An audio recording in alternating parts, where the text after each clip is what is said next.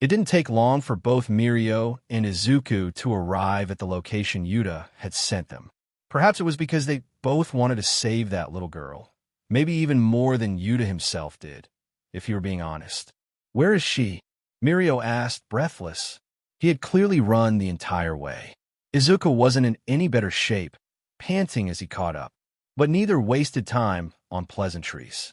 That question was the first thing out of their mouths when they spotted Yuta standing just a little ways from the base of the Shiha Saikai. It was late. Late enough that the boys had probably been winding down for the night before Yuta's message jolted them into action. He hadn't said much. Just 4 words. "I found her. Come." Those were enough. "Before I tell you anything," Yuta said, his tone serious, "did either of you inform anyone on your way here?" "Naitai." "The pros." Mirio shook his head immediately. "No. We came straight after your message." Izuku nodded in agreement, his expression intense with curiosity and concern. They both sensed that this wasn't something Yuta wanted adults involved in. Yuta's gaze narrowed slightly, but then softened. "Good. That's what I hope." He glanced toward the dimly lit streets that stretched toward the criminal base. 2 blocks from here is the headquarters of the Shiha Saikai. While I was investigating, I discovered something disturbing. They're keeping a small girl with horns locked inside. He paused. "I can't say for certain it's Eri, but how many little girls with horns are there? I'd say there's a 90% chance it's her." Mirio clenched his fists. Izuku held his breath. "Even if it isn't," Yuta added, "we can't just leave a child in the hands of criminals. But here's the thing. Her presence there is temporary. They're planning to move her. I don't know when, but I don't want to risk being a second too late. If I went to the pros, sure, they'd plan something. But it would take time. Too much time. And they wouldn't let us act. That's why I only called you too." He turned his gaze to Mirio. "I need someone I trust, someone fast, someone capable, to find her and get her to safety." Both boys stood silently as the weight of his words settled over them. Yuta knew the risks. Telling them could backfire. If either of them ran to Naitai, everything would be over before it began. But he needed help. He couldn't protect the girl and go after Overhaul. He needed someone to watch his back. "No risk it, no biscuit. You can count on me," Mirio said without hesitation. "I'll make sure nothing happens to Eri." Izuku nodded, the usual fire in his eyes. "I'll help. Whatever it takes to protect her." Yuta exhaled, relieved. They weren't going to turn him in. More importantly, they believed in the mission. "All right," he said, handing them his phone. "Here's what we know about their top members. Read it quickly." A few minutes passed in silence as they scrolled through the information. "Here's the plan," Yuta began, pointing toward the building on the map. "Mirio, your job is to find Eri. I know she's in there, but I don't know where. That's why I needed you specifically. Use your quirk, be quick, and most importantly, avoid fighting. Just find her and get her out." Mirio nodded. "Understood. Deku, you and I will create a diversion. We'll keep the dangerous members occupied and draw their attention. That way, Mirio has a chance to move undetected. Stay out of the view of security cameras. If they see you with Eri, things could get worse real fast." Izuku listened intently. "Once Eri's safe," Yuta continued, "we'll push forward and take down whoever's left. Only after that do we go after Overhaul. Clear the dungeon, then face the boss." Deku blinked. "Dungeon?" Yuta ignored the confusion and moved on. "And one more thing, maybe the most important." His tone dropped. "If we fail, we could die.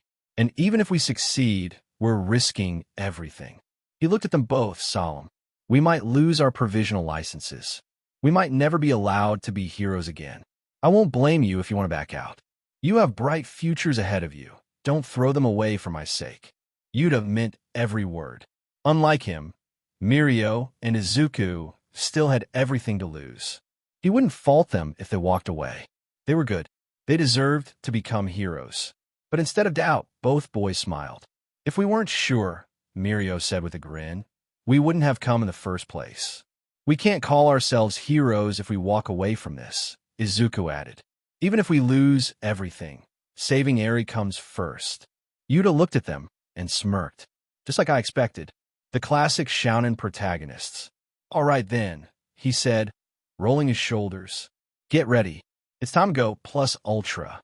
The three of them moved as one, shadows slipping into the night, toward the base of the Shai Hasai Kai, where a girl was waiting to be saved. What's the best way to break into a not-so-secret criminal hideout without being noticed? That was the dilemma Yuta found himself facing. Stealth wasn't exactly his specialty. He was a fighter, not a spy. So for once, he let someone else take the lead. Izuku, already muttering under his breath in classic nerd mode, had slipped into rapid-fire analysis, scanning possibilities with wide eyes and twitching fingers. Despite not knowing Deku all that well, Yuta stopped himself from interrupting. They needed this version of him, the analytical, tactical Deku. Eventually, a plan emerged. While Yuta had given the broad strokes, it was Izuku who refined the details and logistics, making sure every piece fit. Under the cover of darkness, the trio approached the Shai Hasaikai compound. Mirio, dressed in his hero costume, thankfully one that phased with him to spare poor Eri any awkwardness, was the first to go in, scouting the layout and patrol patterns. Yuta couldn't help but think, if Mirio ever turned to crime, he'd make one hell of a thief or the world's most invasive peeping Tom. It was terrifying how effective his quirk was for slipping past security. At first, they'd assumed the place wasn't too large. But Mirio soon reported that while the surface level was sparse, most of the inhabitants asleep or out on patrol, the real challenge lay underground. I found a secret passage, Mirio whispered as he returned. Didn't go in too deep, but something's down there. Big. Any idea where it leads? Yuta asked. Mirio shook his head. Nope. Not much room to hide once I'm in, either. It's tighter than the rest of the building. Definitely why no one ever finds solid evidence on these guys. Everything's buried, literally. Yuta nodded. All right. Change of plans. Deku and I will deal with the patrols up here. You head underground and search for Eri. If you find her, don't wait. Get her out immediately. I know you can't carry a communicator without risking your quirk malfunctioning, so just trust us to handle the rest. Got it. Mirio didn't wait for more. He was already moving. As he disappeared, Yuta turned to Izuku and handed him a cloak and mask pulled from his system storage. Put this on, he said. Izuku blinked, surprised. Where did you even? Never mind. Why hide our identities? Simple, Yuta said as he pulled his own mask on. Just like we have info on them, they likely have files on us. And every pro in Japan. If they knew Dynamic was here, they'd scatter and take Eri with them. Izuku's eyes widened in understanding. But if we're just two unknowns, they won't panic. They'll underestimate us. Exactly. Izuku smirked. Smart. Yuta returned the grin. Ready to make some noise? Let's go plus ultra, Izuku replied. Boom. A shockwave shattered the silence as the front wall of the Shai Hasaikai base crumbled under the combined force of Deku's and Yuta's punches. Dust and stone exploded outward, revealing a staircase descending deep underground. A dungeon indeed, Yuta muttered, almost amused at how literal his earlier words turned out to be.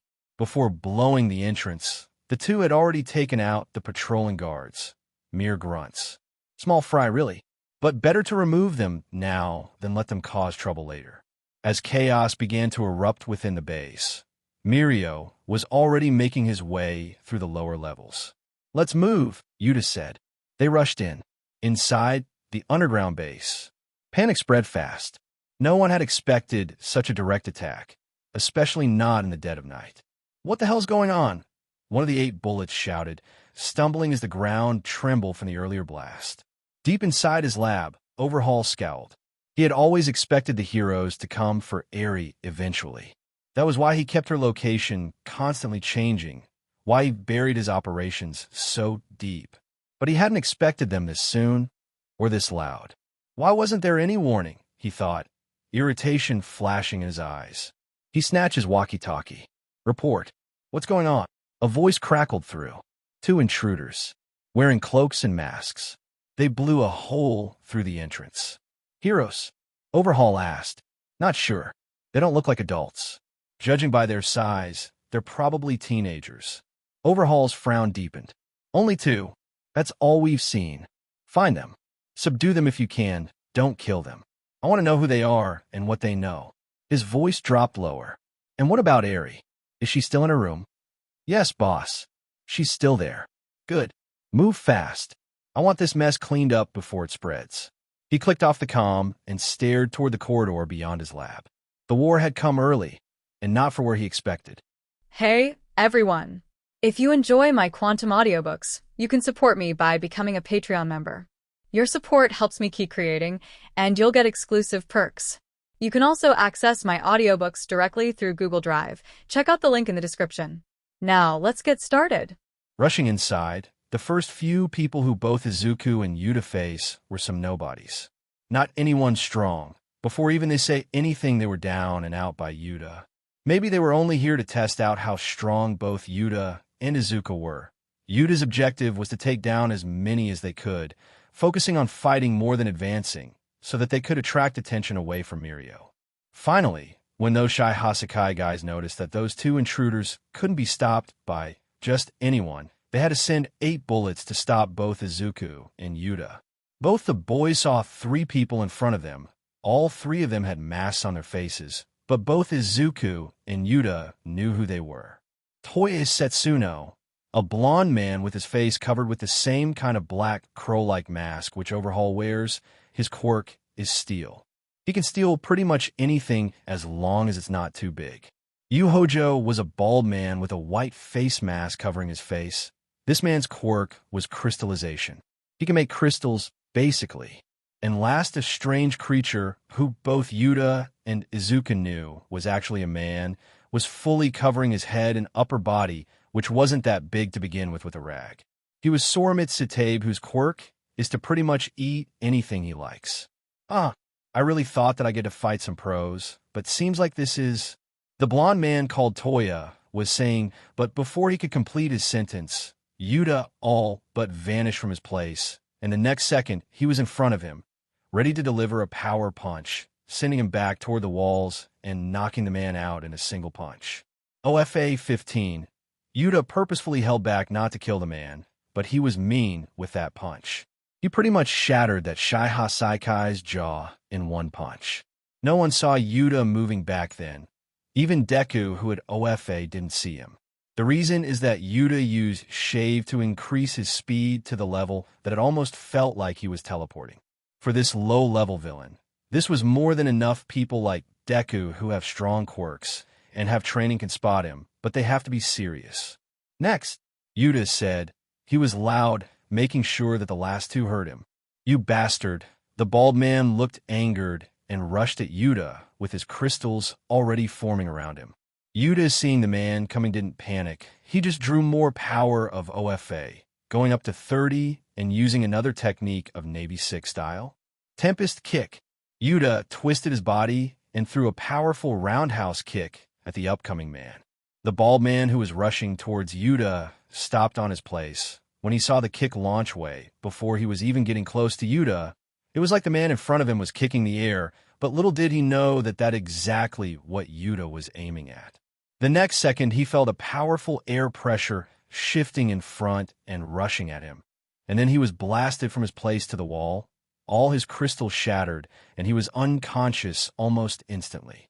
A big cut on his torso was visible as blood spill out from it. Seeing this, the last man with a rag on his face was both surprised and fearful. It was less than a minute, and both Setsuno and Hojo were down. I said next. Yuta again repeated. He wasn't holding back this time around. He had done that enough, and right now he wasn't in the mood to go easy. Maybe you can say that after a long time, he is finally serious in a fight. After fighting AFO, this was the first time he was feeling like this, but mainly because he was angry. The resentment he was holding regarding the death of Rika at the hands of Shy Hasaikai and Overhaul. Yuta waited for the last person to attack him, but he never came. He shifted his focus only to relive that Izuku long took care of him. Well, that's a good part about having a partner. Thought with a little smile on his face. On any other occasion, he wouldn't mind this, but considering that he actually wanted to fight and beat those Shy Hasaikai, he found it a little irritating. Though it's still better having both Mirio and Izuku rather than doing this solo. Good job, let's get going. Yuta didn't waste any time and immediately rushed forward, disregarding that Izuku wanted to say something to him. Actually, Izuku wanted to say that Yuta was being a little too rough on the villains, but couldn't say it, mainly because he knew that Yuta would not listen. Shaking his head, he just followed Yuta and kept on moving forward. Soon another 2 members of 8 Bullets were in front of them. This was Kendo Rappa and Hikiji Tenagai. The former was a bloodthirsty monster with an unknown quirk, but he was a brawler that for sure, and later, was a person who could use barriers. Interesting. You two were able to take care of those 3 idiots. Really interesting. Kendo Rappa said with a loud voice. He was getting excited to fight with both who were able to take down 3 of the 8 Bullets members. And though they were not as strong as him, still he was interested in fighting with them now. While this fight was taking place, Mirio was speeding ahead while also hiding from those cameras to find Eri. It was hard to move through walls all the time, especially when he had to stay inside the walls to hide himself. In there he couldn't breathe or see, so it was really hard, but he knew that both finding Eri and making sure he stayed hidden were equally important.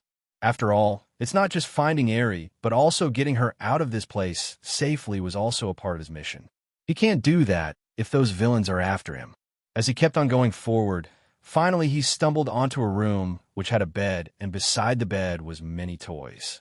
He quickly looked and found a girl sleeping soundly on the side. But unknown to him, there was a camera that spotted him at this time. Both Deku and Yuta face off against another 2 8 Bullet members. This time, it was Kendo Rappa and Hikiji Tenagai. They soon realized why they two were in a team. They in fact complement each other pretty well. One was a brawler from MMA, while the other could use a barrier for protection. They together got both action and defense down pretty well. It's just that they don't go along that well. I told you, we need to work together. Boss put us together for a reason, said the barrier guy while his eyes were still closed.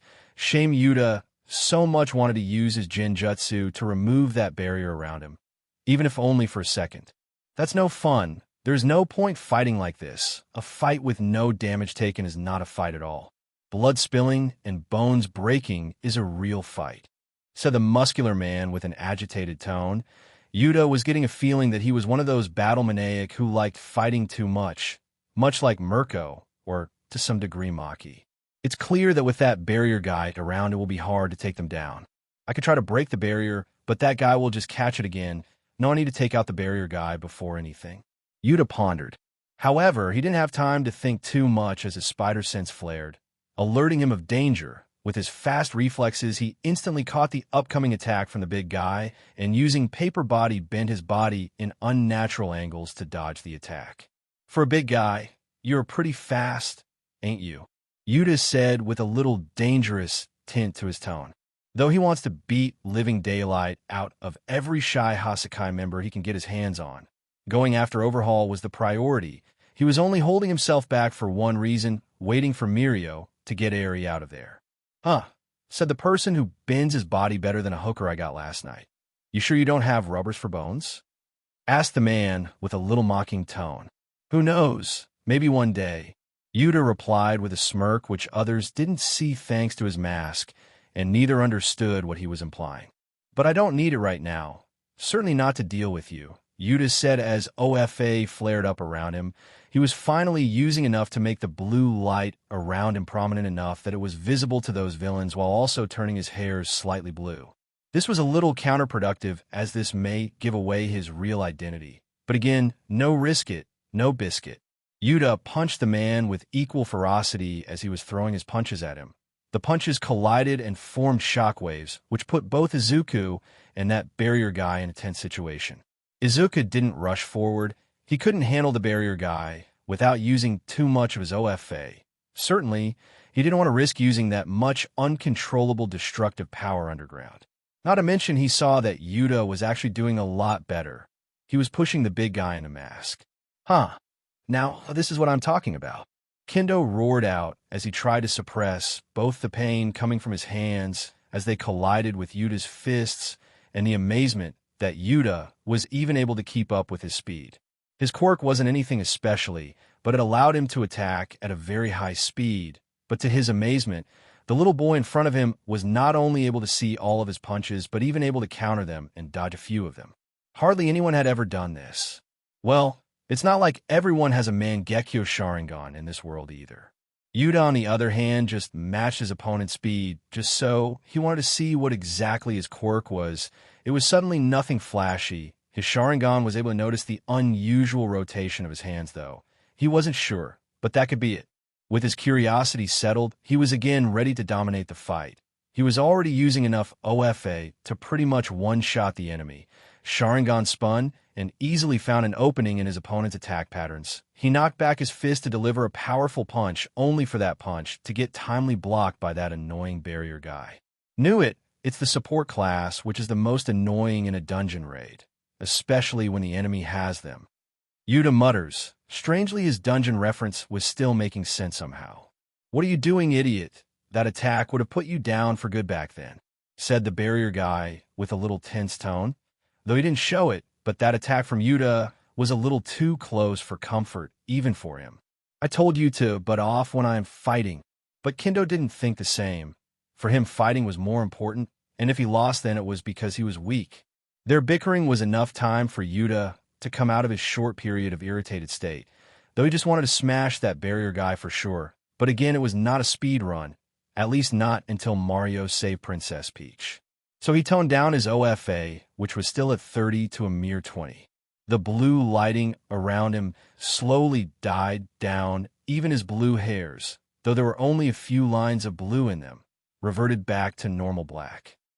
"Zoro, handle this guy of here. I will take care of that barrier guy." Yuta turned to Izuku and said, making the green hair boy knock his head to the side in confusion. But shrugging, seeing that they were trying to hide their identity anyway, he just nodded with a little reluctance and turned to the man wearing the black all over his face. Suddenly, he felt that black mask was irking him a little. Not sure why, though. Tell me why in the comments. LOL. Just as Yuta was ready to start another round of pounding at the barrier guy, he felt something. His spider sense trembles. This is a rather faint feeling, not like when the skill tells him that he is in danger.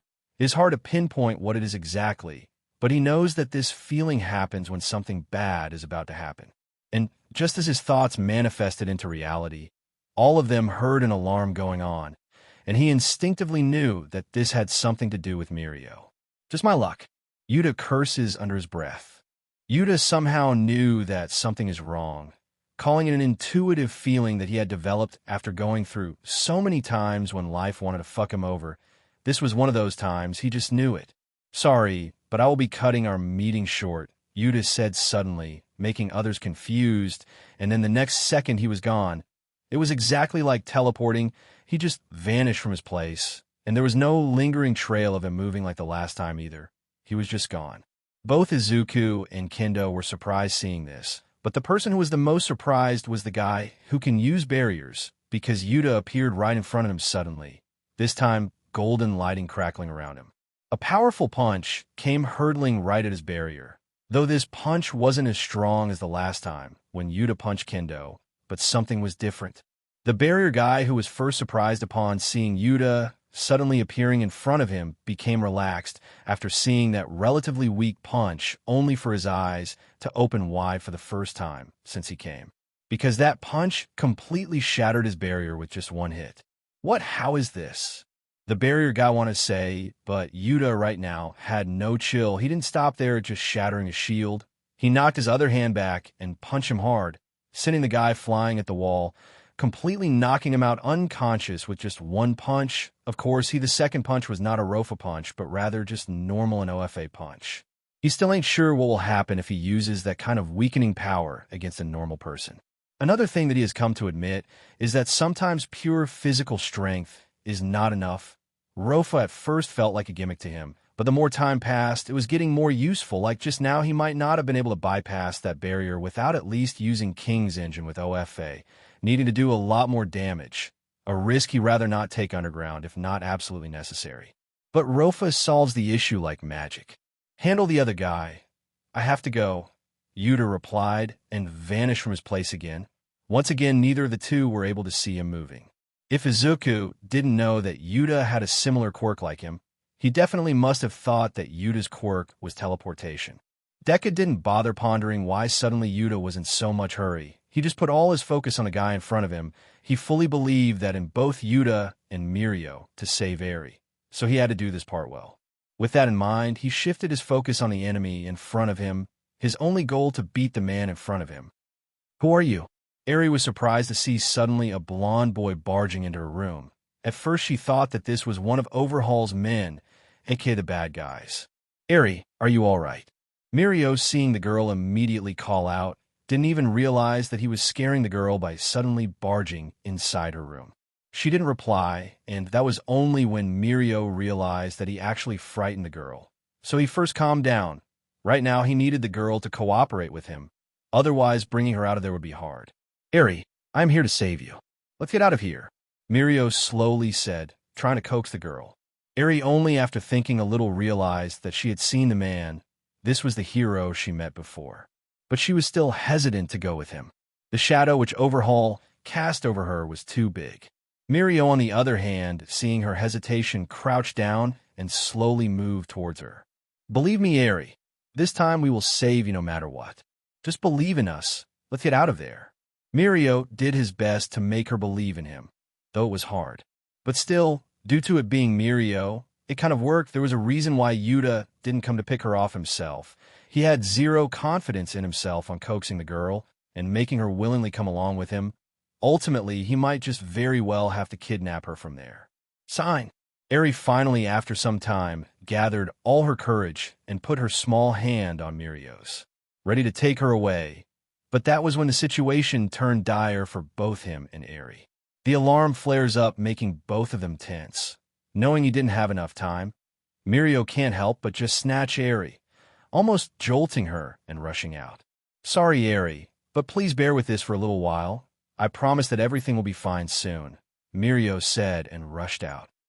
Overhaul at first didn't bother too much with the intruders. There were only two of them and Eri was fine in her room, so he didn't care that much. But later on, when the alarm flared, making him jolt from his place, all the work he was doing in the lab was abandoned as he rushed out. "What's going on?" he all but shouted in his walkie-talkie.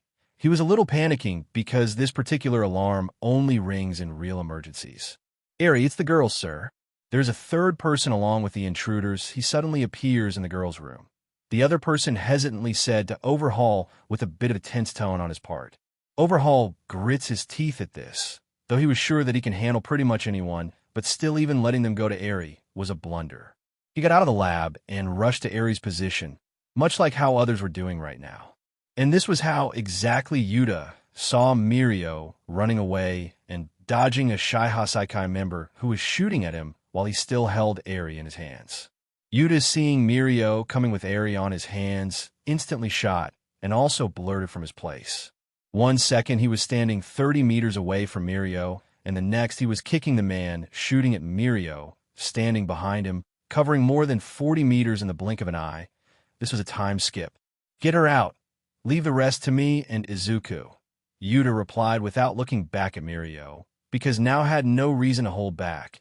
As long as they were safe, he could go all out.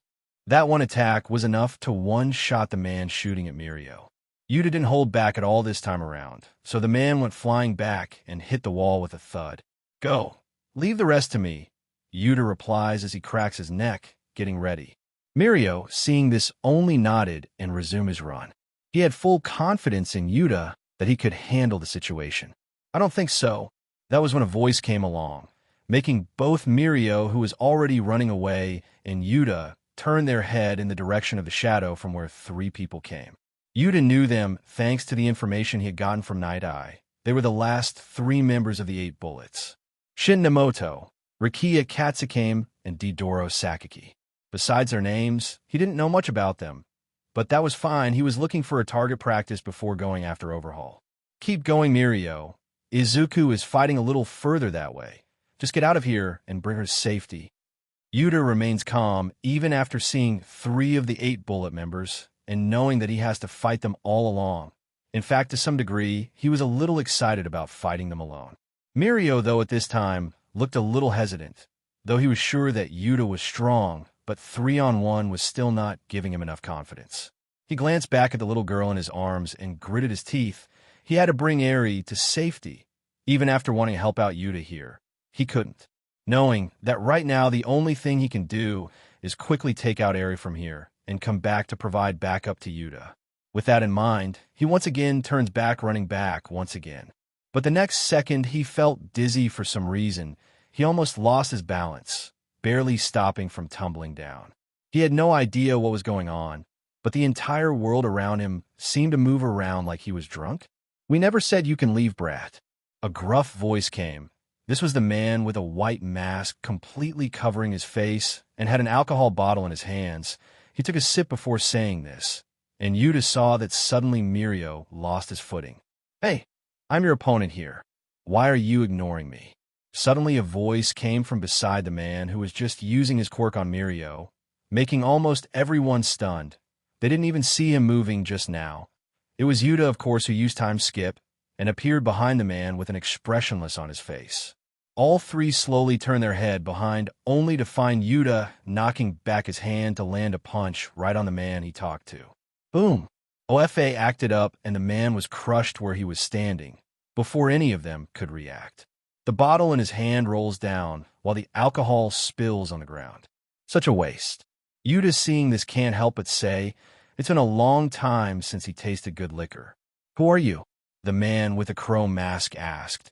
And though at first it seemed like he was surprised at what Yuta did, and soon a strange feeling came over Yuta, and he spoke out. "Yuta, hero." He didn't even realize what happened. He just answered that man's question before even he could realize. Is this his quirk? Yuta pondered, though this particular quirk wasn't good at fighting, but he'd rather not want that man talking any more than he already had. While Yuta was a little wary of the person in front of him, the villains were the real side who were sweating. They knew that heroes would be one, and along with might come someone like All Might or Dynamic. However, knowing doesn't make them ready for that outcome. They finally now understood who they were facing. Seeing the identity was out, there was no need to keep hiding behind the mask and cloak. He took them off and sighed. "All right, which one of you two wants to get punched first?" Yuta asked with a cold face. He also glanced at where Mirio was. He was finally getting back at his feet, which was good. He needed to take out Eri from here before Overhaul himself comes here.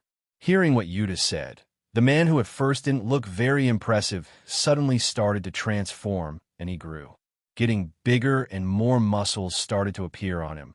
Yuta felt like he was seeing Bruce Banner turning into Hulk. It was just there was a lot less green involved here. By the time he was done, he was towering over Yuta, maybe even taller than All Might right now. And All Might is freaking tall. "Why are you here? And how many are with you?" Again, that man asked. And no matter how much Yuta tried to stop himself from talking, he still mutters out the answer. "To save Eri and beat the shit out of Overhaul. There are only 2 people beside me here." Yuta replied with clear irritation on his face right now. Just when he thought that he should handle that man, first the non-green Hulk rushed at him with his huge hand raised, ready to deliver a crushing blow. TCH. Yuta, by only seeing, could tell that he was stronger than the kendo guy from earlier, but so what? Just as the attack was coming at him, he vanished from his place. Then the next second he was closer to the guy with the talking quirk, delivering an uppercut to take him out first. If he stayed in the fight, then God knows how much information he might extract from himself. The other hand looked in confusion when Yuta vanished from his place, only to suddenly feel pain when Yuta used to rewind time and again appearing in his place right in front of the man.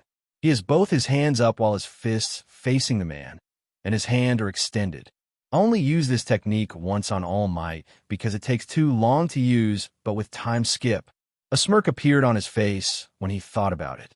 OFA blue lighting started to crackle around him, and then he called out, Rokugan. Rokugan, the 7th form of Navy's 6 style, though technically it is supposed to be a combination of all the earlier 6 styles, but whatever. Ultimately what matters is that the technique is powerful as hell. The air shifted in front of him, putting even Yuta, who performed the technique, a little pressure as a stand faltered to crumble when the attack was delivered at the man. A powerful shockwave came out of his hands, and then the shockwave pretty much tore the man in front of him, no matter if he was looking more buff than the Hulk at this point. The shockwave hit the man like a truck going at 120 miles an hour, and threw him like a bullet as he coughed up a bucket full of blood while flying back. But that wasn't it. The entire unround place shook as that shockwave was released. It was powerful, so powerful that Yuta internally cursed, seeing there was a possibility that he might really bring down the entire place on top of him and others if he dared to repeat that kind of attack again. He sighs, seeing that he must limit himself, seeing the limitation of the environment around him. However, that might be impossible to do considering that all 8 bullets have been defeated. Not sure how Deku's fight with Kendo was going, but Yuta believed Deku to win. The next person he would go after would be naturally the big bad boss himself. Mirio somehow ran out at his full speed. The effect of that man's quirk, which made him dizzy, more like drunk, was slowly wearing off. He was very cautious right now. After all, to use his quirk, he needed to be focused and concentrated. His quirk is hard to use. He needed a lot of training to master it to the point he has done so far. But this dizziness was making him make mistakes to some degree. He was now a little afraid. Not for himself, but rather for Eri. Not being able to use her quirk right now also means that if a villain were to appear right now in front of him, then he might not be able to protect the girl. That was the reason why he was looking for Izuku. Yuta told him that Deku was fighting ahead. She could only hope that Deku was done by now. So at least either one of them can give backup to Yuta. The fight between Deku and Kendo was interesting, to say the least. Deku couldn't use his OFA as well as Yuta, but he was still stronger in physical power when compared to Kendo. Kendo, however, was way more experienced than Izuku in fighting, and more than anything he had speed going for him here. Deku can only use up to 20% of OFA without busting his limbs completely. But since when he cared about wrecking a limb or two to do hero work, what was making him cautious of blasting out with his full power was the exact same thing that Yuta too was wary of.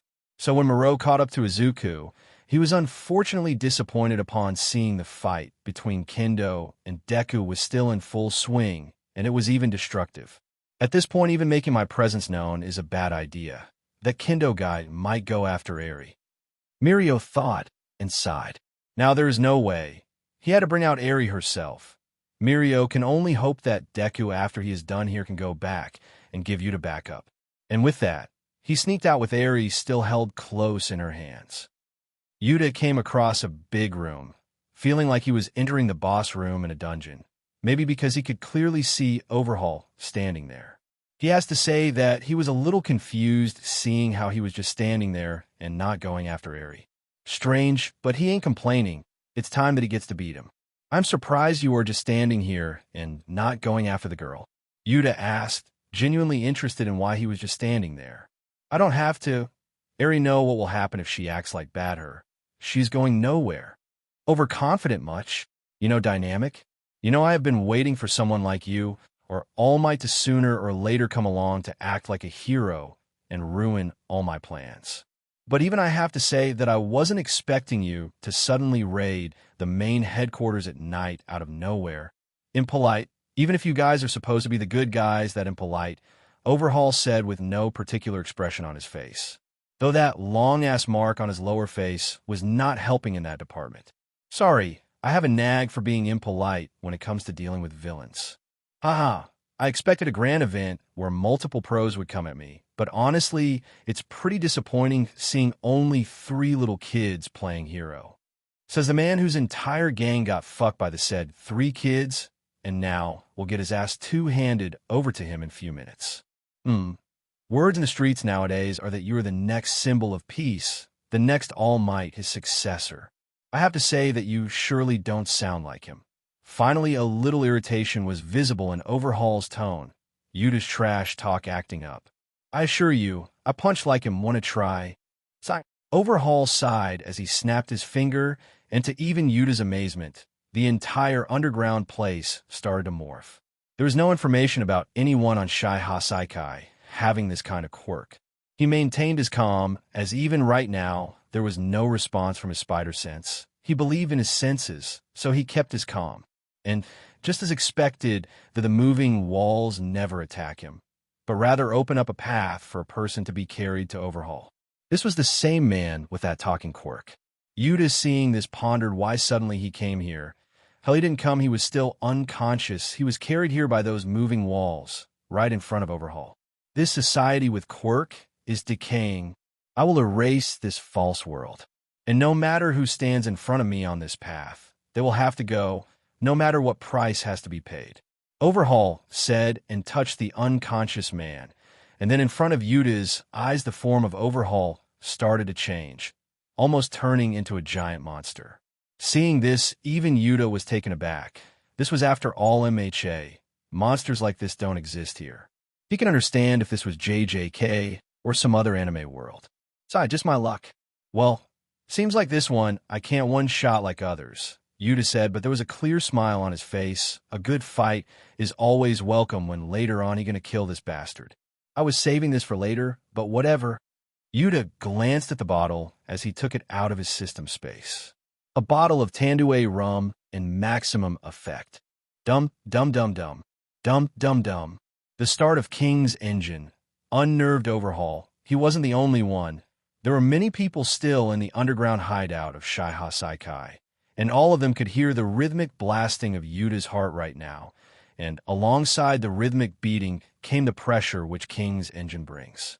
Izuku, who was still fighting with Kendo, heard this beating and knew that Yuta was fighting with Overhaul. Even Mirio, who by right now had gone out of the cave with Eri, heard this and felt the pressure. Unfortunately for the poor little girl in his hands, she also felt the pressure, making her heart sink at this time, though Yuta was only focused on Overhaul right now, but the suppressing pressure was strong enough for others to feel it. Though nothing like what Overhaul was feeling like right now. He had a feeling of heart palpitation due to the majority of pressure falling on him. The pressure on him was much higher. Yuta staggered forward, his body swaying as if he could fall over any second. His face was flushed. The long-lost smile, which could only be brought by alcohol again, came back to his face, and his eyes were half open. But despite his appearance, he moved with an odd grace. He was in a drunken fist state, swaying left and right like he was enjoying himself, while his style made it impossible for Overhaul to predict his next move. Overhaul, on the other hand, had no idea what was going on. Not everyone knew about Yuta's drunken fist, after all, so seeing Yuta intoxicating himself was strange for him. Why would he do that in front of them others? Are you looking down on me? Overhaul roared. For him, this was similar. He launched himself at Yuta, his massive, deformed arms slamming toward him like a wrecking ball. Yuta wobbled to the side, just in time, narrowly avoiding the attack as the ground where he stood exploded into rubble. I almost forget how it feels like. Yuta grinned his smile, spreading ear to ear. It's been a long time since he consumed alcohol. He twirled on his feet, stumbling backwards, and gave Overhaul a lazy smile. I don't have a red cloth, but come anyways, ha ha ha. Dum dum dum dum dum dum dum.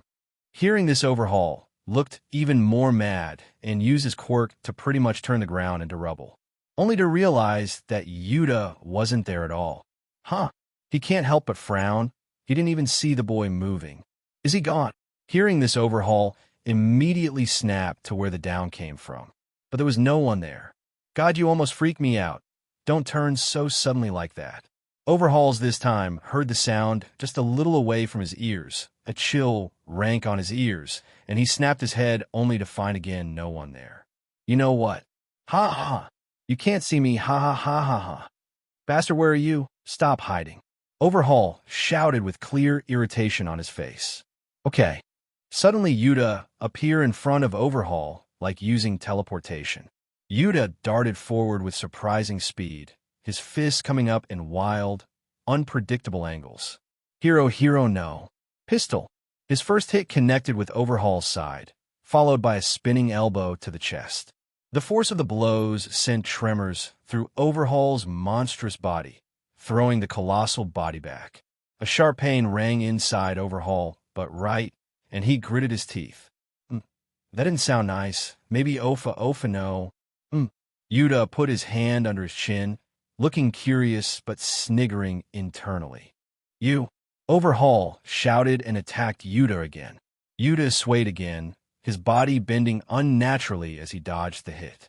His movement looked ridiculous as he seemed to vanish from one place only to appear on others using shave, and he was swaying like a leaf right now. Almost as if he was falling, but at the last moment he always slipped out of the way. Each time Overhaul tried to grab him, Yuta twisted or stumbled in a way that looked clumsy but was perfectly calculated. "Hold still," Overhaul growled, swiping at him with one of his massive arms. Yuta ducked under the arm, spinning around and delivering a powerful kick to Overhaul's knee.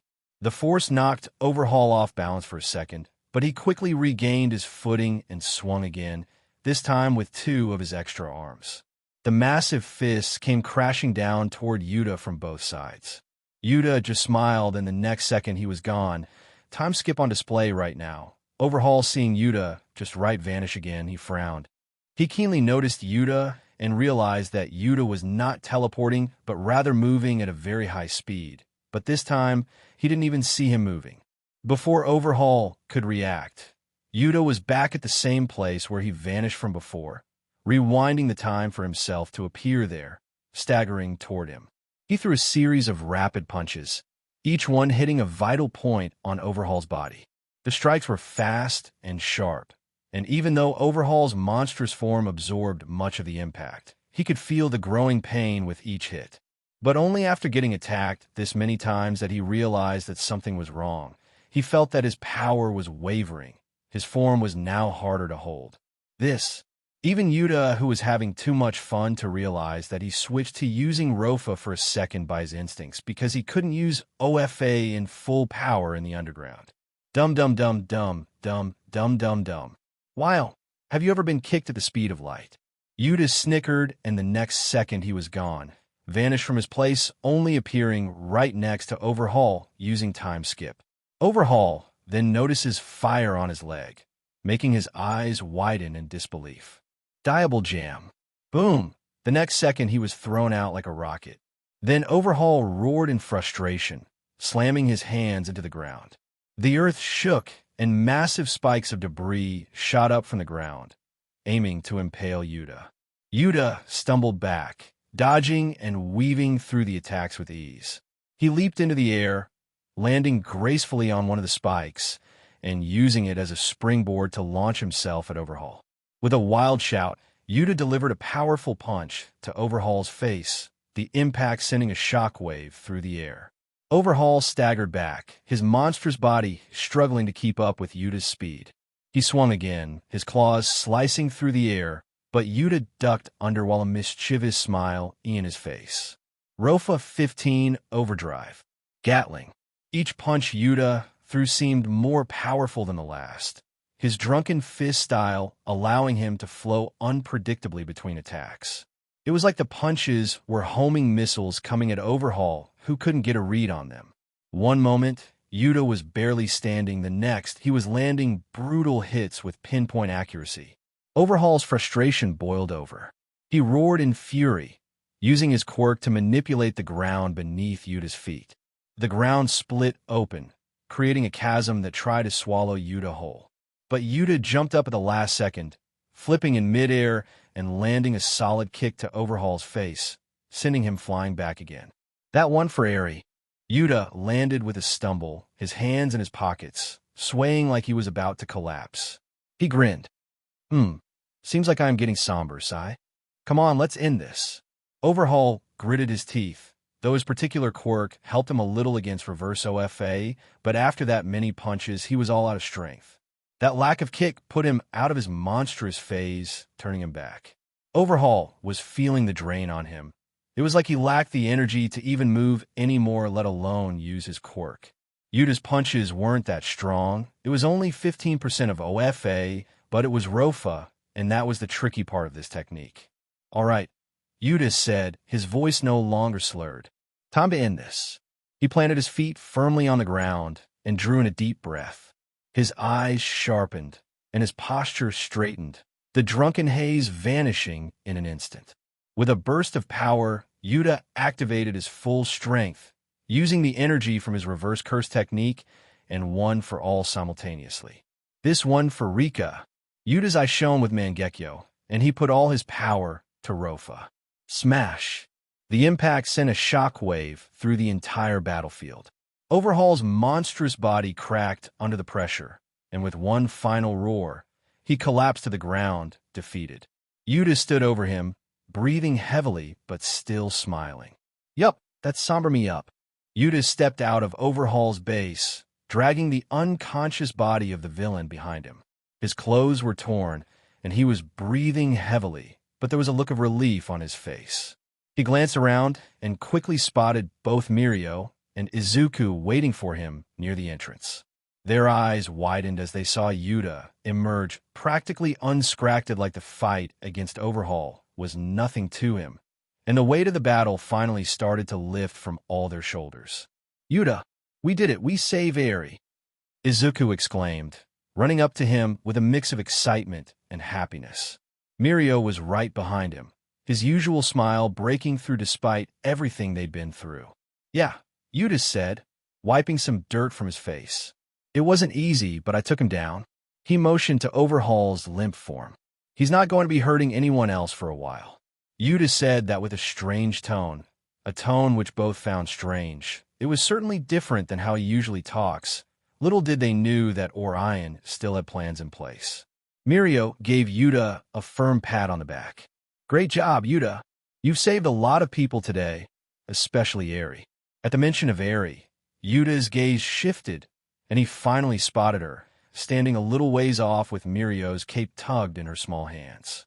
Her small figure looked fragile, but she seemed okay, and that was all that mattered. Yuta let out a long sigh of relief. Ever since he let Overhaul walk off with Eri, he couldn't stand still. Guilt was wearing him down.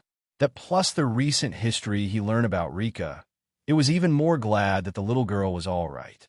"She's safe," Yuta muttered, more to himself than anyone else. "That good." Izuku gave Yuta a reassuring nod. "She's going to be okay now. Thanks to you." Yuta smiled tiredly. "Not just me. We all played our part." The three of them stood there for a moment, taking in the weight of what they'd just been through. But soon, they realized they couldn't relax just yet. "We should probably report all this to Naitai and Aizawa," Mirio said after a brief pause. "They're going to want to know everything that happened down there." "Yeah, well, that and the long-ass whopping coming our way," Yuta agreed, rubbing the back of his neck. "I'm not exactly looking forward to explaining how things went, though." Izuku also had a nervous smile on his face, and he chuckled lightly. "I think I'll understand. We managed to take down Overhaul and save Eri. That's what matters most, right?" "Right," Yuta nodded, glancing back at the wreckage behind him. "True, but something tells me they're still going to have a lot of say." "A lot." Yuta honestly was planning to just run away from there right now. "Better get it over with," Mirio said with a grin. "The longer we wait, the more we'll have to explain later." Yuta sighed. "Yeah, about that. Come here, I have something to say," Orion said, making both boys confused. "Hey, Eri," he said gently. "Everything's going to be okay now." She gave him a tiny nod, and Yuta felt a warm sense of relief settle in his chest. He had done it. They had saved her. Now it was time to face the aftermath. The Hero Agency and UA were in chaos when news broke that Yuta, Izuku, and Mirio had launched an unsanctioned attack on Shaiha Saikai's base to save Eri. Phones were ringing nonstop, and everyone was trying to get a handle on the situation. Teachers, pro-heroes, and staff alike were scrambling to figure out what had happened and why the three students had acted on their own. In a large meeting room at UA, a tense video call was underway. All Might, Nizu, and Aizawa sat around a table, watching the screen where Sir Naitai's face appeared. His expression was serious, but there was a hint of pride beneath the surface. "This is unacceptable," Aizawa started, rubbing his temples in frustration. "They're still students. They should not be launching their own operations, especially something this dangerous." Night-Eye sighed from the other side of the call. "I agree, Eraserhead. But we can't ignore the fact that they succeeded in saving Eri and defeating Overhaul. Their actions, while reckless, were effective. Night-Eye too was a little fault here, because he was the one who shared the information privately with Yuta, though he knew that the boy was trouble, but even a man who can see future wasn't expecting this. All Might, sitting silently until now, crossed his arms. "I can't say I'm not proud of them, But still, going in without approval from the agency or the school, they put themselves at tremendous risk. Reminds me of a certain someone. Someone said, and all looked at All Might with narrow eyes, like he was the person responsible for spoiling the kids. Nizu leaned forward. It seems we need to handle this carefully. On one hand, their bravery and skill cannot be ignored. Yuta's inclusion to this mission have already made this an unavoidable thing from press, and Eri is safe because of their actions. But they violated several protocols. If we don't address this properly, it sets a dangerous precedent for other students. More important than Yuta, how can that boy not understand his actions are no longer being seen like some child playing hero? Nizu can't help but mutter and complain. So what's the plan? Aizawa asked, his tone tired, like he didn't want it to go through another mess. How do we handle this without glorifying their behavior, while also acknowledging the good they did? Night-Eye cleared his throat. I believe we need to make sure they understand the severity of what they did. They'll need to face consequences, but we must also guide them. Yuta, Izuku, and Mirio have incredible potential. We need to help them channel that in the right direction. Yeah, that's a good answer to tell the press. But what about when actually talking with those kids? Cough, cough. Just improvise. All Might nodded. Agreed. Punishment is necessary, but we can't squash their drive to help others. What they did, it's the kind of spirit a hero should have, even if it wasn't done the right way. Detention and suspension from hero activities for a time, Nizu suggested. No, can't do, especially Yuta. That boy's status is so high right now. If news leaks out that he has been suspended, do you know what's going to happen? This is half your fault, All Might. Why you had to retire just right now. Half of the reason why situation with Yuta's is so big is because you retire in this time. All Might couldn't do anything, but just look down like a child who done wrong. Aizawa frowned but nodded. We'll need to be firm, but fair. They need to understand the importance of following protocol, but we also can't forget the result of their actions. Night-Eye smiled slightly. I'll talk to Mirio personally, and while I do, All Might, you should try talking to Izuku. If there is one hero who he will listen more than anyone, then it's you. As for Yuta, after saying this, all of them fall silent. Who will talk with that problem child? Sigh. As the sun began to rise and the air cooled, a tense atmosphere filled the room where Izuku and Mirio sat quietly with Eri. They had successfully saved her from overhaul, but the weight of what they had done was beginning to sink in. The door suddenly burst open, and in walked Night-Eye and Aizawa, their expressions a mix of concern and anger. Both teachers marched straight over to the two students, their footsteps heavy with the impending scolding. Izuku, Mirio. Night-Eye's voice boomed, sharper than they had ever heard it before. What in the world were you thinking? Aizawa's stern eyes followed. Do you two even understand how reckless that was? He added, his tone low but full of authority. You launched a raid on one of the most dangerous criminal organizations without proper backup. You could have been killed. Mirio and Izuku hung their heads, neither daring to look up. Eri clung tightly to Mirio's arm, her wide eyes darting nervously between the two adults. At least in her eyes, the adults weren't that trustable. Let's talk elsewhere. You guys are scaring the girl. All Might was also there. It's just that he was not in his buff form, so only Izuku recognized him. He gave a glance at Izuku before taking Eri out. The girl only went with him reluctantly after Mirio assured her that he would meet her soon. You had no plan, no support, and no idea what you were walking into. Night-Eye continued, his anger not letting up. Do you understand the position you've put yourselves in? Not just for your own safety, but for the safety of everyone else involved. Mirio opened his mouth, trying to find words, but no sound came out. Izuku kept his gaze glued to the floor. They knew what they had done was dangerous, but they weren't ashamed of what they did. And you? Aizawa snapped, turning to Izuku. You're always diving headfirst into things without thinking about the consequences. How many times have we talked about this? Izuku flinched, thinking whether his track record was really that bad, but still couldn't bring himself to respond. Why? Why did you do it? Night-Eye pressed, his voice softer now, but no less demanding. Why did you take this on yourselves? Still silence. Neither Mirio nor Izuku explained. How could they? How could they explain that it was Yuta who called them? That will surely shift all the fault at his head. They didn't have a plan ready to tackle this, so keeping quiet was the best thing they could do. Naitai's patience began to wane. If you don't start explaining yourselves, there will be severe consequences, he warned. Just as the tension reached its peak, Aizawa folded his arms and looked around. His sharp eyes scanned the room before he suddenly asked, "Where's Yuta?" The question made both Izuku and Mirio tense up. They exchanged nervous glances before Izuku finally spoke, his voice barely above a whisper. When after one of the 8 bullets who escaped, Izuku said, "Try not to sound too panicked." "What?" Naitai exclaimed, his brows furrowing. "He went after one of the members of the 8 bullets by himself?" Mirio nodded hesitantly. "He saw one of them running and just took off. He said he would handle it and come back soon." "That problem child," Aizawa muttered under his breath, clearly frustrated but also worried. "He just doesn't know when to stop." Naitai shook his head, visibly trying to suppress his growing anxiety. "All right, we'll deal with Yuta when he returns. Not like there are many things which can cause any trouble to that kid.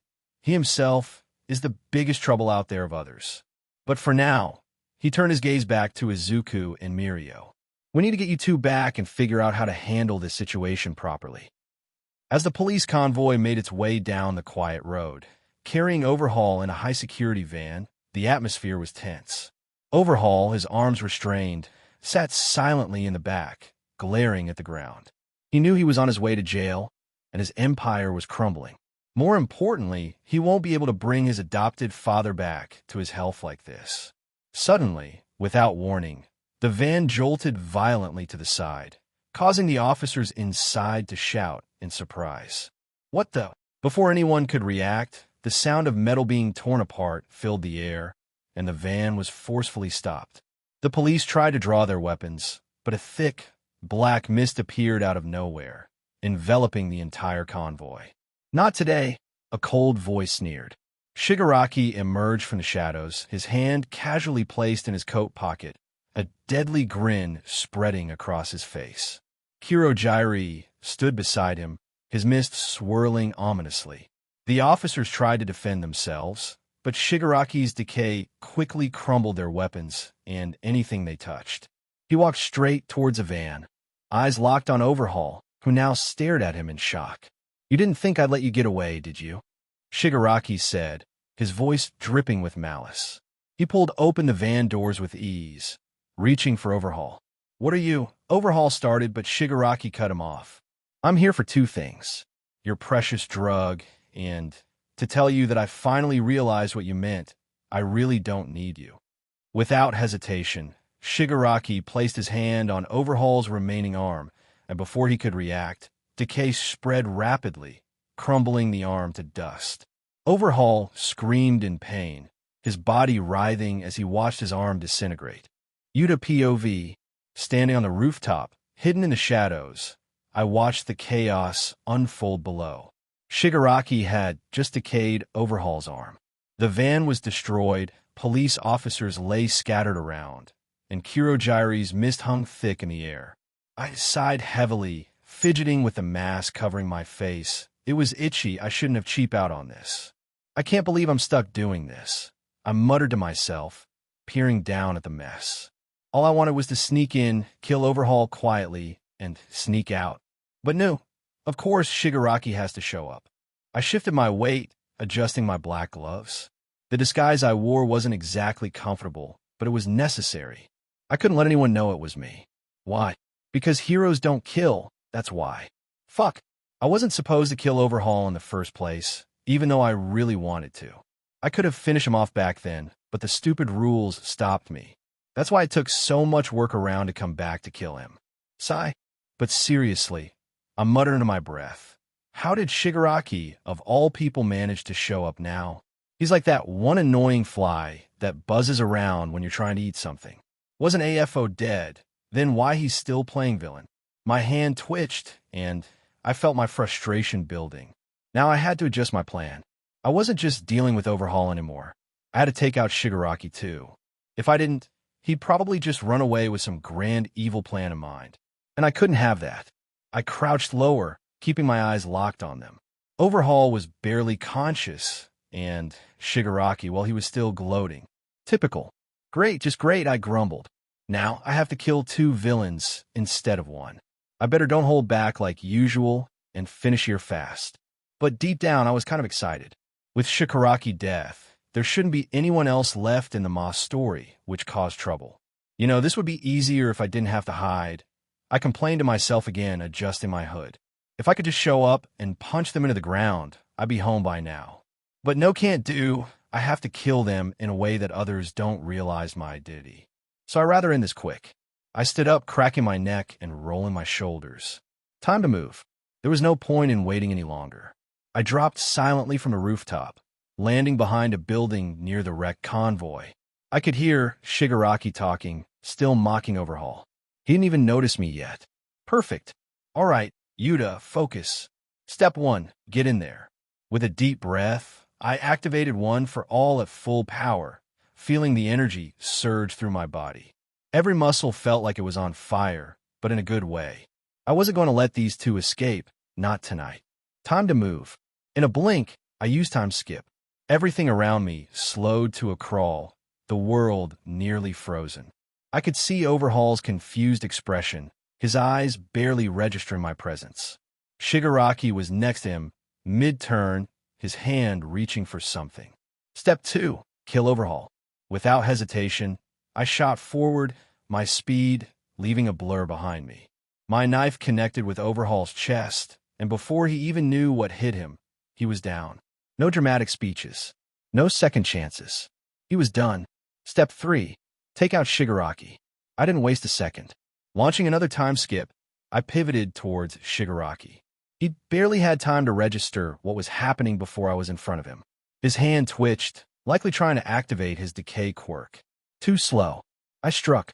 A clean, powerful thrust with knife to his side, cutting him and damaging his ribs before he could react. His body crumpled to the ground next to Overhaul's. With both of them lying motionless on the ground, I took a step back, catching my breath. It was over. Just like that. Step 4. I muttered to myself, smirking. Get out of here before anyone realizes what I've done. Run, run, no jutsu. The news of the raid on Shai Hasaikai spread like wildfire across Japan, making headlines everywhere. Every channel was showing footage of the aftermath. Overhaul, a notorious villain who had been producing and supplying quirk-suppressing drugs, was finally captured. But what shocked the public even more was the revelation of the horrifying truth that Overhaul had been using his own daughter, Eri, to manufacture these drugs, extracting her DNA to create quirk-destroying bullets. She wasn't her daughter, but who will tell that to the new agency? The revelation sent shockwaves through the country. People were disgusted and enraged at the cruelty of Overhaul's actions. Parents, especially, were horrified at the thought of a man harming his own child for personal gain. Social media platforms exploded with comments, debates, and calls for justice. Hashtags like #SaveEri and #StopOverhaul began trending immediately, with people demanding swift and severe punishment for the villain. But another part of the story that captured everyone's attention was the fact that 3 UA students were responsible for taking him down, and among them was the rising star, Yuta. Yuta had already become a household name after his legendary fight against All for One, and now he was back in the spotlight. News anchors couldn't stop mentioning his involvement, and headlines like the dynamic Strick were plastered everywhere. Not only did Yuta defeat All for One, but now he's saved Eri and helped bring down a dangerous criminal operation. This young hero is proving himself time and time again. People couldn't get enough of Yuta. His fan base, which had already been growing rapidly, now exploded to new heights. What he's done is incredible, one fan said in an interview on TV. He's still a student, but he's already accomplished so much. It's amazing to see someone so young be so powerful and courageous. I can't wait to see what he does next. But not all news was about Yuta. News about both Izuku and Mirio also came. Good thing that they still had the Prohibitional Heroes license. Otherwise, they might have been fell under the act of illegally using their quirk. They were still not pro-heroes after all. Yuta sat in Nerzu's office, feeling the weight of their stares. Across the table, Nizu, All Might, Naitai, and Aizawa all looked at him, their eyes sharp as daggers. The air was thick with tension, and Yuta knew there was no escaping this conversation. Fuck my life, fuck this school, and fuck this accursed situation. Yuta surely wasn't holding back in his curses today. Nizu was the first to speak, his calm voice cutting through the silence. Yuta, would you mind explaining what exactly happened to Shaiha Saikai? Yuta scratched the back of his head, trying to find the right words. Well, that's a long story. We got time, go on. Yeah, go on. TCH.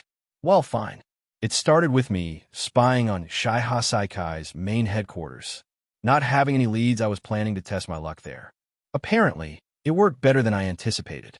Not only did I learn that Overhaul was there, but even Eri was kept there. Yuta replied, to which they nodded.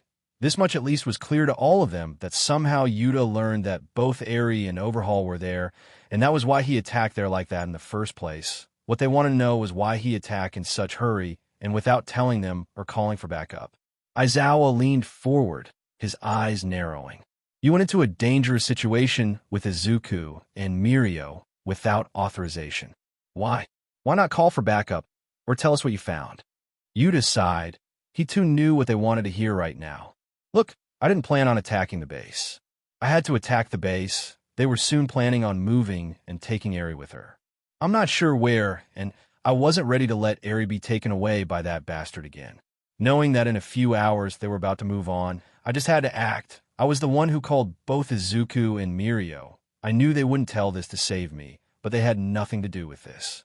I only wanted someone to keep Eri safe when I saved her.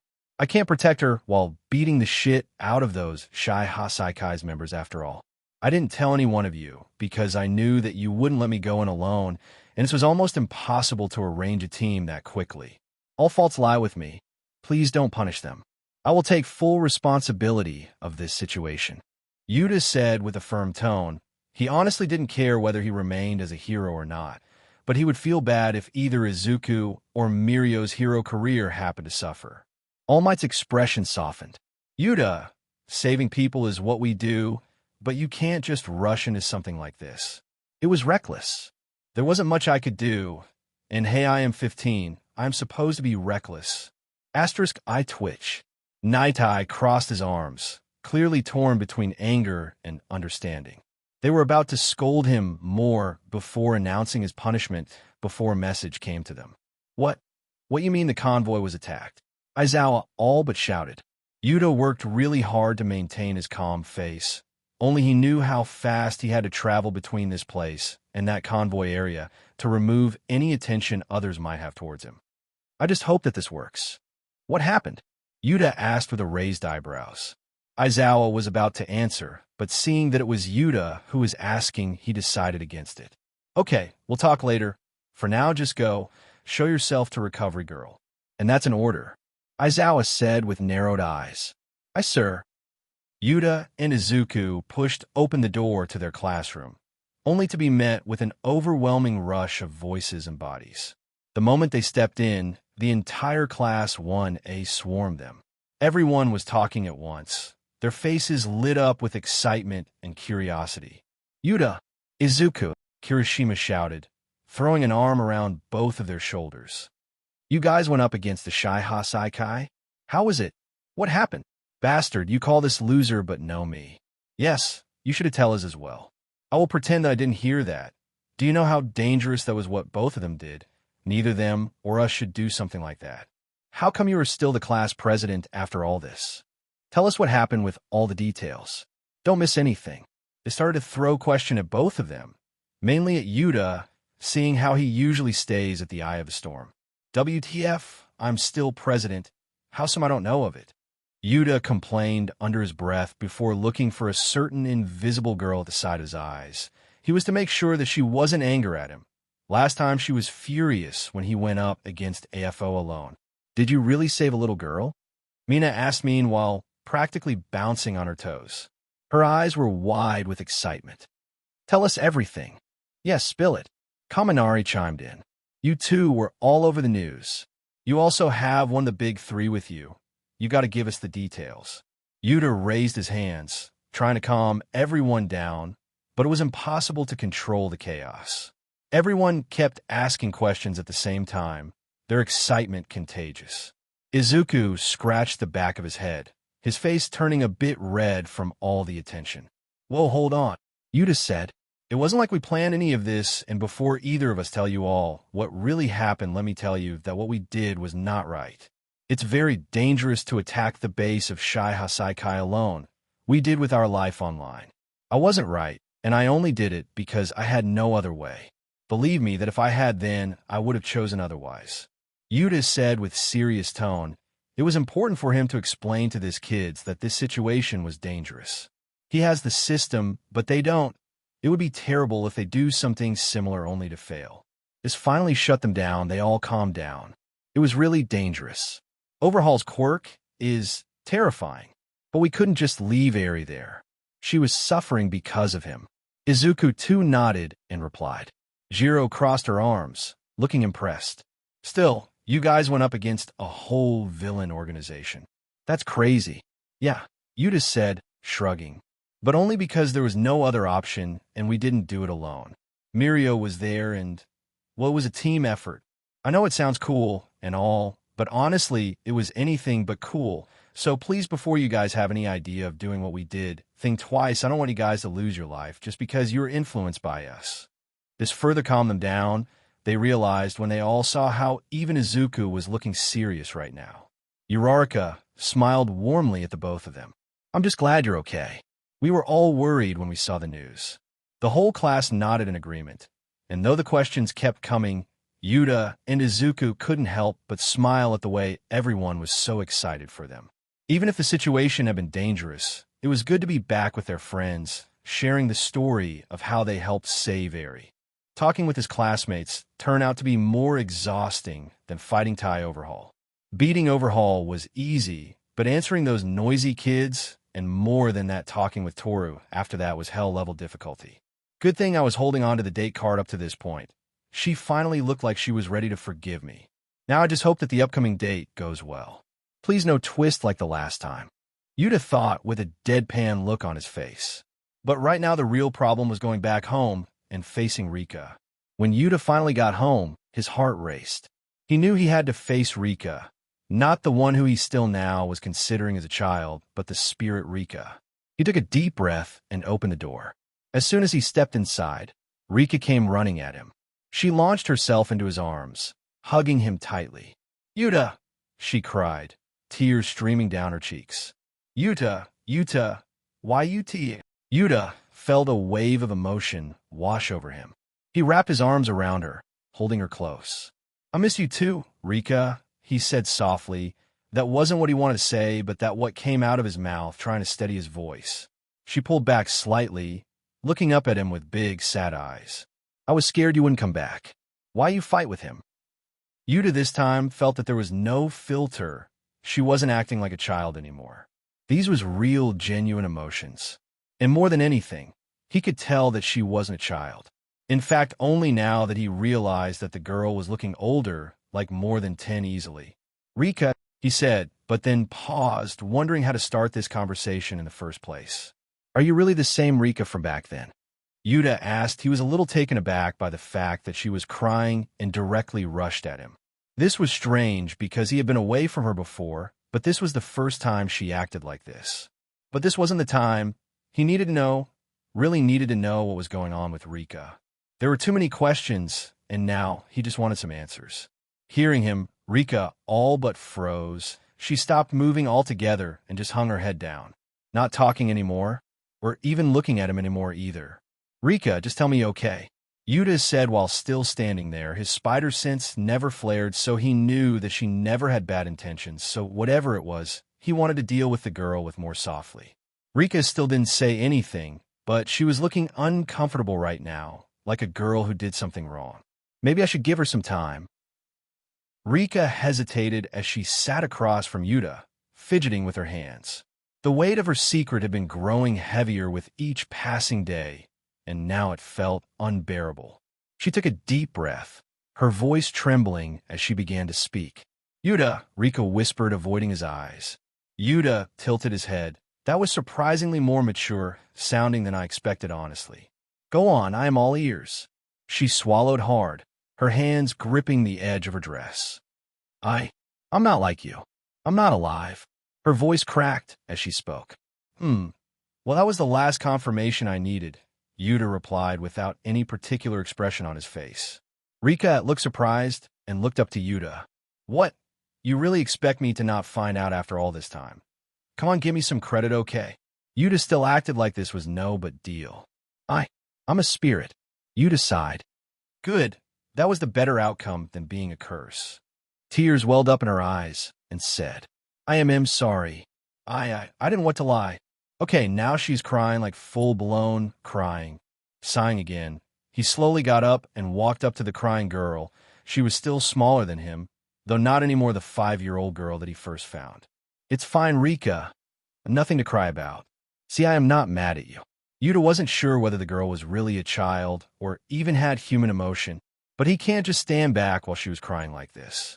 H slowly caressed her head and said while coaxing a child. She slowly raised her head and looked at Yuta with red, tearful eyes. How did this happen? Did someone curse you? Yuta asked, knowing what happens in JJK world. He personally doesn't think that a Quirk can do this. No, Yuta. Years ago I died. It happened when the Shai Hasaikai attacked a bank. My family and I were inside. There was chaos, explosions, and then everything went dark. Yuta's expression softened as he listened, but Rika's hands trembled more. She was afraid to look at him, afraid of what his reaction might be. Orion knew this. He did his res each. What he was actually asking was more like how she turned to a ghost, and not exactly how she died. When I knew that you fought with him, I was afraid that you will never come back. You will leave me, she said with still sobbing voice as big anime-type tears dropped from her eyes. Yuta can only ponder right now whether her being this cute was more otherworldly or those outrageous big tears. Her voice was barely a whisper now. I don't know why I stayed like this. Maybe it's because I was scared, or maybe it's because I couldn't let go. But when I met you, Yuta, everything felt different. I felt like I could be with you, even if I wasn't like everyone else. Oh, that's kind of not what I was expecting. Even she don't know why she was like this. Yuta thought with more irritation. He wasn't irritated on Rika. No, he was more irritated that this side quest was getting harder and harder to complete to the point that he don't even know how to complete it anymore. Rika finally looked up at him, her eyes filled with fear. I was afraid to tell you. Afraid that if you knew the truth, you wouldn't want to be with me anymore. Yuta's heart clenched. He reached over, taking her trembling hands in his. Rika, he said softly, I don't care if you're a spirit or anything else. I won't leave you just because of something like that, okay? Yuta said as he kept on slowly rubbing her head while the girl was still shedding tears and hiccuping. Rika stared at him, tears spilling over her cheeks. You mean it? He nodded firmly. Yeah, big time. Don't worry, okay? She broke down, leaning into Yuta's arms as he held her tightly. No matter what, Yuta knew he would protect Rika, just as he always had. Sai, whatever it is for now, I will stay with her until I find a way to help her. Seeing this, a frown appeared on Yuta's face. What this supposed to be is what he learned wasn't her true past. And what about the last one? That's looking even more troublesome. How I'm supposed to find something like that? Yuta looked at the girl with a side glance, pondering whether simply asking could help. After he learned the truth from her own mouth, the situation had somewhat went back to what it was previously. She acted like a child in front of him sometimes. Yuta also sometimes get her away with it, but internally he knew that she was at least not that small child.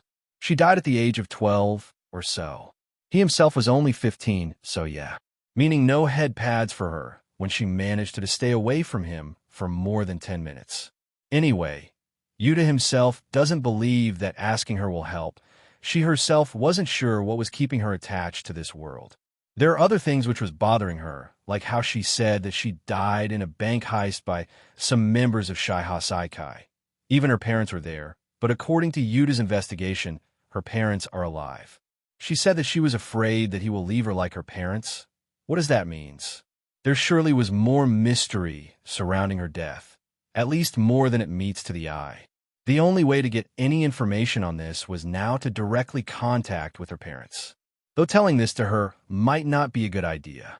Yuta, for a time now, was trying to get in connection with her parents. The only problem was that they no longer live in Japan. They live abroad now, so establishing a contact with them was hard. He could have done some digging of his own, but currently he was on house arrest by Aizawa. This also delayed his date with Toru. Neither Aizawa nor Naitai were ready to indulge any more of his request right now, meaning he can't find out their address or contact with them. He did ask All Might, but All Might himself relied for information work on others, so this might not work out that well. For the time being, he just has to wait until he's allowed to go out again. That fruitful day will be when the news of the mess he made up by raiding Shaiha Saikai's will stop announcing in the news for every damn day. He had thought about break out and directly go to that news company's building right now. He wouldn't mind giving a piece of his mind to them. But again, no can't do. Maybe I should go through all the stuff I got from her room. That is the only thing left to do, and I did indeed have been putting that off for a long time.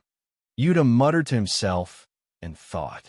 Honestly speaking, he didn't want to go through small girl stuff, if possible, and that was a reason he was putting it off for all this time, but seeing no other way around it. That was the last option for him. Yuta sat cross-legged on the floor with Rika's things which he got from her room, surrounded by a mountain of stuff. There were stuffed animals everywhere, frilly decorations, and random bits of jewelry scattered across the floor. He scratched the back of his head, trying to figure out where to even begin. This is more pink than Mina. She would love this, he mumbled to himself, picking up a fluffy bunny plushie. He turned it over, narrowing his eyes as if a Sharingan would reveal some hidden clue. But after a few seconds of staring at the bunny with intense focus, he sighed and tossed it into the growing pile of not-cursed items. Though it was soft and squishy. Okay, bunny clear. Unicorn. Not suspicious either. Outside, why a rainbow is coming out of its mouth. What are kids into these days? Seriously, does she have like 100 of these? He held up a rainbow-colored unicorn plush and gave it a once-over, even squeezing it for good measure. Nothing. Yuta leaned back on his hands and looked around the room. It was the kind of space that screamed little girl, full of bright colors and innocence. But knowing what he knew now, it was a little eerie. He wasn't just sorting through a kid's toys. He was trying to figure out why Rika's spirit was still tied to this world. He picked up another stuffed animal, a bear this time, and activated his Sharingan again, hoping for some kind of sign. Come on, Mr. Bear. Tell me behind those soft cotton ass of you, is the children-eating bastard responsible for my current misery? He flipped it around, checking for any hidden marks or strange energy signatures. But like the others, it was just a bear. With an exaggerated sigh, Yuta tossed the bear into the pile of rejects. I could certainly use a beer just about now. Why is it always stuffed animals? How many did she have? Was this a collection or something? He half expected the toys to start talking back at this point, given how ridiculous this search had become. Though that won't be half bad, at least then he will know that he is looking at the right place. After nearly drowning in plushies, his eyes finally caught something that seemed different. A small box sitting on the shelf, half hidden behind a tower of pink stuffed cats. Yuta stood up, brushing off the stray bits of fabric that had stuck to his shirt. Now, what's this? He muttered to himself as he reached for the box. I swear, if this is just more girly stuff, I'm going to lose it.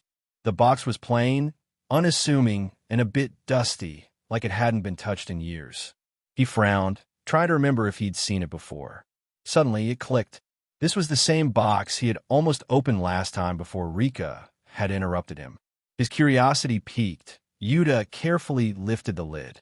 His breath caught in his throat when he saw what was inside, but before he could process it, a stray stuffed cat fell off the shelf and hit him square on the head. Ow! Seriously? He rubbed his head and glared at the offending plushie. I swear these things are out to get me. Don't tell me this is a curse object or something. Should I open it? Shaking off the weirdness, Yuta returned his focus to the box. There was something familiar inside, something that seemed to hold a lot of meaning. He hesitated for a moment, his fingers hovering over the contents, before he finally reached in and pulled out what was hidden there. This was it. Whatever was in this box might finally explain why Rika's spirit was still lingering. 5 days before transfer. Sigh. I don't have enough time. I suppose to go back to JJK World the moment I kill Shigaraki and overhaul. With those two gone, the entire story of MHA was over. But still, thanks to having the option, I stayed in this world. Mainly because I wanted to talk with Rika, how to stay in home until my teacher's anger been subsided. If any of them found me gone in this time, it won't be pretty for me. But due to that, the system put a transfer time on me. It will automatically send me back if I don't go back on time. I can only say that the system has this feature because time is still progressing in that world, even if I am here. Yuta could hardly contain his excitement. After weeks of being stuck under house arrest, he had finally convinced Aizawa to let him go out, on the condition that he'd behave. This meant one thing. He could finally go on that date with Toru that he'd been promising her. He planned everything to the last detail, and this time he even made sure that no one from his class or the entire damn fucking school will be anywhere close to their 10-kilometer radius to ruin the date like last time. He was determined to make up for the trouble he'd caused by sneaking off to attack Shai Hasaikai's base alone. Toru had been angry at him for putting himself in danger, and Yuta couldn't blame her. He promised her a fun day at the amusement park as a way to make up for it. After a lot of persuasion, she finally agreed to go, though her playful punches to his arm made it clear she wasn't fully over it yet. But Toru was good in this regards. It's easy to make her forgive as long as Yuta was sincere, not to mention he got punishment for what he did nonetheless. As they approached the entrance to the amusement park, Yuta glanced at Toru, well, sort of, as she was still invisible. But he could tell she was excited. For the time being, he ain't using Sharingan. He technically don't need it. After this long, he at least had some understanding of her personality that he knew she was happy even if he can't see her face. The way her hand tugged at his sleeve was enough to give it away. He smiled, happy to finally be spending some time with her outside the chaos of their everyday lives.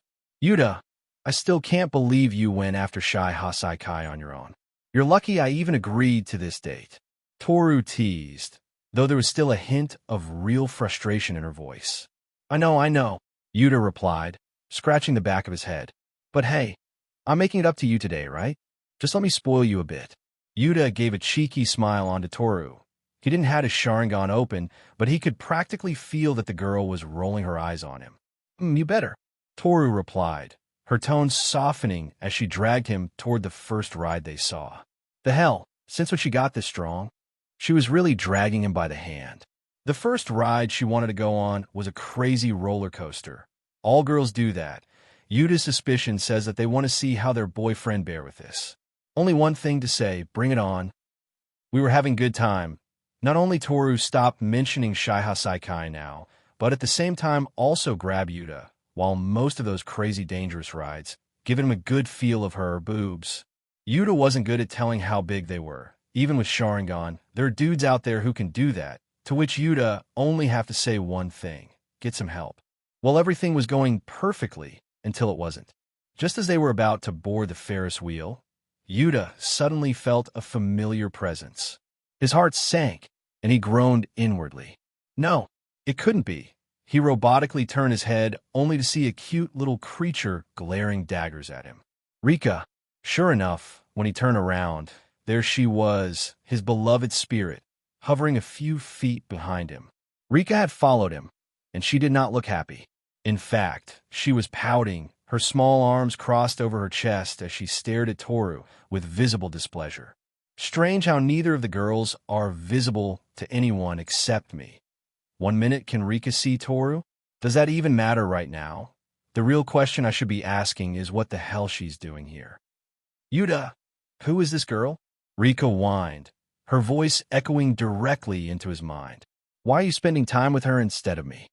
I'm already missing those days when she using to act just like an innocent, easy-to-fool child. Now I can tell her that she was my girlfriend, but something was telling me it wasn't good for my future health, let alone this town. Meanwhile, Toru was still blissfully unaware of Rika's presence. Yuta, what's wrong? Toru asked, noticing his sudden change in demeanor. Yuta quickly plastered on a smile. And nothing. Nothing at all. Just excited for the ride. But Rika wasn't having it. She floated closer, tugging at his shirt. Yuata, I want to go on the Ferris wheel with you too. Toru looked at him with confusion. Why you keep twitching like that? You're acting super weird. Oh, it's just, Yuta struggled to find an excuse as Rika tugged at him harder. A bug. Yeah, just a bug buzzing around. Totally not a big deal. He quickly ushered Toru into the Ferris wheel cabin, sitting next to her while trying to keep Rika calm. But Rika had other ideas. As soon as the ride began, she hovered right in front of Yuta's face, whining like a child who wasn't getting enough attention. Yuta, who is she? Why are you with her and not me? You said you'd always be with me. Rika's tantrum only got louder, and Yuta had to force himself not to flinch visibly, knowing Toru would pick up on it. When did I said that? I said I will not leave her alone. There is a difference. Yuta internally cried. Go home, Rika. I will bring something good for you to eat later on. Yuta hissed under his breath, hoping Toru wouldn't hear. I'll hang out with you later. I promise. You're talking to yourself now, Toru asked, raising an eyebrow, or at least Yuta assumed she did. Seriously, what's going on with you? Nothing. Absolutely nothing. Just admiring the view. Yuta exclaimed, desperately trying to keep it together. God, what kind of personal vendetta you have against me. Why can't nothing in my life can go on normally? The Ferris wheel ride felt like an eternity, and Yuta was practically shaking by the time they got off. But the worst part was that Rika didn't leave. She followed them to every ride, pouting and whining every step of the way. When it got to the bumper cars, Yuta had had enough. He pulled Toru aside, trying to come up with an excuse. Hey, you mind if I just go, grab some drinks? I'll be right back, he said hurriedly, eager to escape the situation for even a moment. It's a good thing that she can't see Rika, or there would have been hell to pay for me. Okay, Toru said, sounding slightly suspicious but ultimately agreeing. Yuta darted behind a nearby food stall, finally alone with Rika. He turned to her with a desperate look. Rika, please, just give me a break. I'll hang out with you later, but I'm on a friendly picnic with a friend right now. After this, I will take you in one, so, for now, go back, okay? Go back to home. Rika puffed out her cheeks and crossed her arms. But I don't wanna. I want to be with you, Yuta. Yuta sighed, pinching the bridge of his nose. I know. I too want to just play games back in home, but no can't do kids, so deal with its Yuta mutter with low voice, and she didn't hurt it. Okay, how about this? If you be a good girl, then you can stay with me. Okay. Rika seemed to consider this for a moment, then finally relented. Sort of, fine, but only because it's you, Yuta, and you owe me a day together. Knew it. She was more smart than I thought she was. Already looking for her benefits. Yuta nodded rapidly. Deal. Totally deal. Just let me get through this, and we'll hang out all day tomorrow. With Rika finally calmed down, Yuta returned to Toru, trying his best to act normal. But the chaos wasn't quite over yet. He still had to survive the rest of the date without Rika throwing another fit. It was going to be a long day. Toru had been waiting for this moment. Finally, a proper date with Yuta. She had been upset with him for getting himself into danger when he attacked Shai Hasaikai's base alone. But after he pleaded with Aizawa to let him go out, she couldn't resist him any longer. Now, here they were at the amusement park, enjoying a sunny day. Or, at least, she was trying to. But something was off. Yuta seemed distracted, like his mind was somewhere else. At first, she brushed it off, thinking maybe he was just nervous about their date. She tried to lighten the mood, playfully bumping his shoulder and suggesting they go on the Ferris wheel. But every time she did something to get closer, Yuta would freeze, glance around, and mumble something she couldn't quite hear. Maybe I'm being too subtle, she thought. Toru decided to give him some more obvious signs. As they walked through the park, she nudged his hand, hoping he'd get the hint and hold it. But Yuta just awkwardly looked at the sky at that time, like he was angry on someone while glaring at one particular direction for some reason. She sighed in frustration. He wasn't acting like his usual self. Where's the boy who asked her out of nowhere in the class, no less? Where's that straightforward boy? And it was starting to bug her. Maybe because he can't see me so that he don't find me attractive. They sat down for a moment near the carousel, and she scooted closer to him. So, Yuta, are you having fun? She batted her eyes, trying to create a romantic moment. Because I am. A lot. Yuta nodded absurdly suddenly. Of course I'm having the best time, he said while he hovered his hand on the side, like he was holding on to someone. Yuta wanted to scream. No, not scream. He wanted to cry, loudly like a child. Here he was on a perfect date with Toru, who was giving him all the signs. She nudged his hand, leaned closer, even gave him that soft look that said, "Hey, I like you, maybe kiss me now." It was like a dream scenario, but it wasn't a dream. It was a nightmare, because every time he thought about holding her hand, or even, gasp, kissing her, he felt a dark, cold presence looming over him. That presence was none other than Rika. She was standing behind him, arms crossed, glaring like she was ready to throw a tantrum if he so much as breathed too close to Toru. Seriously, why me? Yuta whined internally. Why is my life so complicated? I'm a hero. I fought monsters, I've faced down evil. Haven't I been a good boy, so why I can't even hold my girlfriend's hand without a murderous spirit breathing down my neck? He glanced at Rika, who was now floating inches above him, pouting like a jealous child. She had her arms crossed and looked like she was ready to rip his head off if he tried anything. Yuta forced a smile at Toru, who was looking up at him expectantly, but inside, he was shouting to the heavens. God, are you there? It's me, your favorite pastime. Look, I know I've made some bad choices in life, like asking to live one more time in this you damn world. Maybe cursing you wasn't the best idea, but why am I being tortured like this? He sighed internally, his mind racing. All I want to do is kiss that girl. But nope, can't do that because I have a crazy spirit stalking me. Toru leaned in a little closer, her lips just inches away. Yuta felt sweat trickle down his forehead. Damn it, I can feel her breath now. Stop this. This is torture. He screamed silently. Toru walked back to her dorm with a disappointed look, her head hanging low. She had tried everything, to hint at Yuta that she wanted him to kiss her, but nothing worked. Not even a peck on the cheek. She sighed, feeling a bit down and, to be honest, a little insecure. Maybe it's because he can't see me after all, she thought sadly. She dragged her feet, replaying the date in her mind.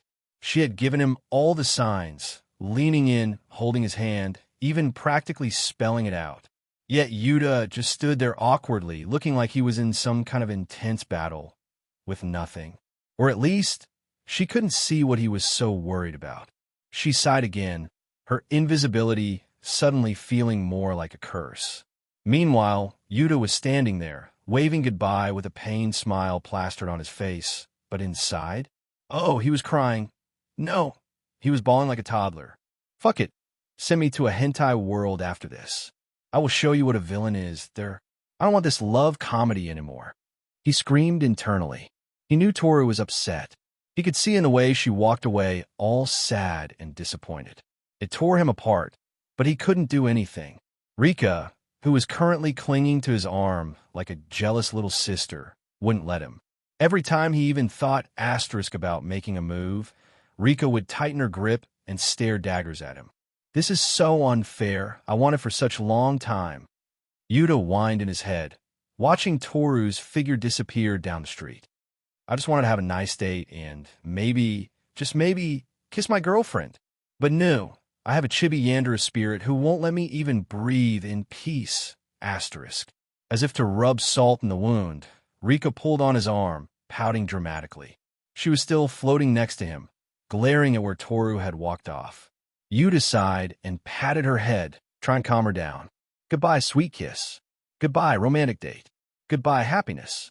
Yuta mourned silently as he waved to Toru, who was too far to notice how utterly defeated he looked. On the outside, he smiled like nothing was wrong, but inside, he was screaming into the abyss. Host time is up. Do hosts wish to travel back to JJK World? If not, then host will miss out on the next upcoming missions from JJK World.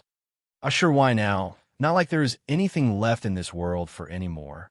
In a small, dimly lit room, 4 figures sat around a table.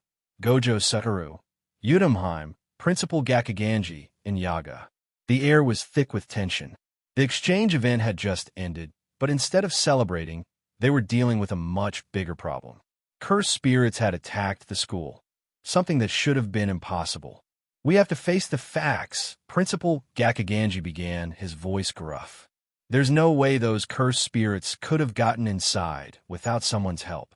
Someone within the school must have leaked information." Yudaheim nodded, her brow furrowed in frustration. "But who would do something like that? We're a tight-knit community. This wasn't a random attack. It was planned." Gakaganji's eyes narrowed. "I have my suspicions. And frankly, I think it's Yudahiro. That boy's origins is still unknown here is the obvious suspect. Ever since the attack ended, he's been nowhere to be found."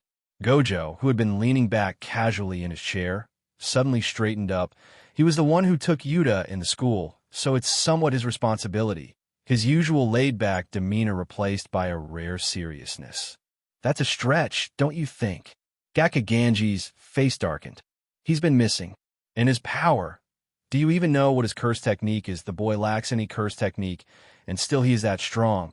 How's that possible? There is one way for him being that strong." Yudaheim didn't specifically said what was in her mind, but others understand that she was talking about the heavenly restriction. "Don't you think that makes him the best spy to invade in here? No barrier will ABL to stop him like it used to be for that man." Gakaganji said, not taking the same, but all knew that he was talking about Toji Zenin. Gojo shook his head firmly. "No way. Yuda was the one who fought back during the invasion. He beat that patch-faced cursed spirit and even took down that giant white dragon. If it wasn't for him, things could have been a lot worse."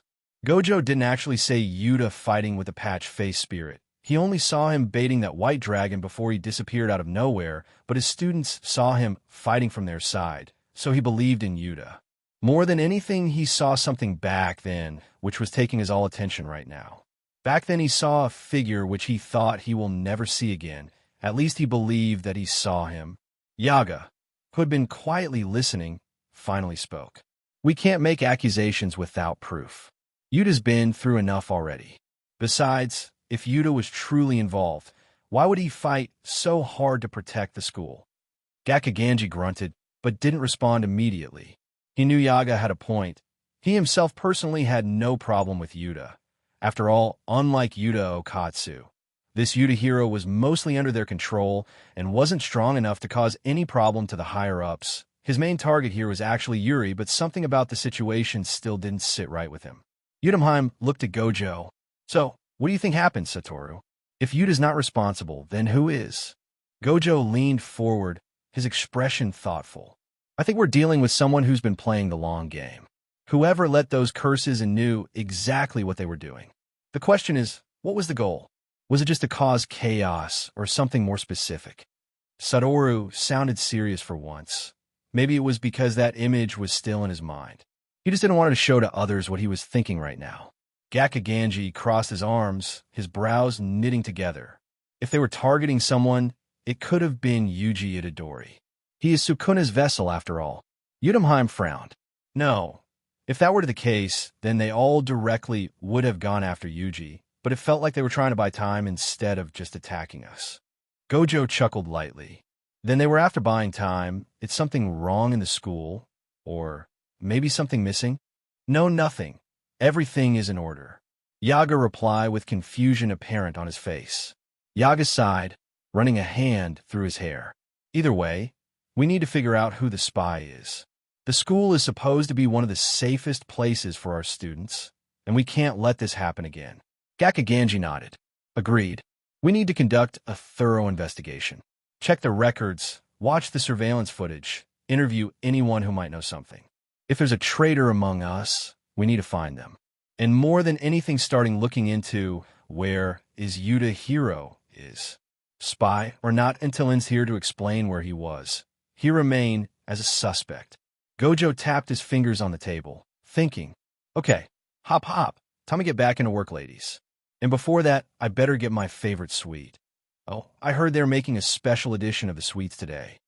Yudaheim looked around the room, completely ignoring what Gojo had to say by habit. And what about the goal of the attack? Do we have any leads? Yaga shook his head. Nothing concrete yet, but it's clear they were after something. If not someone. Suguru Geto stood in the dimly lit room, his eyes cold as he glared at Mahito. What were you thinking, going after Yuta Hiro alone? His voice was sharp, filled with frustration. You completely ignored the plan. We had a strategy, and now, because of your recklessness, everything is falling apart. Mahito, leaning casually against the wall, grinned but said nothing. Geto continued, his anger growing. We were after Sukuna's fingers. Do you know how important that was? Someone, or something, tampered with the finger we set out as bait. Now, we've lost our chance to retrieve them, and instead, Geto, or Kinjaku to be exact, wanted to just absorb this idiot curse spirit right now. Because of him, his entire plan was a danger. If he was anyone else, but Mahito, then he long would have killed him or absorbed him. But not Mahito, because he needed Mahito for his plan. The reason he has this anger wasn't because they didn't get Sukuna's fingers. That was just preparation for a plan B, which he wasn't planning on using anytime soon anyway. What he was angry about was that Gojo Satoru might have seen him back then. This would put his plan in danger. If this caused him in any way from sealing away Gojo Satoru, then none of his plan would work. And then there was also that boy. Yuta Hiro, who was he? Geto had no idea. He knew Akutsu, but this person he has zero idea. Jojo, who was sitting nearby, frowned deeply, sharing in Geto's frustration. Don't underestimate that boy Geto. He is just as much as dangerous as Gojo Satoru. I can't agree less. Mahito added. Yuta was the only who killed Hanami, almost killed Joao, and finally he was even able to beat Mahito. Now only Mahito and Joao knew how dangerous Yuta was. Mahito's grin finally faded, and he crossed his arms, clearly unhappy but refusing to admit fault. It's just a setback. Yuta's strong, sure, but we'll deal with him. Geto sighed, rubbing his temple. There won't be another time. You are not going after that boy again, Mahito. We need to be smarter. If we don't adapt, we'll lose everything we've been working for. The room fell silent, tension thick in the air as they all realized how dire their situation had become. Geto and Mahito stood in the underground chamber where Mekamaru awaited them. The room was dimly lit, shadows casting eerie patterns on the walls. Mekamaru, in his severely damaged and weakened state, sat motionless, his body looking even more lifeless than usual. His body, hidden far away, had been suffering for years, and now the moment had come to fulfill the binding vow. It was him who was the spy and lead the cursed spirit to the school. He did it only for one reason. He wanted to heal his body. He wasn't a traitor, he just wanted to get healed and live like others. And now was finally the time to fix his body. Do we have to do this? Can't we just kill him? Mahito asked Geto. No, we are bound by the binding vow. There could be unseen consequences for breaking a binding vow, Mahito. If you want to kill him, then you can do that after hearing him. But heal him you must. Geto replied with serious face. Mahito grinned, his twisted sense of amusement clear on his face. So this is the moment, huh? Ready to be reborn, Mekamaru? Geto watched silently, his calculating eyes observing every move. He wasn't here for fun. He was here to ensure that the deal went as planned. Mekamaru's voice came, distorted yet determined. I've upheld my end of the deal. Now it's your turn. There was no fear in his voice, only resolve. He knew the risks, but was willing to take them for a chance at freedom. Mahito stepped forward, cracking his knuckles with an unsettling grin. Let's get started then. He held out his hand, ready to use his idol transfiguration technique to manipulate Mekamaru's soul. The energy around his hand glowed ominously as he prepared to perform the complex soul manipulation required to restore Mekamaru's true body. He manipulated the soul, weaving it back together and fixing the damage that had long plagued Mekamaru's crippled body. For Mekamaru, the pain was immense but fleeting. Years of suffering were being undone in mere moments. His body, once weak and frail, immobile, and missing limbs began to heal. Muscles restored themselves, bones reformed, and the sensations of being whole washed over him. He could feel his fingers, his legs, his body was no longer a prison. With a final surge of cursed energy, Mahito finished the process. He withdrew his hand, wiping the sweat from his brow. There, good as new. Mekamaru's true body now stood tall, fully healed. He flexed his fingers, feeling the strength coursing through his veins for the first time in years. But his eyes remained cold as he stared at Mahito and Geto. And now that you have been healed, so it's time to kill you. Mahito said, to which even Mekamaru wasn't surprised. He knew that if fighting for his life is coming the moment he was done here. We'll see about that. Mekamaru's voice was no longer distorted by the puppet. It was clear and full of determination. Yuta opened his eyes this time, not in a soft bed, but on hard concrete. He could feel the hard floor below him and his aching body. Dude, at least send me somewhere good or safe. I remember the shitty system did the same last time when I came here. I might have woke up in a cozy bed in the infirmary of the Tokyo Jiu-Jitsu High Branch, but actually I was found lying outside in the wild. Can't this system choose a better place to teleport me? Yuta muttered with irritation. As he was pondering, he suddenly heard a voice. This voice was loud and like a giant machine was working. I'm in JJK right now. He slowly got up. The first thing he did was to check his hero time. That was his lifetime right now. If he didn't have enough, then things could go wrong. Thankfully, he had full 2 hours and 30 minutes in his hands right now. Okay, that helps. So let me think, last time I was fighting that patch face curse spirit before that other man came and saved him while unleashing a freaking dragon on me. Man, I have to go to school now. I don't see anyone being worried for me, but still I don't want to let them hang.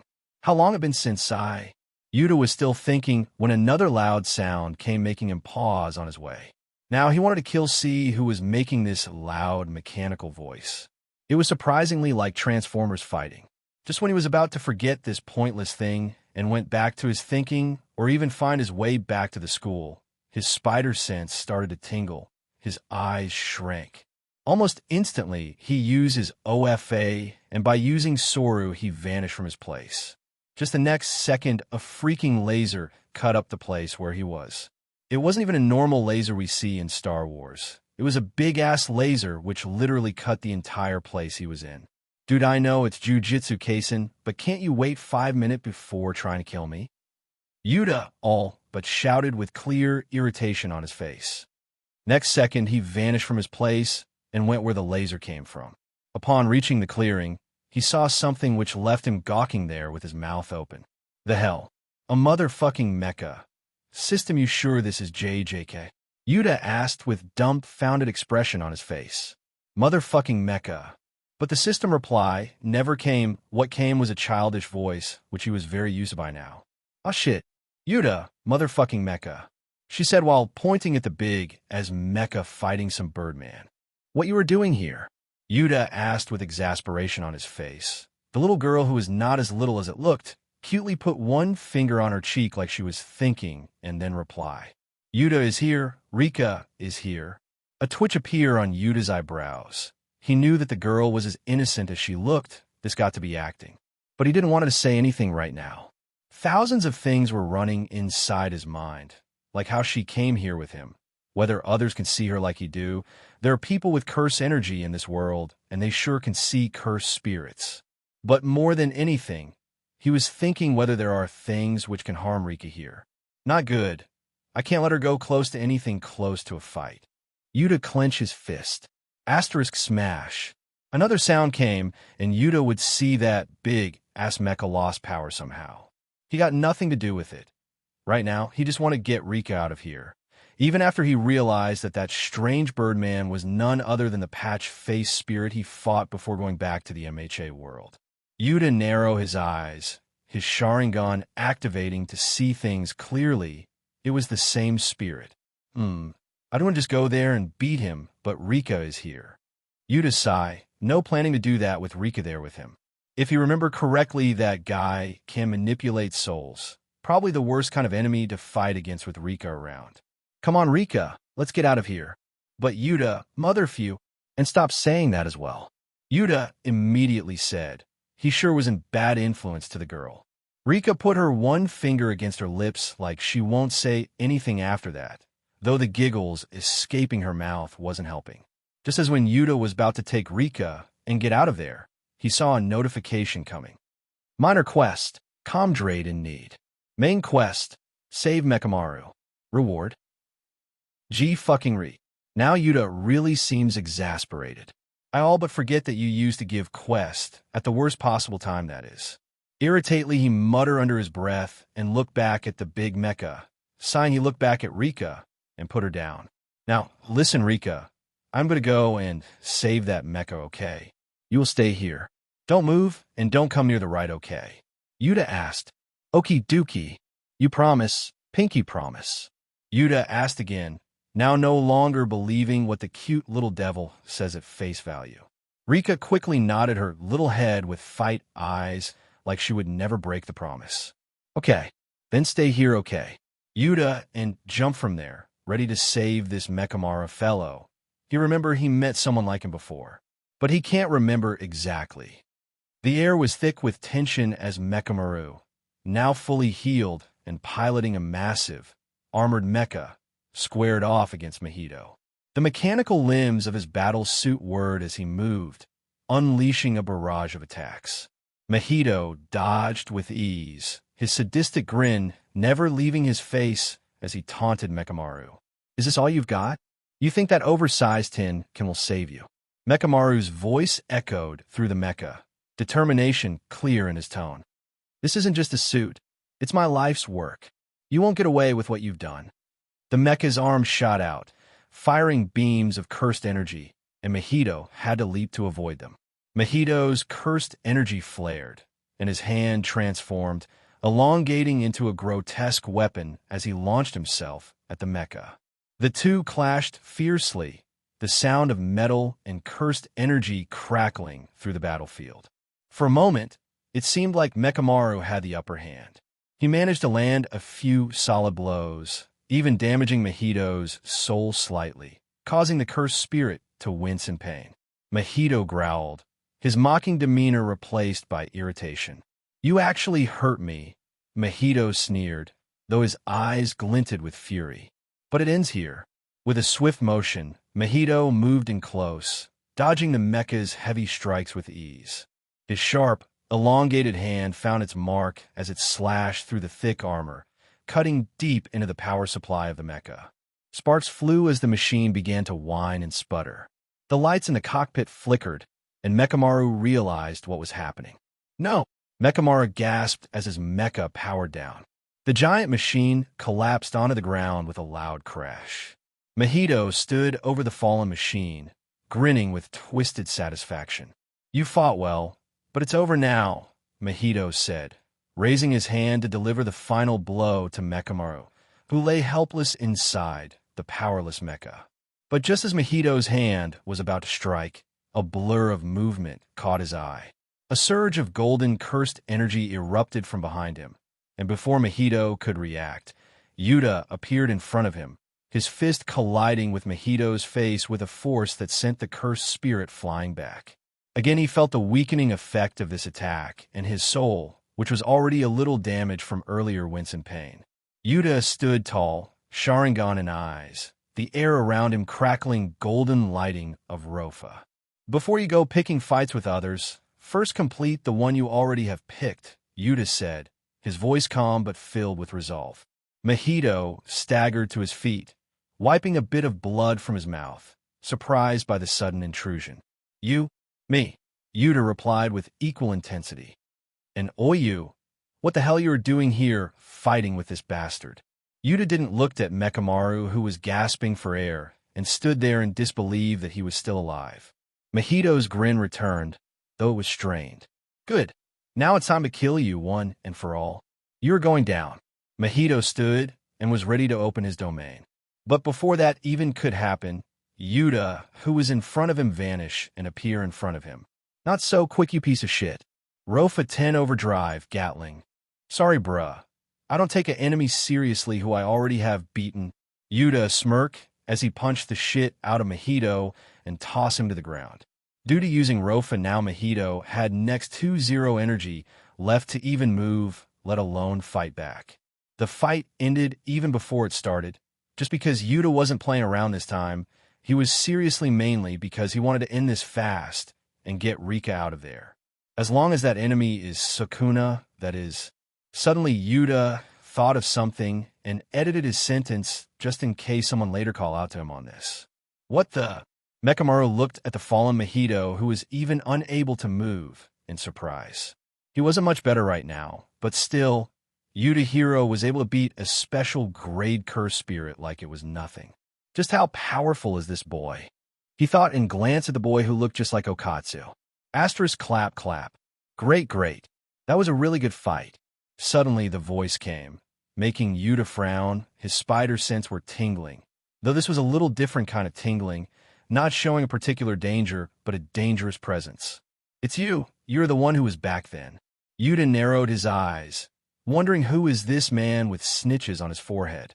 We meet again, Yuta-kun. Geto said with a smile on his face. I can't say that I am glad about it. You're sure an interesting one. You suddenly came out of nowhere, and you are strong enough beat Mahito. Who are you, Hero Yuta? I have to say, I often nowadays found myself asking this. Geto asked, a storm that is approaching. A fan of Devil May Cry I see. Well, you don't fit Virgil's profile well. The fuck? I just wanted to act cool. Why this world also have Devil May Cry games, and why the fuck's villains are playing video games? Are they getting lessons on how to act cool as a villain? Have to say Virgil is cool as fuck even after being a villain. Yuta thought about not taking nonsense and gather some information from the man. Whatever, who are you? Why you attack Jujutsu Tech and why you are after us?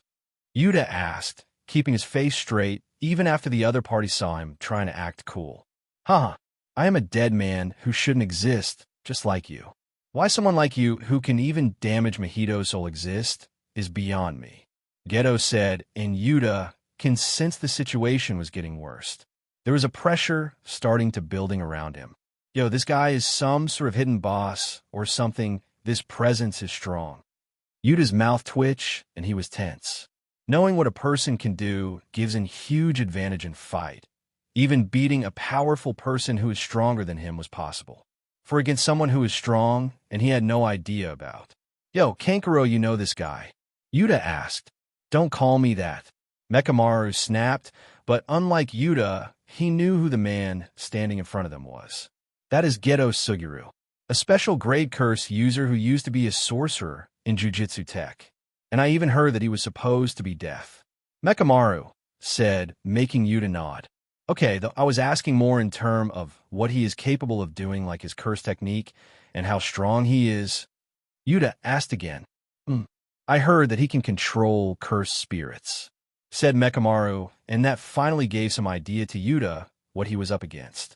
Fine, a fight is what you want, right? Come on then, Yuta said with a challenging motion towards him. That's the plan. Without hesitation, Yuta activated OFA, his body surging with energy. The ground beneath him cracked as his strength intensified. He dashed forward, aiming a powerful punch straight at Geto. To Yuta's surprise, a massive cursed spirit materialized in front of Geto, absorbing the blow. The impact caused a shockwave, and before Geto knew it, the spirit was smashed into pieces. Impressive, Get muttered, stepping back to reassess. Yuta smirked. That's what she said. Yuta activated his Sharingan, his eyes glowing red, allowing him to anticipate Geto's next move. He dashed in with a burst of speed, aiming a flurry of kicks and punches, utilizing his Navy 6 styles for rapid attacks. Geto skillfully dodged, but Yuta could see his movements more clearly now. Have to say that he is handling it well. Maybe I should use more of OFA. He was ready to press the advantage when suddenly the air around Geto shifted. Without warning, Yuta felt his body lift off the ground. Geto had used some kind of anti-gravity technique, causing Yuta to hover helplessly in the air. Gravity? That Kankuro said he used cursed spirits. As much I remember, we can't have more than one technique, right? Before Yuta could react, Geto commanded another cursed spirit to attack, launching it directly at him. Not bad.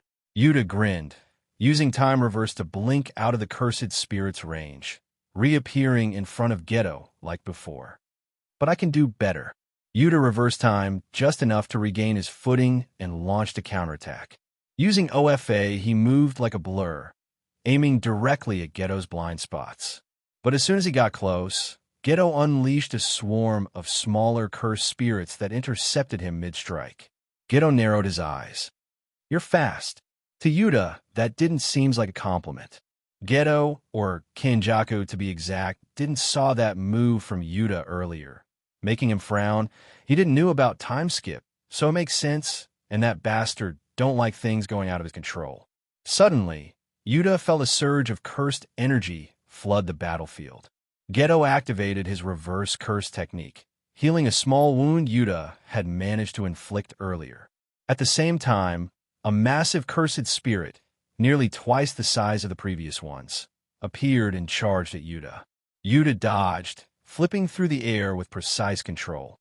"What kind of sorcerer has this many abilities?" he muttered under his breath, the Sharingan analyzing the battlefield. He realized Gedo was more than just a cursed spirit user. His versatility was almost as wide as Yuta's own. "I might have joked earlier, but this guy now seriously giving me the hidden boss vibes to me now." Deciding to not hold back and quickly handle this guy, Yuta increased the OFA, which was only at 10% earlier, to 50%. It came like a shock wave as the blue lightning around him bruised out of him, a pressure descended down on Gedo, whose eyes were widened seeing this. "What's this pressure? This ain't curse energy," Gedo thought to himself. Earlier, too, he couldn't sense any curse energy on Yuta, so he could only put that into him having the heavenly restriction or him being really good at hiding his CE.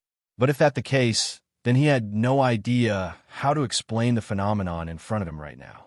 The power, the lightning was visible to him, but not even a bit of curse energy in the boy. "Who are you?" He clenched his fists, the familiar surge of OFA coursing through his body. His muscles tightened, veins bulging as he activated 50% of his power. A gust of wind swirled around him, the ground cracking beneath his feet as the sheer force of his energy radiated outwards. "All right," Yuta said, his eyes narrowing. "No more holding back." He was of course lying. He was still holding back big time, but this much power was enough according to him. Gedo's expression changed. He had already been surprised by Yuta's strange powers, but this sudden burst of strength was different. Yuta moved in a blur, closing the distance between them in an instant. Gedo barely had time to react as Yuta's fist slammed into his side, sending him flying across the battlefield. Gedo's body felt like it was broken. Even reverse curse technique was taking time to repair the heavy damage Yuta's punch did to him. More than that, he felt that there really wasn't any Kyurie's energy in that attack. Blood leaked out of his mouth, and several of his bones were crushed. Even his body, which was heavily enhanced with curse energy, was crushed like this. Gedo struggled to get back on his feet, but Yuta appeared in front of him almost instantly. With Sharingan activated, though due to contacts no one was able to see the red eyes, Yuta anticipated Gedo's every move. He dodged the cursed spirits Gedo sent his way, weaving through them like they were nothing more than mindless monsters. Gedo tried to trap him with anti-gravity techniques, but Yuta used his sword to get away. At 50%, even Sora was similar as teleporting, appearing right behind Gedo and landing another devastating blow. "Damn, how's he so fast?" Gedo muttered, wiping the blood from his mouth. Trying hard to use reverse curse energy, but this time Yuta's enemy was not cursed spirit, which can easily heal itself. Gedo was human, and healing that body was harder. He was being pushed into a corner and beaten badly. Yuta's overwhelming speed and power left him with few options. "I was wrong. Yuta Hero is an obstacle who need to be taken care of before the plan set in motion." Kenjaku and Gedo bodies gritted his teeth and got ready. Realizing he couldn't win in this state, Gedo decided to take a gamble. "You leave me no choice, Hero Yuta." Domain expansion. In an instant, Yuta saw the familiar signs of a domain forming around them. This was an issue for him. He had no way to counter domain right now. He either has to get away from the domain range or take out the user before the domain is deployed. In case of Mojito, he can do that, but Gedo was a different case. He wasn't sure whether normal OFA can even do that, and his ROFO was limited to only 10%. He glanced over and saw that Mekamaru, still recovering from his fight with Mahito, was also within the range of the domain. Yuta gritted his teeth. Yeah, no way that I can take him down and save Kankuro as well. Need to get out of here. Yuta thought all this in just split second, and then using time skip vanished from his place. He knew what a domain meant. Once it enclosed them, there would be little chance of escape, and Mechamaru would be caught in it too. Using his time skip, Yuta darted forward at lightning speed, grabbing Mechamaru before the domain could fully form. In an instant, they blinked out of the area, appearing a safe distance away, just as the shimmering walls of Geto's domain closed in on nothing. Realizing that his plan had failed, Geto's eyes widened. Teleportation. He cursed under his breath. Now he was seriously worried. His domain is this strongest attack. If this didn't work, mean that he can't beat Yuta Hero. This finally started to make him worry. The domain had been his last resort, and now he was out of options. Seeing no way to continue, he glanced over at Mahito, who had also been watching from a distance. Mahito, we're leaving, Geto shouted, clearly worried. Mahito smirked, still had no energy to move, let alone run away. Geto had to bring a spirit to carry him. The two villains quickly retreated, disappearing into the distance. Yuta watched them go, his fists still clenched, but he didn't pursue. Only one reason, the little girl who was hiding a little away from there. That was close, Yuta muttered, glancing at Mechamaru. You all right? Mechamaru nodded, still shaken but grateful. Thanks, I owe you one. As Geto and Mahito hurried through, running away, Geto's face twisted with frustration. He glanced at Mahito, his voice urgent. We can't wait any longer. The Shibuya plan, it has to happen today. Mahito raised an eyebrow. What? Today, why? Geto clenched his fists, still reeling from the battle with Yuta. You saw him, didn't you? Yuta Hero, his power. He's already a problem. If we delay, he'll get in our way again, and next time, we might not be so lucky. Mahito smirked, but there was a hint of seriousness in his tone. So now you believe me, he's strong after getting your butt kicked. But still, can't we just use barriers to keep him away like others, or use the prism reel on him? No, Mahito, we can't take that risk. Prism reel has to be used on Gojo Satoru, and none other. And Yuta isn't like the others. Barrier might not work on him, Geto said, his mind racing. He's different. If he interferes with the Shibuya plan, everything we've worked for could be ruined. Mahito's smile faded slightly as he processed the urgency in Geto's words. All right then. If that's what you want, we'll move today. What the? You meant to say that you were responsibly for them attacking the school. Yuta shouted as he glared at the second-hand Kankuro in front of him. He didn't even know his name. People call him Mechamaru, but that was the name of his doll which he controlled. Yes. Mechamaru didn't bother denying.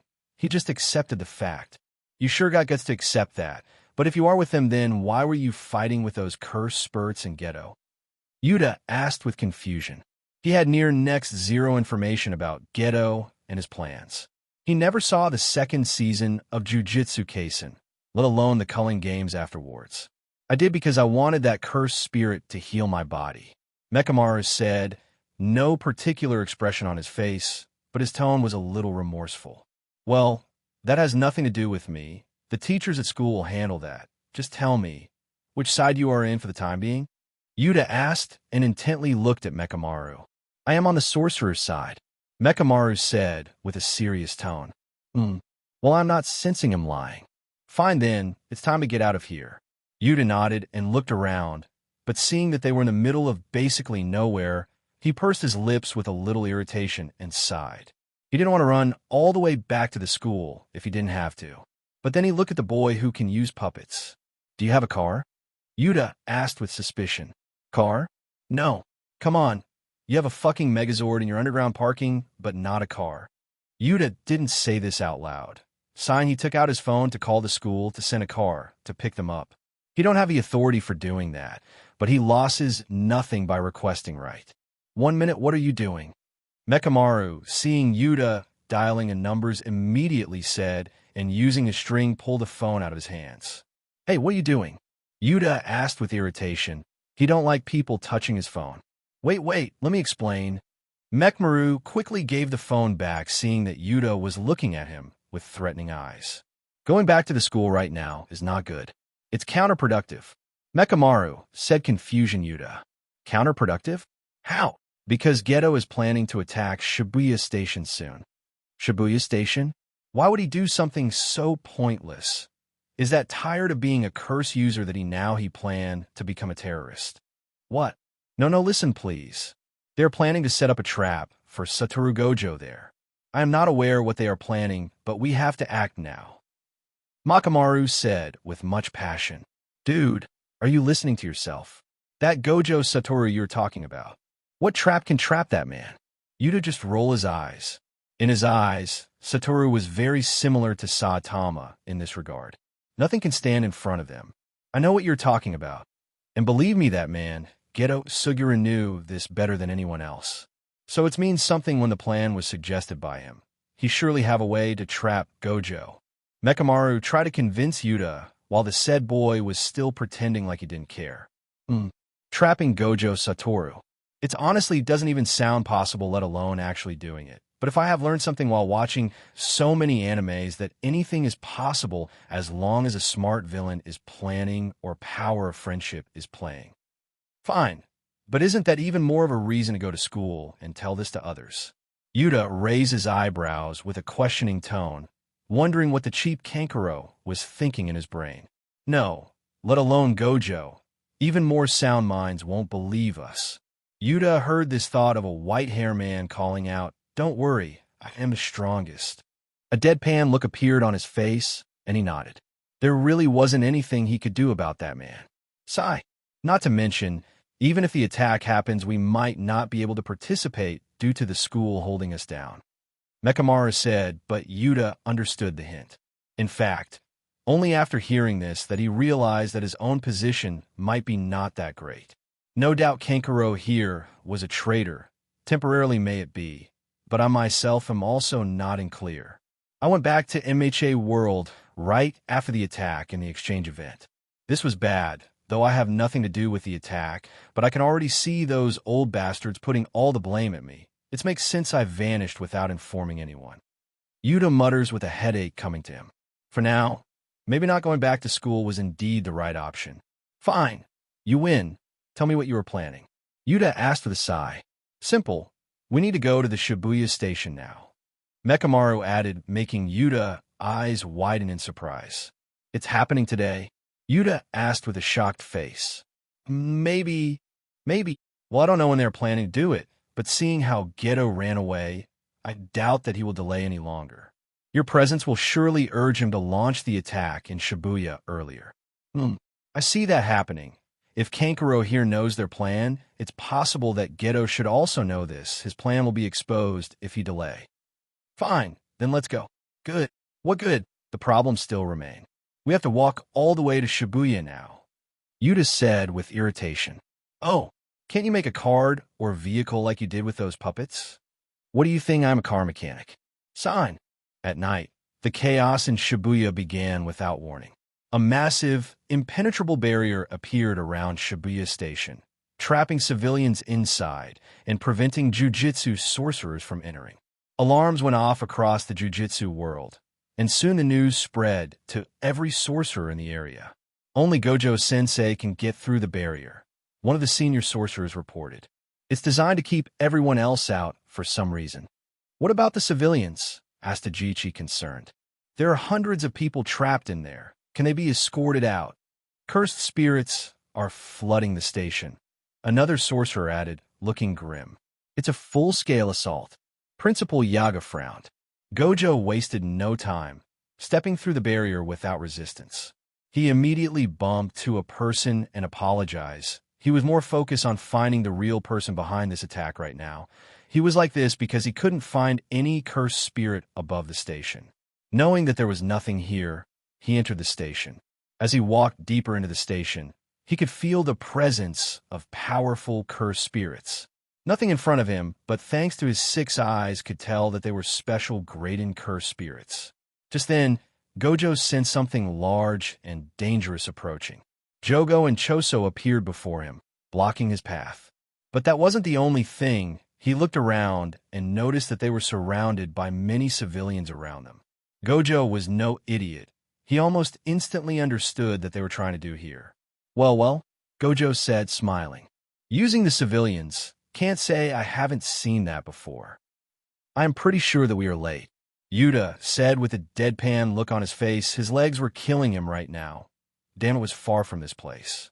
We are late, Mekamaru said as he looked at the barrier surrounding the Shibuya station. Yeah, no kidding. If only someone's didn't waste time repairing their puppets. Yuta glared at the boy with irritation. So what I'm supposed to do? Come here without the only things through which I can fight. Mekamaru, who heard this for not sure how many times, twitched his eyebrows and replied.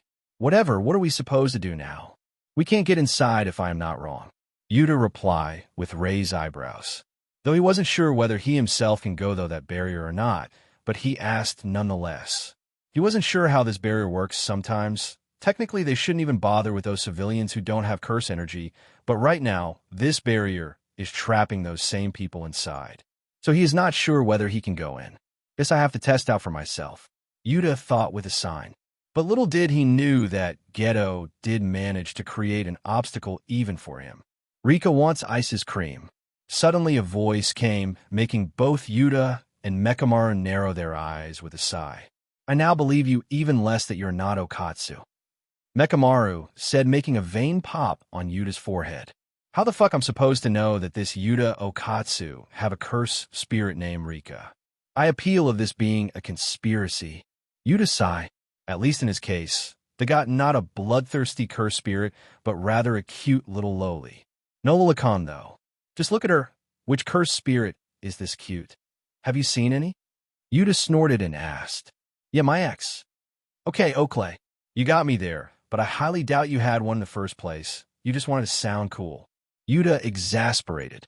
Ahem, now is not the time. We need to quickly remove this barrier and get inside. Mekamaru grumbled and changed the topic. Rika want ice cream, shouted Rika again, this time with a little pout, seeing both the boys ignoring her as she stomped her little leg in the ground. Okay, here you go. Yuta took out the ice cream from his system space and hovered it in front of the little girl whose eyes had stars after seeing the strawberry flavor ice cream in his hand. Why she had to like this flavor? This might be the only flavor which I hate with passion. Yuta wasn't surprised when he saw that Mekamaru could see Rika. Surely the curse energy helped not only him, but others to see Rika. This at least explained a little bit of his queries, though this bring more problems to him. Now he was sure that Rika's could be in danger if she keep lingering around him when he goes to fight those cursed spirits. When it comes to there being another Rikan with that Okatsu guy, he was surprised, but didn't bother about it too much. Right now he didn't have the time. Yuta didn't directly hand over the ice cream to Rika. He kept dodging the moment her child was ready to lunge at the box of strawberry ice cream. Ah, ice cream. Rika moaned with helplessness when seeing that her favorite dessert was in front of her, but Yuta wasn't handing over. Her big eyes started to have tears. I will give you, but you have to promise that you have to stay close to me and hide when I say. Promise? Yuta asked with straight face. He wanted to make sure that the girls remained sane, but he wasn't in MHA world right now anymore. So, keep her safe. He has to keep her close to him and protect her. That was the only way for the time being. Rika promised. Rika nodded her head like chicken pecking rice, and only then that Yuta handed over the ice cream. Are you done babysitting? Come on already, Mekamaru said with a little irritation and move on. Yuta grumbled and nodded. The idea was to get inside the barrier, but that can't be done until the barrier is up there. Though unlike what he was expecting, it's more than just one barrier. This was the problem one faces when they don't have the support from the jiu-jitsu base. At least the intel they gather could help. But the cheap Kankuro stopped him from contacting the school. Thought he could do that now, but what the point? Anyway, back to point. At first Yuta thought that there's only one big barrier, but that ain't the case. The big barrier is, well, big, like really big, and it's stopping all civilians from escaping from this place. But considering that jiu-jitsu sorcerers can easily enter or exist, it wasn't a problem. It can be dangerous for the civilians, but that is not something he could do anything about it, so he was ignoring it altogether. What made Yuta angry was that there was another barrier inside. While the bigger barrier covered the entirety of Shibuya, the second one was mostly centered on the subway. This was the barrier which was stopping the jujitsu sorcerers. Yuta had two thoughts about using Rofa to break the dam barrier, but something was telling him that he would be needing the HT and he should save it. It was mostly his instincts. After all this big barrier, no one to put it up just for nothing. Something is big going on, and he had to save his HT just in case. So, will you tell me what you're planning? Shika asked Mikamaru as the boy tried to enter the barrier, but couldn't. Due to having next to zero knowledge about what was going on, he had to follow his lead here. He doesn't completely trust the second-hand Kankuro here, but right now he has no other way but to follow his lead. We have to find the person or the thing which is keeping the barrier up. The barrier is stopping others from going in, meaning the person has to be outside of the barrier. Mekamaru said, making Yuta confused. He honestly never understood the complex jiu-jitsu technique, but he got it that he just has to find the crazy person holding up this barrier and slash him. Got it, Yuta replied, but then he went ahead and tried to touch the barrier only for his hand to easily enter. But what I'm supposed to do about this? Yuta asked with confusion. How did you do that? Even Mekamaru looked confused at this. Isn't the barrier supposed to stop any curse energy user? Mekamaru thought with strange look on his face. I have no idea, but seeing how things are, I can only say that it's either the barrier is not stopping me because I exist in a loophole of his foundation, or it's intentional and it's leading me to a trap. Yuta replied with serious face. What are you going to do? Asked him. Yuta didn't answer directly. He wanted to just rush in right now. Consequences be damned, but right now he wasn't alone. Rika was with him. It could be dangerous for her. Gojo walked calmly into Shibuya Station, his eyes concealed behind his blindfold as usual. He could sense the presence of cursed energy inside. Civilians were scattered throughout the station, panic and fear evident on their faces. But Gojo, while aware of them, didn't care too much about them. They really packed the place with people, didn't they? He muttered to himself, scanning the area. He knew what the cursed spirits were planning, using civilians as hostages to restrict his movements. It was a cowardly but clever tactic. As Gojo ventured deeper into the station, three figures emerged from the shadows: Choso, Jogo, and Dagon. They were part of Geto's crew, tasked with stalling Gojo for at least 20 minutes. If they succeeded, Geto would arrive with the prison realm to seal him. I know you, Gojo said as he looked at Jogo. The three cursed spirits spread out, using the civilians in the station as living shields. The whole area was surrounded by innocent people, making it difficult for Gojo to unleash his full power. They're trying to corner me with hostages, Gojo thought, his smirk fading for a moment. How annoying. Choso was the first to attack, sending streams of blood flying toward Gojo. Gojo's infinity effortlessly stopped. Jogo followed up with a wave of volcanic fire, but Gojo's limitless technique nullified the attack, keeping the flames from even reaching him. However, every time Gojo tried to get close to one of the cursed spirits, they would move near the civilians, forcing Gojo to hold back. He could obliterate them all in an instant if he wanted to, but the presence of so many people was a problem, and that was when Gojo noticed a chance. The reason why he was held back was obviously because he didn't want to hurt the civilians. That way he wasn't able to use any of his powerful techniques. This was the exact plan of the cursed techniques still now. But while fighting, Gojo suddenly found a gap to use one of his more destructive techniques to take out one of the cursed spirit. It was Dagon who made the mistake. He should have always stayed behind civilians so Gojo wouldn't get a chance, but during the fight, he came out in open in a way that Gojo got clear line of fire, which will not hurt any civilians. Without missing a beat, Gojo raised his head, and the next second a red light formed on his palm, sending a relapse red at Dagon, completely obliterating him while doing minimum damage to the station. Dagon, Jogo was the first one to react. Gritting his teeth, he wanted to just go and kill Gojo right now, but he wasn't strong enough. More than anything, he can't even use his domain according to the plan. What is Geto doing? Why is he taking so much time? Jogo can't help but complain. The fight was like in cat and mouse. Gojo seriously had to hold back his power to not kill the civilians. Not having any other option in his disposal, he fight them one-on-one with just his physical power and none of his techniques. Soon a sound of a train screeching to a halt filled the station. Mahito appeared, grinning mischievously as he brought even more civilians into the station.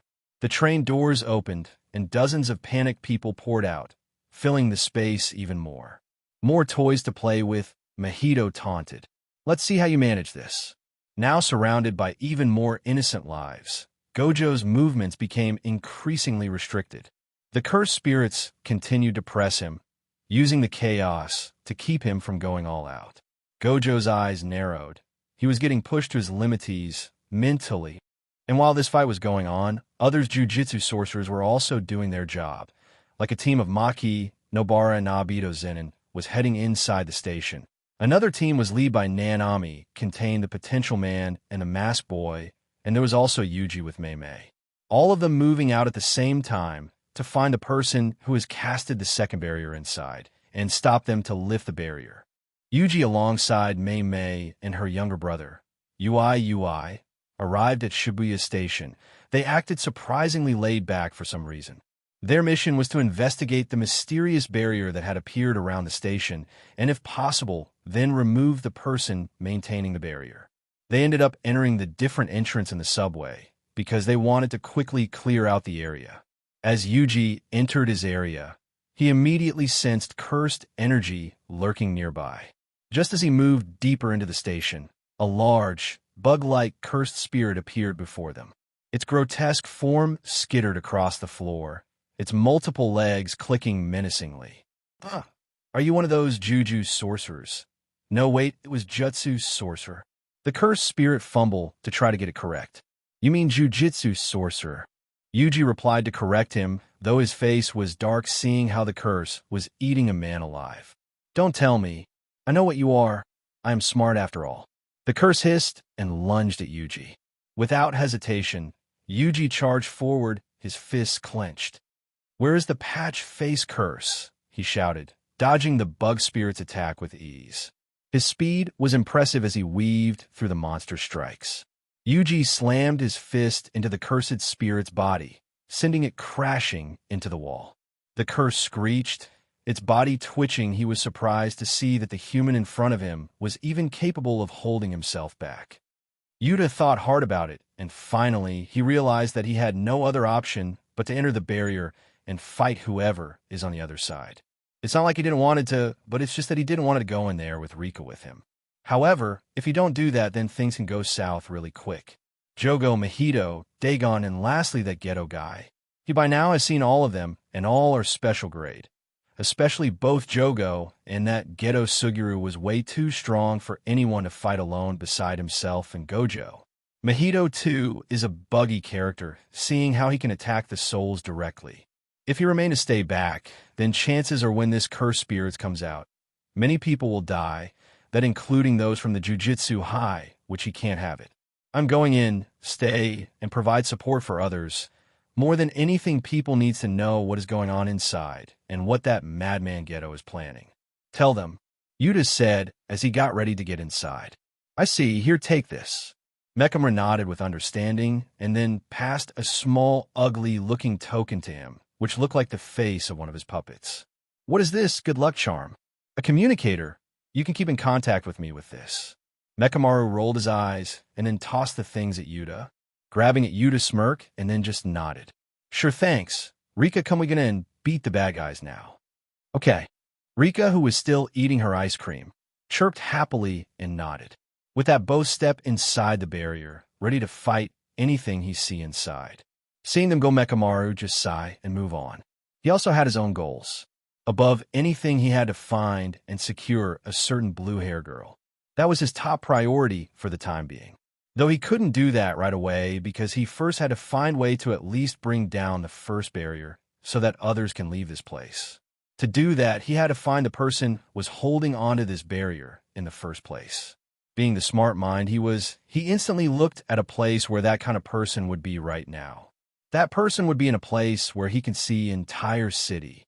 Mechamaru thought as he looked up to see a tall building. But before I go after them, I need to inform others what is going on here. Suddenly, a loud announcement echoed through Shibuya, startling everyone inside the barrier. It was Mekamaru's voice. "The one holding up the barrier is at the top of a tall building near the station," he declared. The message was clear and urgent. Hearing this, Ino and Megumi exchanged quick glances. Now they had no idea whether to even believe Mekamaru, considering that he might be the traitor, but the entrance being close off with that barrier and nowhere to go, they had no other option but to find out for themselves. It could be a trap, but they had no other choice in this regards. "Let's go," Megumi urged, and without wasting any time, sprinted toward the building. Ino followed him, but he still looked unsure. "Are you sure about this?" Ino asked with a little hesitation on his face. "I am not, but right now we have no other option." The climb was tense, and as they reached the rooftop, they found their target. Standing at the edge of the roof, surrounded by cursed energy, was Jiro Awakasa, the curse user responsible for maintaining the barrier. Well, at least they didn't know him by name. He was an old man who was holding onto the item which was keeping the barrier up. "So, you two are here to break my barrier? Good luck with that," Jiro sneered, his voice dripping with arrogance. His cursed energy flared up, signaling that this wouldn't be an easy fight. "Seems like the info wasn't wrong," Ino said, now more focused and glaring at Jiro. "Don't let your guard down. If he is holding the barrier, then he won't be a weak target." Megumi state while his own curse technique flares up, ready to fight. The fight inside Shibuya Station was becoming chaotic. Cursed spirits swarmed the area, and the innocent civilians were dropping one by one. Gojo was holding back to avoid hurting anyone, but the cursed spirits and their brutal tactics were pushing him to his limit. Suddenly, Gojo decided there was no other option. "I'll finish this in an instant," he muttered to himself, focusing his immense energy. In the blink of an eye, he activated his domain, Infinite Void, for just 0.2 seconds. The cursed spirits, civilians, and everything within its range were instantly overwhelmed by a flood of endless information. Time seemed to stop for everyone inside. In those precious moments, Gojo stunned every enemy around him. When his domain dissipated, Gojo wasted no time. Moving at blinding speed, he unleashed a series of precise and devastating attacks, taking down every cursed spirit. The room was a blur of motion, with Gojo's figure zipping across the battlefield, eliminating each threat. But this immense exertion took its toll. Panting heavily, Gojo stood in the aftermath, catching his breath. He had saved as many lives as he could, but the toll was evident. That's when he felt a presence behind him. Turning around, Gojo froze. In front of him stood Suguru Geto, his best friend who had died years ago. "You?" Gojo's voice was filled with shock and confusion. Before he could react further, Kinjaku, who was inhabiting Geto's body, smirked and used the moment to trap Gojo inside the prison realm. Gojo's eyes widened in disbelief as the cursed object activated. "What's wrong with this dude? He fell from a 21-story building, and not even a scratch on him." Megumi questioned to himself, seeing what happened. He glanced back at Ino with a troubled look on his face, putting him on his guard. Ino, immediately after coming up to the top, suffers a heavy blow from the old man. It mainly happened because Ino was going to attack him with his curse technique, but the man, instead of dodging, charged right in. Both he and Ino thought that the man would be implemented by his curse technique, but to his surprise, nothing happened. He defected Ino's attack like a fly and charged right at him. His attacks were strong and heavy. He got Ino good. Megumi, seeing this, instantly summoned Nu to throw the man down the building. "But, you all right?" he asked Ino, seeing he was clutching on his stomach. That attack from the old man definitely broke many of his ribs. "Yeah, no problem," Ino said. By his voice, it was obvious that he was lying. "Stay here. I will take care of that guy." Megumi knew that he wasn't in a fighting condition. Letting Ino get involved in this fight would be dangerous not only for Ino, but also for him. "Hey, I said I'm all right." Ino complained, but Megumi wasn't having any of it. He summoned Nu and got on his hand to fly down. "Fine then. If you come down faster than I can take care of that old man, then he is all yours." Ino gritted his teeth from behind his mask. He wanted to move, but the pain from his broken ribs was too much. Megumi didn't wait and fly down with Nu, only to stop midway and make a particular hind sign to summon another one of his Shikigami. The old man, Jiro, was looking for that boy to fly down only to realize that something was wrong. And he was right. He saw something big suddenly manifesting up in the sky where the boy was, and then rushed at him like a meteor. Asterisk smash. Next second, a giant elephant, which might give tough competition to the one portrayed in Lord of the Rings movie, smashed the entire street, doing more property damage than this entire Shibuya incident combined up to now. Megumi huff. It take too much time and curse energy to summon the elephant on his part, but seeing this satisfying level of destruction, he was sure that that would be enough to take care of the old man. Unfortunately for him, that wasn't the case. That old man, Jiro. He lifted the entire goddamn pink elephant, weighing more than a whale at this point by pure physical might alone, showing old as gold, and tossed the animal and the pretty boy with girly name aside. Kids this day, no manners for their elderly. Nobara was making her way through the Shibuya station, trying to find who was responsible for holding on the barrier. She had a mission, but suddenly, without warning, a figure leaped out of nowhere. It was Haruta, a twisted sorcerer with a strange grin on his face and strange face tattoos. "Found you," he taunted, drawing his bizarre hand-shaped sword, which seemed to move on its own. "Creepy." Nobara sneered and paused. Nobara immediately prepared to fight, throwing out her nails and attacking with her straw doll technique. But Haruta's movements were erratic and unpredictable. Launching nails is already hard to do with hammers. Hitting Haruta was extremely hard with the way he moved. His miracle curse technique, which allowed him to survive deadly blows through sheer luck, made him frustratingly hard to pin down. Every time Nobara landed what she thought was a solid hit, Haruta would somehow dodge at the last second, his sword swinging at unnatural angles. She swung her hammer, trying to keep up, but Haruta's strange fighting style was overwhelming. His sword lashed out, cutting through the air with deadly speed. Nobara managed to block a few strikes, but one slash grazed her arm, another nicked her leg, and soon she was struggling to stay on her feet. "Nee, this is fun, right?" Haruta had a twisted sense of humor as he knocked her to the ground. His sword hovered menacingly over her as he prepared for the final blow. Nobara, bruised and exhausted, struggled to get back up, but her strength was fading fast. Just as Haruta was about to land the finishing strike, a sudden blur flashed by. Bam! Haruta was sent flying, crashing into a nearby wall. Standing tall, with his suit still impeccably neat, was Nanami in all his glory. His sharp eyes glared down at Haruta as he cracked his knuckles. He had arrived just in time. Nanami grabbed Haruta by the hair, lifting him off the ground like he was nothing. "What is your plan here, and who are your companions?" Nanami said in his usual calm but intimidating tone was plus ultra. Voice quality equals the strongest. Haruta, disoriented, swung his sword at Nanami, but the seasoned sorcerer effortlessly dodged the wild attack and punched Haruta again, sending him sprawling. "What's your plans, and who are your companions?" Nanami said again, his eyes never leaving Haruta as he ensured Nobara was safe. Inside the station, Gojo was glaring at the man who looked just like his friend with complicated eyes. It didn't help that he was currently under the bind of the Prism Realm, few inches away from getting sealed inside it. "You looked like him. Your curse energy is like him. My eye says that you are him, but my heart refuses to believe it." Gojo didn't care about his condition, though. He just wanted to know who was the bastard pretending to be Geto. He has seen this coming. He was sure that he saw someone like Geto back in the exchange event. "I have to say, to make you lose your screw the original 20 minutes times wasn't enough. I even had to sacrifice Dagon due to the delay, just because you lose the suspicion and let your guard down.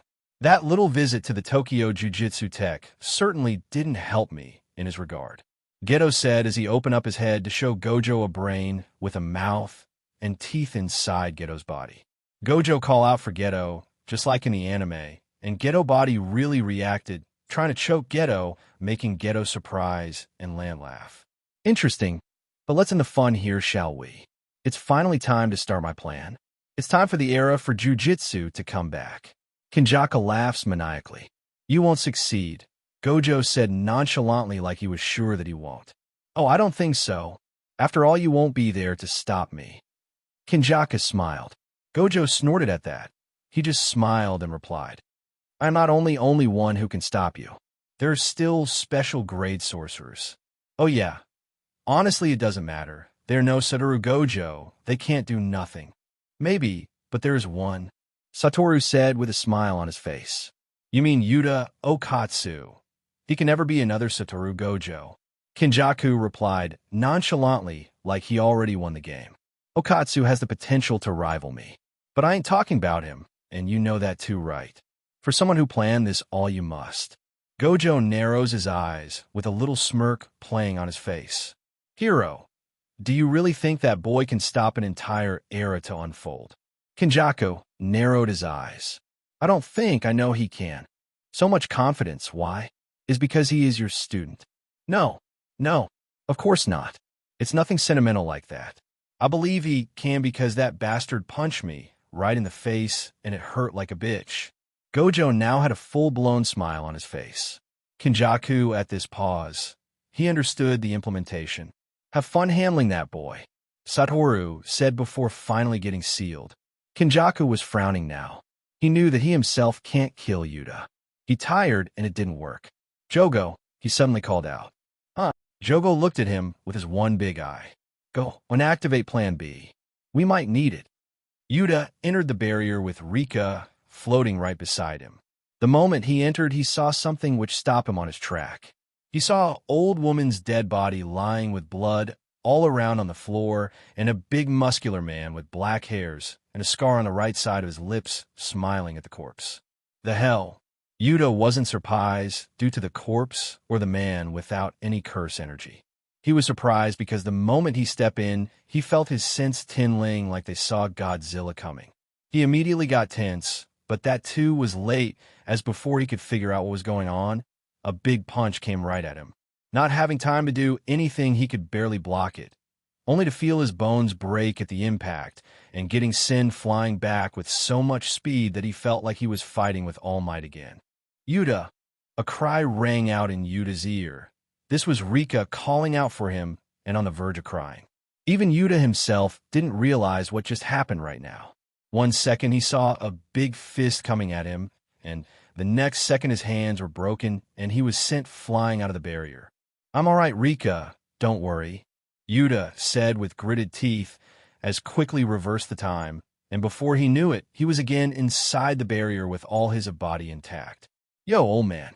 It's rude to attack without giving an initial villain talk, you know. Yuta said nonchalantly, mostly in a joking tone, but his face right now was serious as it could be. He was glaring at the middle-aged man in front of him with scrutiny. The man has no curse energy, that's why I didn't even consider him as a threat earlier. He caught me by surprise. Yuta thought while wondering what was going on here. Is it even possible for a person who have zero curse energy to be this strong in this world? The man didn't reply anything. He just smirked and again rushed at Yuta. It was blinding speed, but this time Yuta was able to capture it just fine. All thanks to Sharingan, he not only saw the man coming at him, but even avoided the incoming attack with a swift movement of his body. He is fast, OFA 30, number 40. Yuta quickly calculated how much power he needed. Though he could use more, but that might tire him out fast. That was the cost of using OFA at a higher level. There is the normal hero time, and then there's also how much power his own body handled before he runs out of stamina. Earlier, he didn't used to think too much about this except due to always using OFA at lower level with his body, but now that he was capable of using it higher level, he has to maintain a good balance between HT, power, and his own stamina. This played a major reason why he usually don't outright use his best full power to punch every enemy all the time. Tiring himself out in a fight is just as dangerous as running out of HT. So, often using how he uses his powers and how much is a trade between stamina and HT. But here, in this case, he can't choose to hold back to save HT. Because this man, seeing his punch was dodged by Yuta, a smile appeared on the man's face, making him look more deranged and he increased his speed. Blue lightning appeared around Yuta, and Ofa came to life. He didn't back down and quickly throw a punch of his own to met the middle-aged man's punch to determine his threat level. Usually it's as easy as sensing someone's curse energy levels. Of course, their curse technique matters more. But even if there are people with powerful curse technique, they can't do much with less blue reserves. So more often than not, being wary of people with high curse energy is enough. However, in this man's case, all that logic was kicked out of the window. Asterisk bam, both fists collided, making the pressure around them shift, and even the shockwaves was impressive enough for knock both of them back. Yuta's eyes were wide. Who as fuck is this fucker? He handled OFA at 40% like it was nothing. The man too looked surprised, but then a big smile appeared on his face like he found something interesting. Kid, what's your name? Asked the man as he stood there still grinning. Yuta Hero. Yuta replied, almost on instincts. Not a Zenin? Shame, I would love to see someone like me again in that clan. Only this time I wish that person doesn't show mercy, said the man with a little chuckle which went above Yuta's head. He knew about the Zenin clan, but didn't know the man in front of him, though by what he said he could figure out that the man was a Zenin. Or at least used to be. Wait a minute, it's just me, or this guy looked like Megumi? Yuta narrowed his red Sharingan eyes, now really seeing the resemblance. I am Toji Fushiguro. I never thought that I will find someone like me while I was alive. Seems like I finally did, though. I'm dead, huh? Holy shit. He is Megumi's father. Yuta's eyes widened. You are Megumi's father. He asked, trying to talk with the man. If possible, he didn't have to fight the man. And what does it mean that he is dead? But unfortunately, the now-named Toji wasn't looking like he was interested in talking. He seems to ponder about the name of Megumi for only few seconds before he all but vanish and appear right in front of Yuta, making him grit his teeth and block the upcoming attack with irritation. I certainly can't say like father like son in this case. Fuck. This time the punch was even more powerful. While the father was having good time fighting against Yuta, the son was having a tough time handling the old man himself. Jiro's inverse technique was tricky, and more than anything, it was especially hard to exploit the only weakness of this technique alone for Megumi, even if he was able to learn it after some time. He huffed as he was in rough case, though he wasn't much hurt, but he had few shallow wounds. If it was his earlier self, then he long would have used his only ace in his hands, but not anymore. Maybe the reason was that he knew that there was a way to beat Jiro. It was hard for him to do it alone, but not impossible. And beyond that, he can't die here, not right now. There was a person he wanted to go back to. Just when he was about to summon another one of his Shikigami, suddenly a sound came from behind. I'll help you. Megumi looked back only to see that it was Mekamaru, or at least one of his puppets.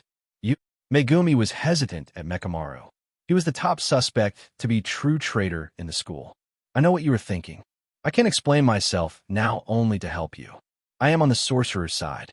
Mekamaru said, knowing what Megumi was thinking. First, accursed spirits, and now a zombies, who also happened to be the father of one of my friends, Peachy, real Peachy. Toji didn't respond, his muscles tensed, ready to explode into action.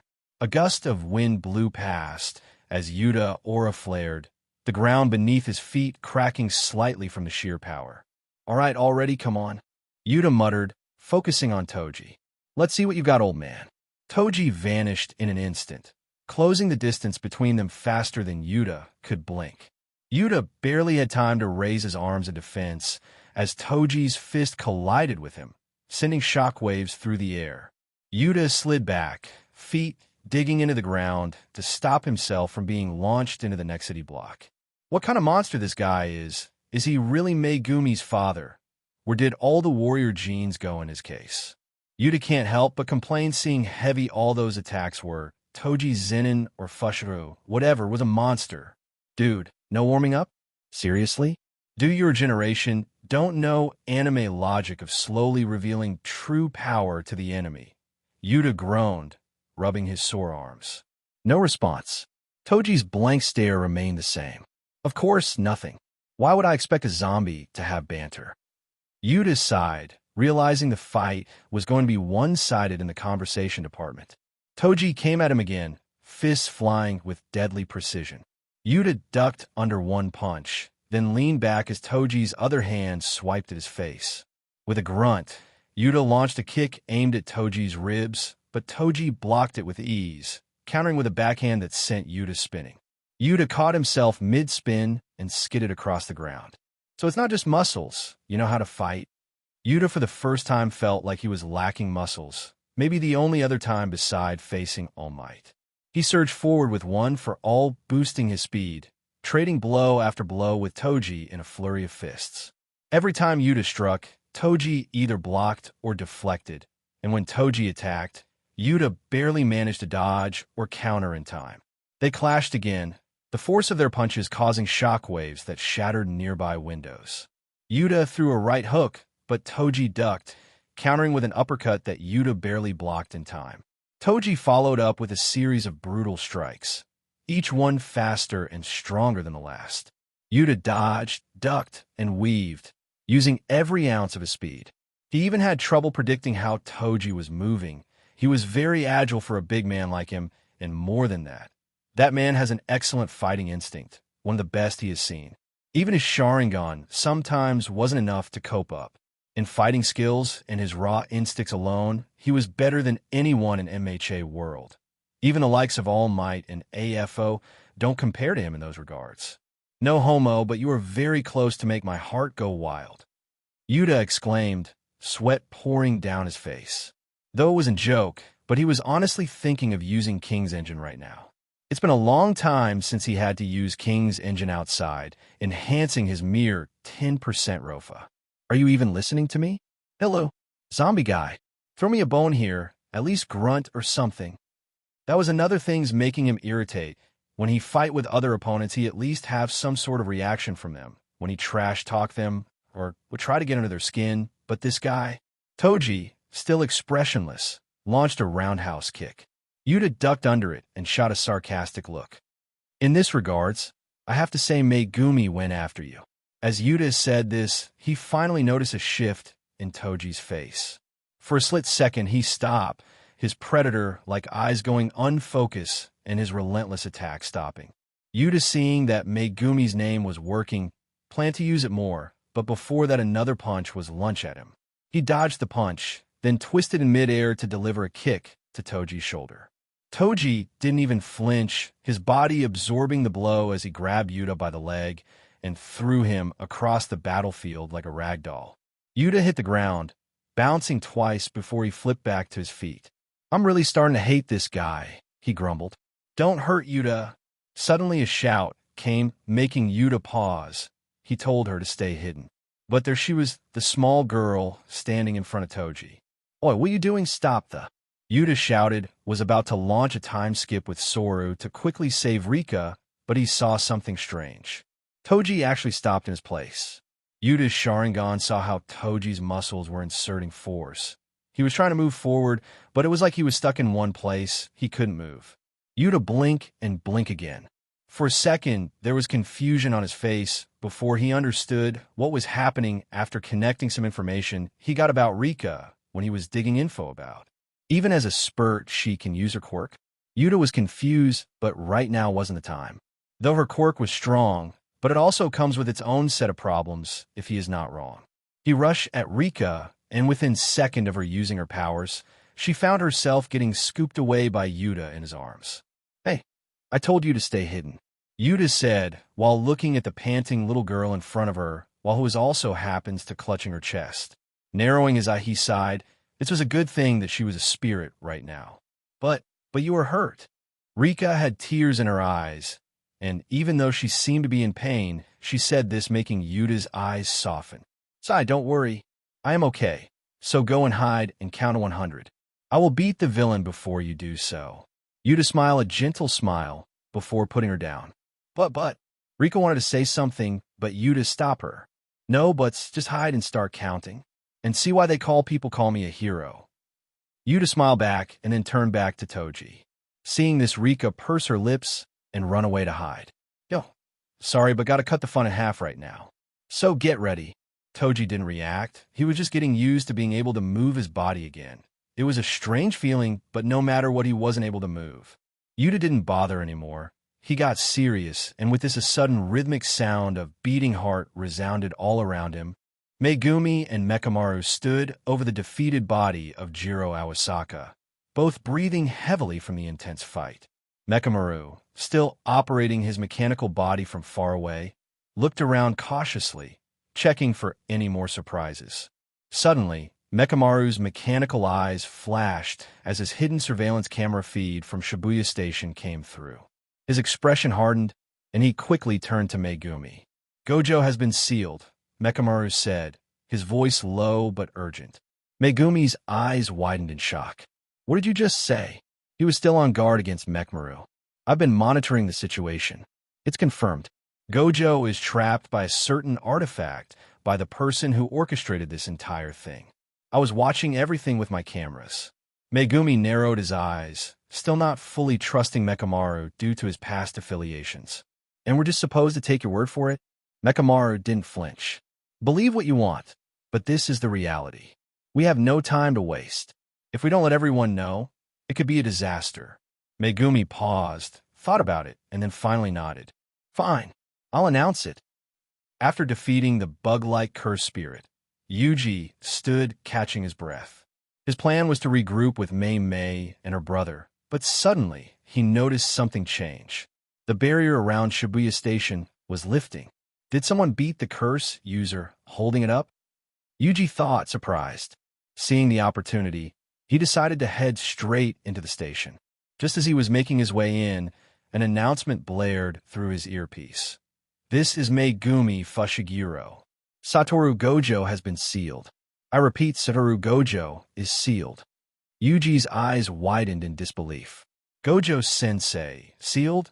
At first he didn't even believe it, besides the fact that he didn't understand what being a seal is exactly, but he instinctively knew it was bad. He clenched his fists, feeling a mix of confusion and panic. What should I do now?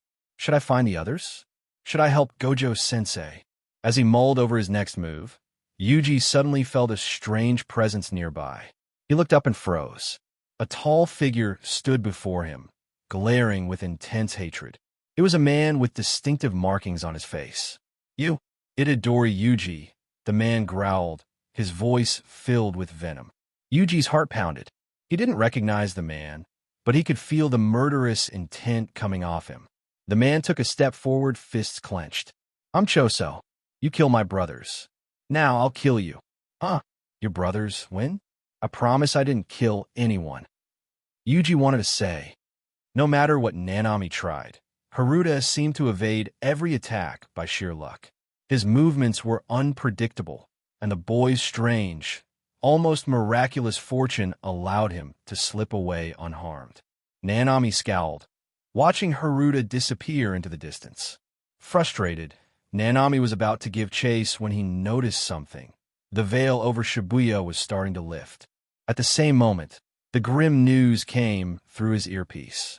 "Gojo Satoru has been sealed." Nanami's frown deepened. Gojo was the pillar of the Jujutsu Society. If he was sealed, the situation was far worse than they had imagined. Chasing after Haruta would have to wait. The bigger priority now was finding out what the curse users were planning next. Without wasting another moment, Nanami moved swiftly toward the station, leaving the injured Nobara to Arata Nidu. Upon entering, he spotted Maki and Naobito Zenin already there, both looking just as concerned. Maki and Naobito entered the station, their faces grim after learning that Gojo had been sealed. "Gojo sealed? Ridiculous." Naobito chuckled, though there was a nervous edge in his voice. He took another sip. "Looks like we'll have to rescue that invincible Gojo," brat Hamaki. Maki shot him a glare, her frustration bubbling up. "Now's not the time to laugh about it. We should be planning what to do next." "Oh, relax, Maki." Naobito waved her off, leaning lazily against a pillar. "That six-eyed brat might act like an idiot, but he'll figure something out." Maki, gritting her teeth, turned her attention to the map of the station layout on the wall. "We need to find where they've taken him. Tacking him down alone gonna be hard." At that moment, Nanami appeared, his usual calm, professional demeanor cutting through the tension. "You've heard?" he asked, his voice steady. "Yeah," Maki responded, still ignoring Nobito's carefree attitude. We're thinking of splitting up to cover more ground. But the priority is to find out where they're holding Gojo. Agreed, Nanami nodded. Gojo is essential. The longer he's sealed, the worse things will get. Nobito chuckled again, taking another drink. Don't worry, kids. We'll find him. And when we do, this whole fiasco will be over. I'd bet my whole inheritance on it. Maki shot him a sharp glance, but kept silent, her focus remaining on the task ahead. Her mood wasn't good ever since the exchange event. First her quarrel with Mai, and then Yuta's disappearance. Just then, the temperature around them dropped suddenly, as if winter had swept through the station in an instant. The ground began to shimmer with frost, and ice crept up the walls, encasing everything in sight. The three sorcerers tensed, sensing something wrong. The sound of footsteps echoed softly. A figure approached, slowly, deliberately. It was a girl with stark white hair, dressed in dark robes. Her cold, pale skin almost blended into the frost surrounding her. But the eerie energy radiating from her made it clear. She wasn't just any sorcerer. She was a powerful curse user. Maki tightened her grip on her weapon. Who is she? Nanami, his gaze sharp, answered, a curse user, and a dangerous one at that. The white-haired girl smiled faintly, her breath visible in the freezing air. Shame how even I have to get involved in that parasite's plan now. Everything for the future, I guess. She said as she was called here by Geto, because he lacked manpower now. The temperature dropped further, ice spreading across the floor, threatening to entrap them. Where is Satoru Gojo? What you plan to do with him? Nanami was the first one to ask. Mahito was frowning. He was looking for Itadori, but he wasn't alone. Both Jogo Choso were doing the same. The deal was whoever find him first gets to either kill him or revive Sukuna, in case Jogo finds him. He was looking around when suddenly he saw a monster fighting another monster outside the station. This was Yuta and Toji.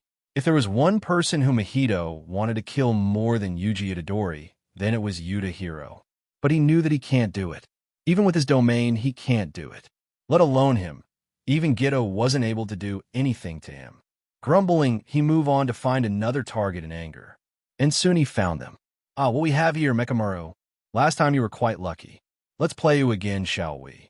Mahito saw a black-haired boy and a puppet standing side by side and grinned. Those two, of course, were Mekamaru and Megumi. The situation wasn't looking good for one of the sorcerers right now.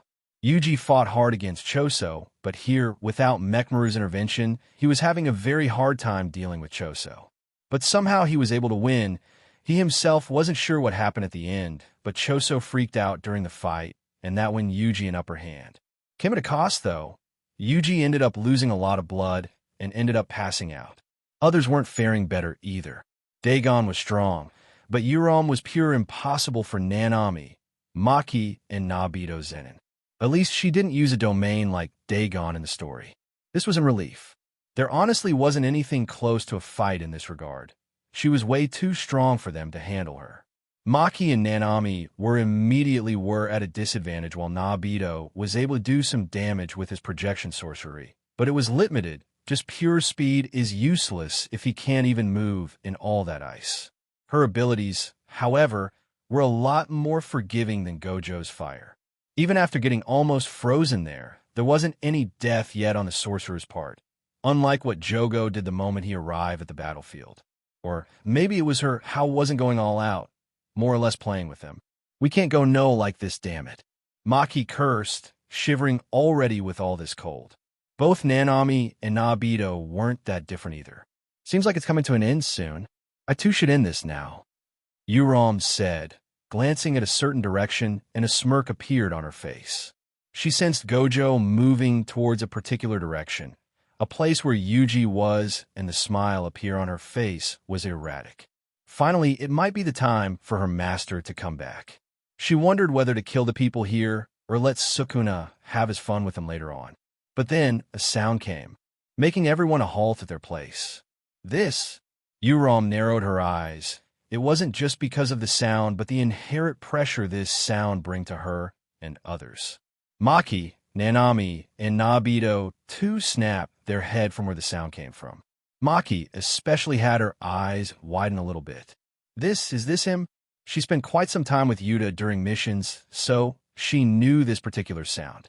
Outside the station, both Mekmaru and Megumi, who were panting trying to defend against Mahito's attacks, also hear this and stand still.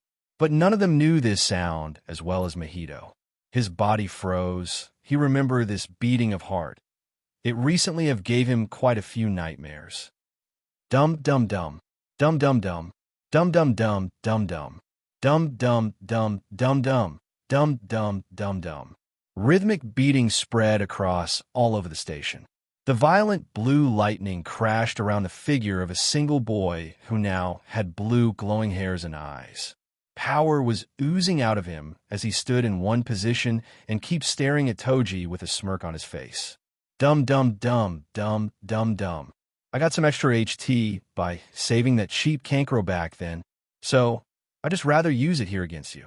Full cowling OFA 75%. Yuta mutters as he breathes in the air and got ready. Toji's instincts right now were screaming at him to run away. It was the same feeling when he fought to awaken Gojo. The power gap was way too much right now. He was earlier equal to Yuta when he was only using OFA at 40%. Now it was close to double that power. Anyone would have run away, but this was Toji Zenin we were talking about. He just grinned a big smile on his face, looking like he was enjoying it. If only those bastards seen you, they would know what a monkey could do. Toji said with laughter, not sensing curse energy in Yuta. He thought Yuta was like him. His resentment of the Zenin clan rang so deed that even after his death, he cowed forget. Show me how you have surpassed me. Toji shouted, but he next second his eyes went wide. Yuta appeared right next to Toji. It was so fast that nothing less than teleportation can express what he saw, or more technically, didn't saw the boy moving. This was time skip, of course. He saw a big lightning clash punch coming towards him. He wanted to move, dodge, or block it was way too fast for him. Smash! The wind pressure shifted. The entire place shook and multiple cracks appeared on ground. On contact, the entire skull of Toji was broken before he was sent back like a rocket. The power was so powerful that his flying back alone made another shocking wave, destroying the place further. Toji got smashed into two walls, penetrating them before finally stopping his flight when he got smashed onto the third wall. Asterisk blurp. Almost instantly, he coughs up a bucket load of blood. The sound alone was enough to make people, curses and sorcerers alike to shrugged, even when they weren't present to see what happened. A straight ravine was formed from where Yuta attacked Toji to the point where he got smashed in. For a few seconds, Toji blanked out. When he did woke up, he only found pain surrounding his entire body. Neither his hands nor his legs were able to move anymore. Just one punch put him in a state where he can't move anymore. Sorry, but as I said, I am in a hurry and can't let that little girl count to 100 before I am finished here. Yuta suddenly came next to up, standing over him with glowing eyes, lightning still crackling around his body. Toji for a second had no idea what to do anymore. He tried to move again, but it was like his body have given up now. Every part of his body was broken. That's how powerful that punch was. But he still tried to say something. Yuta not being able to hear him bring his ear close, knowing it was his last words. Megumi is in it. The voice came out like whisper, but upon hearing Yuta, understood what he was asking. His name is still Megumi Fushiguro. That was all Yuta said, though he had no background info about why Toji was asking this, but knowing what Zenin clan was thanks to Maki. He knew what the man was asking and why. I'm glad. Yuta just remained there, powering down. Maybe that for the best. Nanako and Mimiko were on the hunt for Yuji, their hearts pounding in their chests like never before. Sweat dripped down their foreheads, and their hands trembled. It wasn't because they were afraid of the mission, but rather something far more intense. A powerful pressure weighed down on them, making it hard to breathe. What is this? Mimiko gasped, clutching her chest as they walked. Nanako wiped her brow, trying to shake off the overwhelming sensation. It's like my heart's about to explode. What is this beating sound and this pressure? She wondered out loud.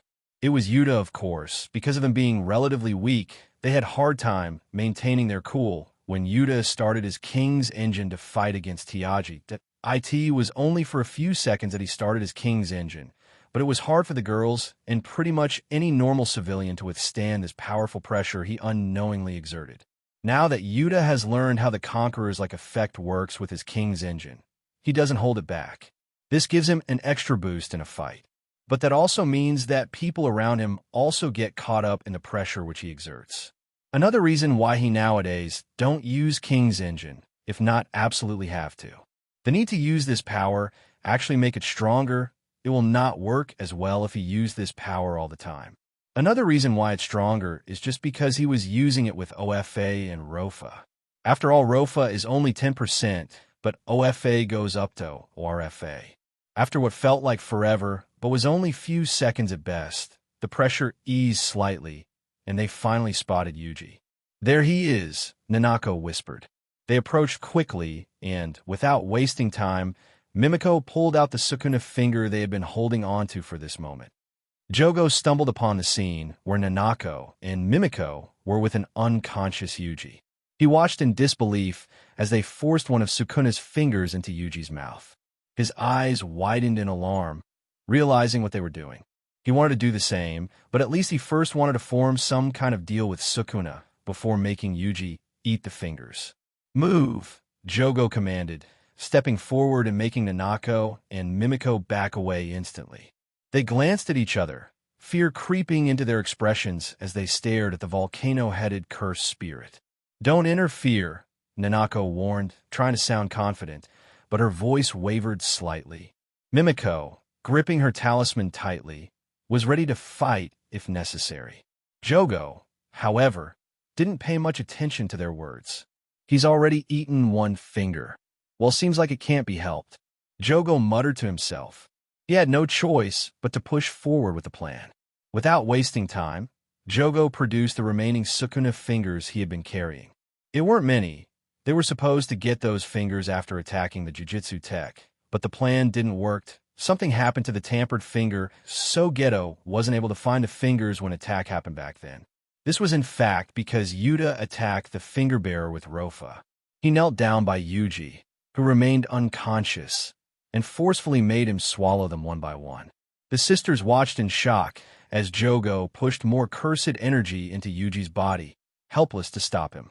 As the last finger slid down Yuji's throat, the air around them grew dense and oppressive. A chilling aura spread through the space, and the ground beneath them trembled slightly. The sisters' eyes widened in terror as they felt it, Sukuna's overwhelming presence.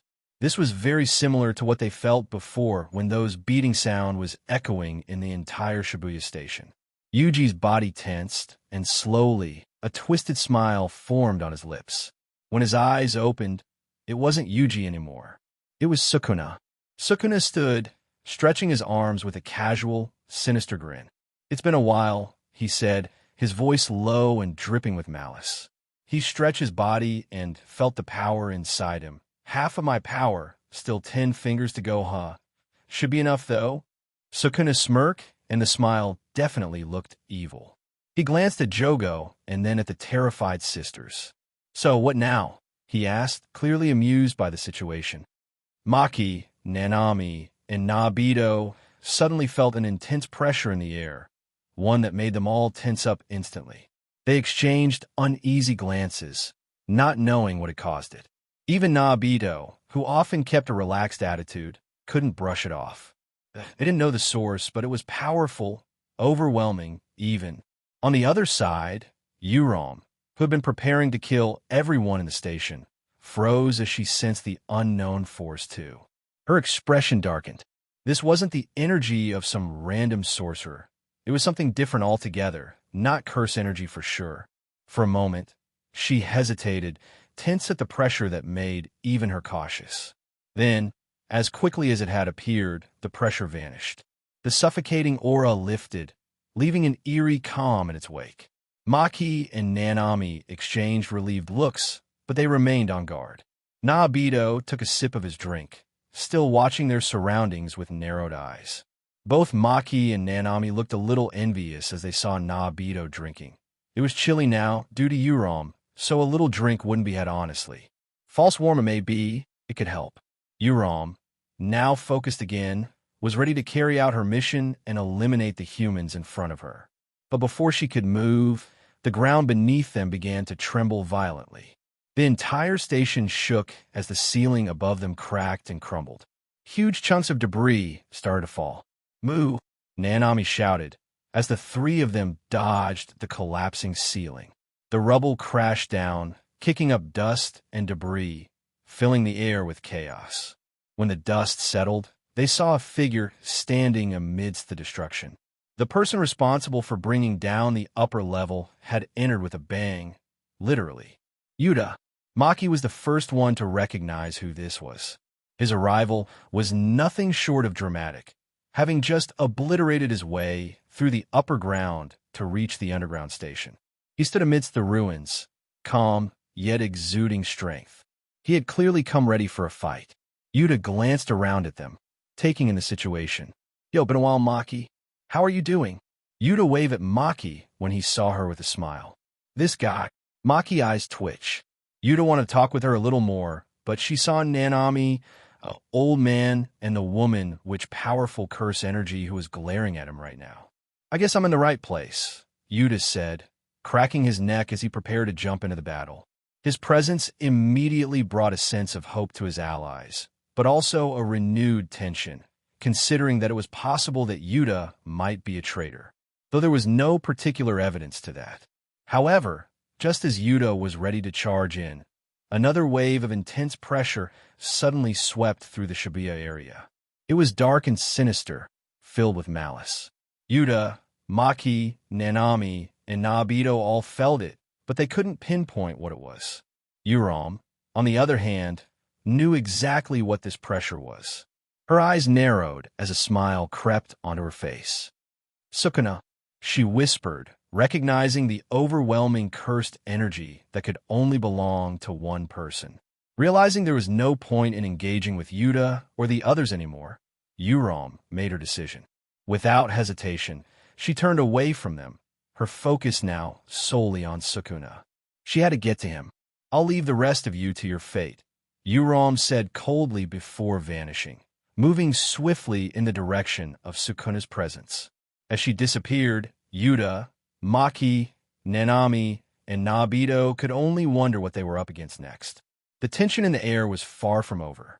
As Urom disappeared, the heavy tension finally lifted, and Maki, Nanami, and Naobito sighed in relief. The air felt lighter without the impending threat of immediate danger. Yuta, standing among the rubble he had caused, was the first to break the silence. So what's going on here? Wasn't that woman the enemy?" Yuta asked, looking around at the battered underground station and ice all around. He was still catching his breath from the earlier fight with Toji and had no clue about the current situation in Shibuya. In fact, he was the only clueless one besides Yuji. Thanks to him not being in the JJK world, all the knowledge of the current situation came from Mekamaru for him. This was the first time he saw anyone he actually knew in JJK. So he was excited.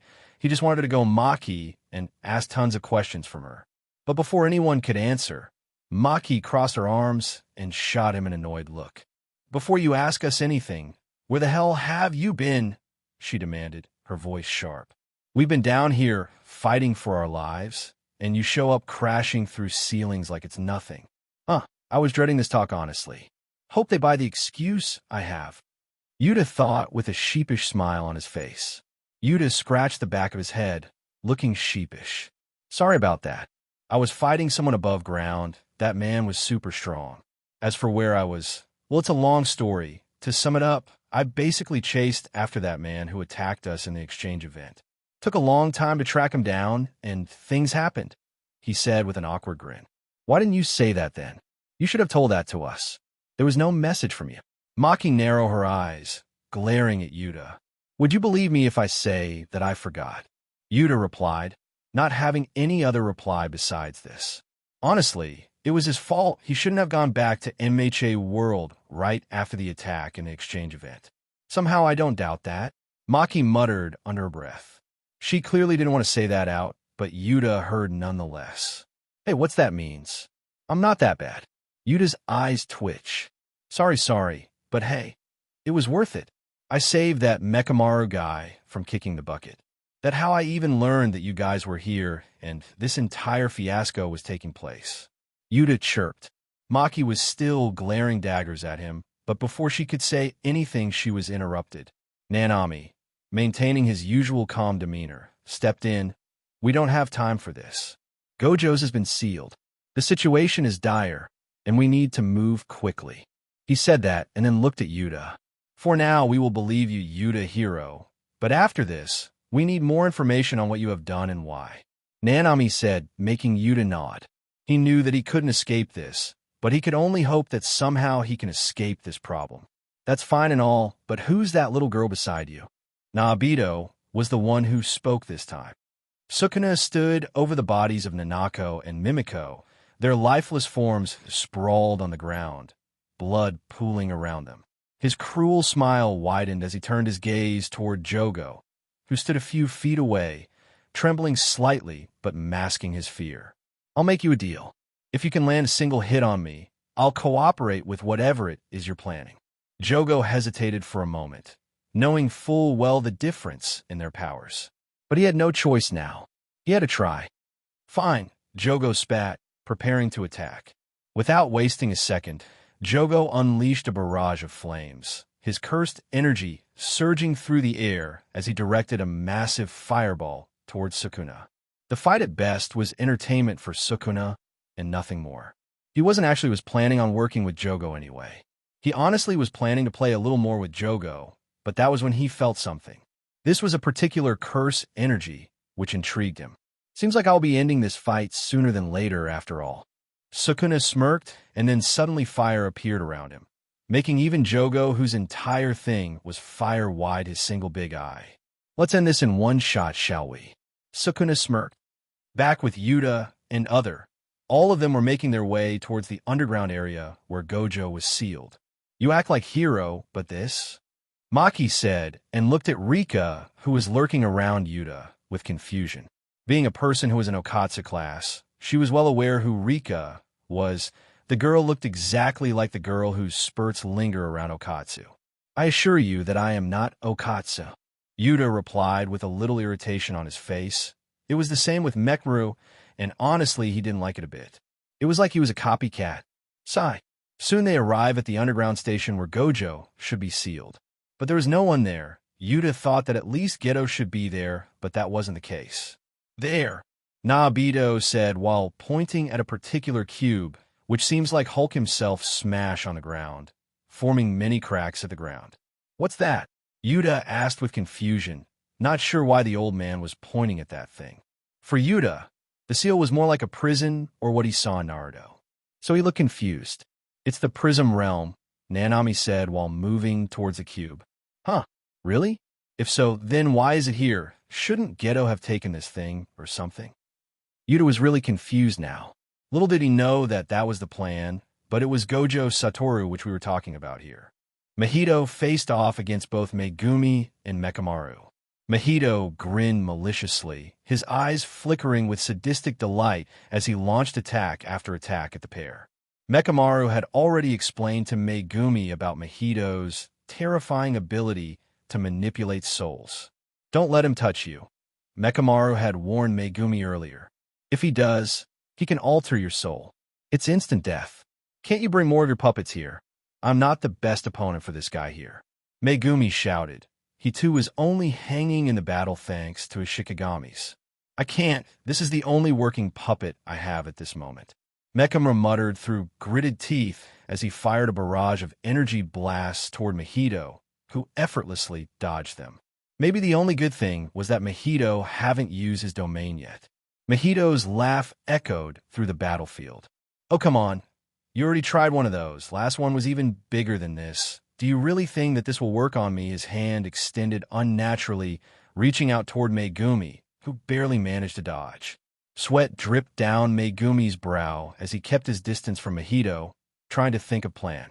But no matter how much they attacked, nothing seems to be working on Mahito. The biggest problem here was that none of them were equipped to deal damage to Mahito's soul. His ability to reshape his body and heal made him a nearly unbeatable foe. Megumi glanced at Mechamaru, whose mechanical form was battered and sparking. I have left with no other alternative now, Megumi said quietly to himself, his expression hardening. He knew summoning the 10th Shikigami was a risk, one that will kill him. But Mahito was too powerful, and this might be their only shot at defeating him. Megumi raised his hand, making the necessary hand signs, his cursed energy flaring as he summoned the one Shikigami he had been holding back. Eight-handed sword divergent Sela, divine general, with this treasure I summon. Maharaga, the ground beneath them rumbled violently as a massive figure emerged from the cursed shadows. The towering, armored Maharaga loomed over the battlefield, its spinning wheel overhead casting a shadow of doom. Mahito's grin faltered for a moment, taken aback by the sudden appearance of the cursed beast. This curse energy, Mahito muttered. What is this? Just as Maharaga materialized, he moved with blinding speed, landing a brutal punch against Megumi's side. Megumi was flung against the wall, the impact cracking the stone behind him. Blood dripped from his mouth as he struggled to stay conscious. With Megumi out of the way, Maharaga turned his attention to Mahito, ready to kill him in one shot. Mahito, seeing the power of the Shikigami, finally got serious. He wasn't aware of Maharaga's abilities, so earlier he was just but now he was more worried. With blinding movement, Maharaga moved, not letting Mahito even able to so much as move from his place. But just before his attack landed, someone intervened. A flash of movement, faster than either Maharaga or Mahito could track, cut through the air. Mahito was knocked back, skidding across the ground before he came to a halt. He looked up, eyes wide in surprise. Standing between him and Maharaga was Sukuna. For a moment, the battlefield went silent, the sheer pressure of Sukuna's presence enough to freeze everyone in place. Even Mahito, with all his arrogance, felt a cold chill run down his spine. As Sukuna, Mahito stammered, barely able to believe what he was seeing.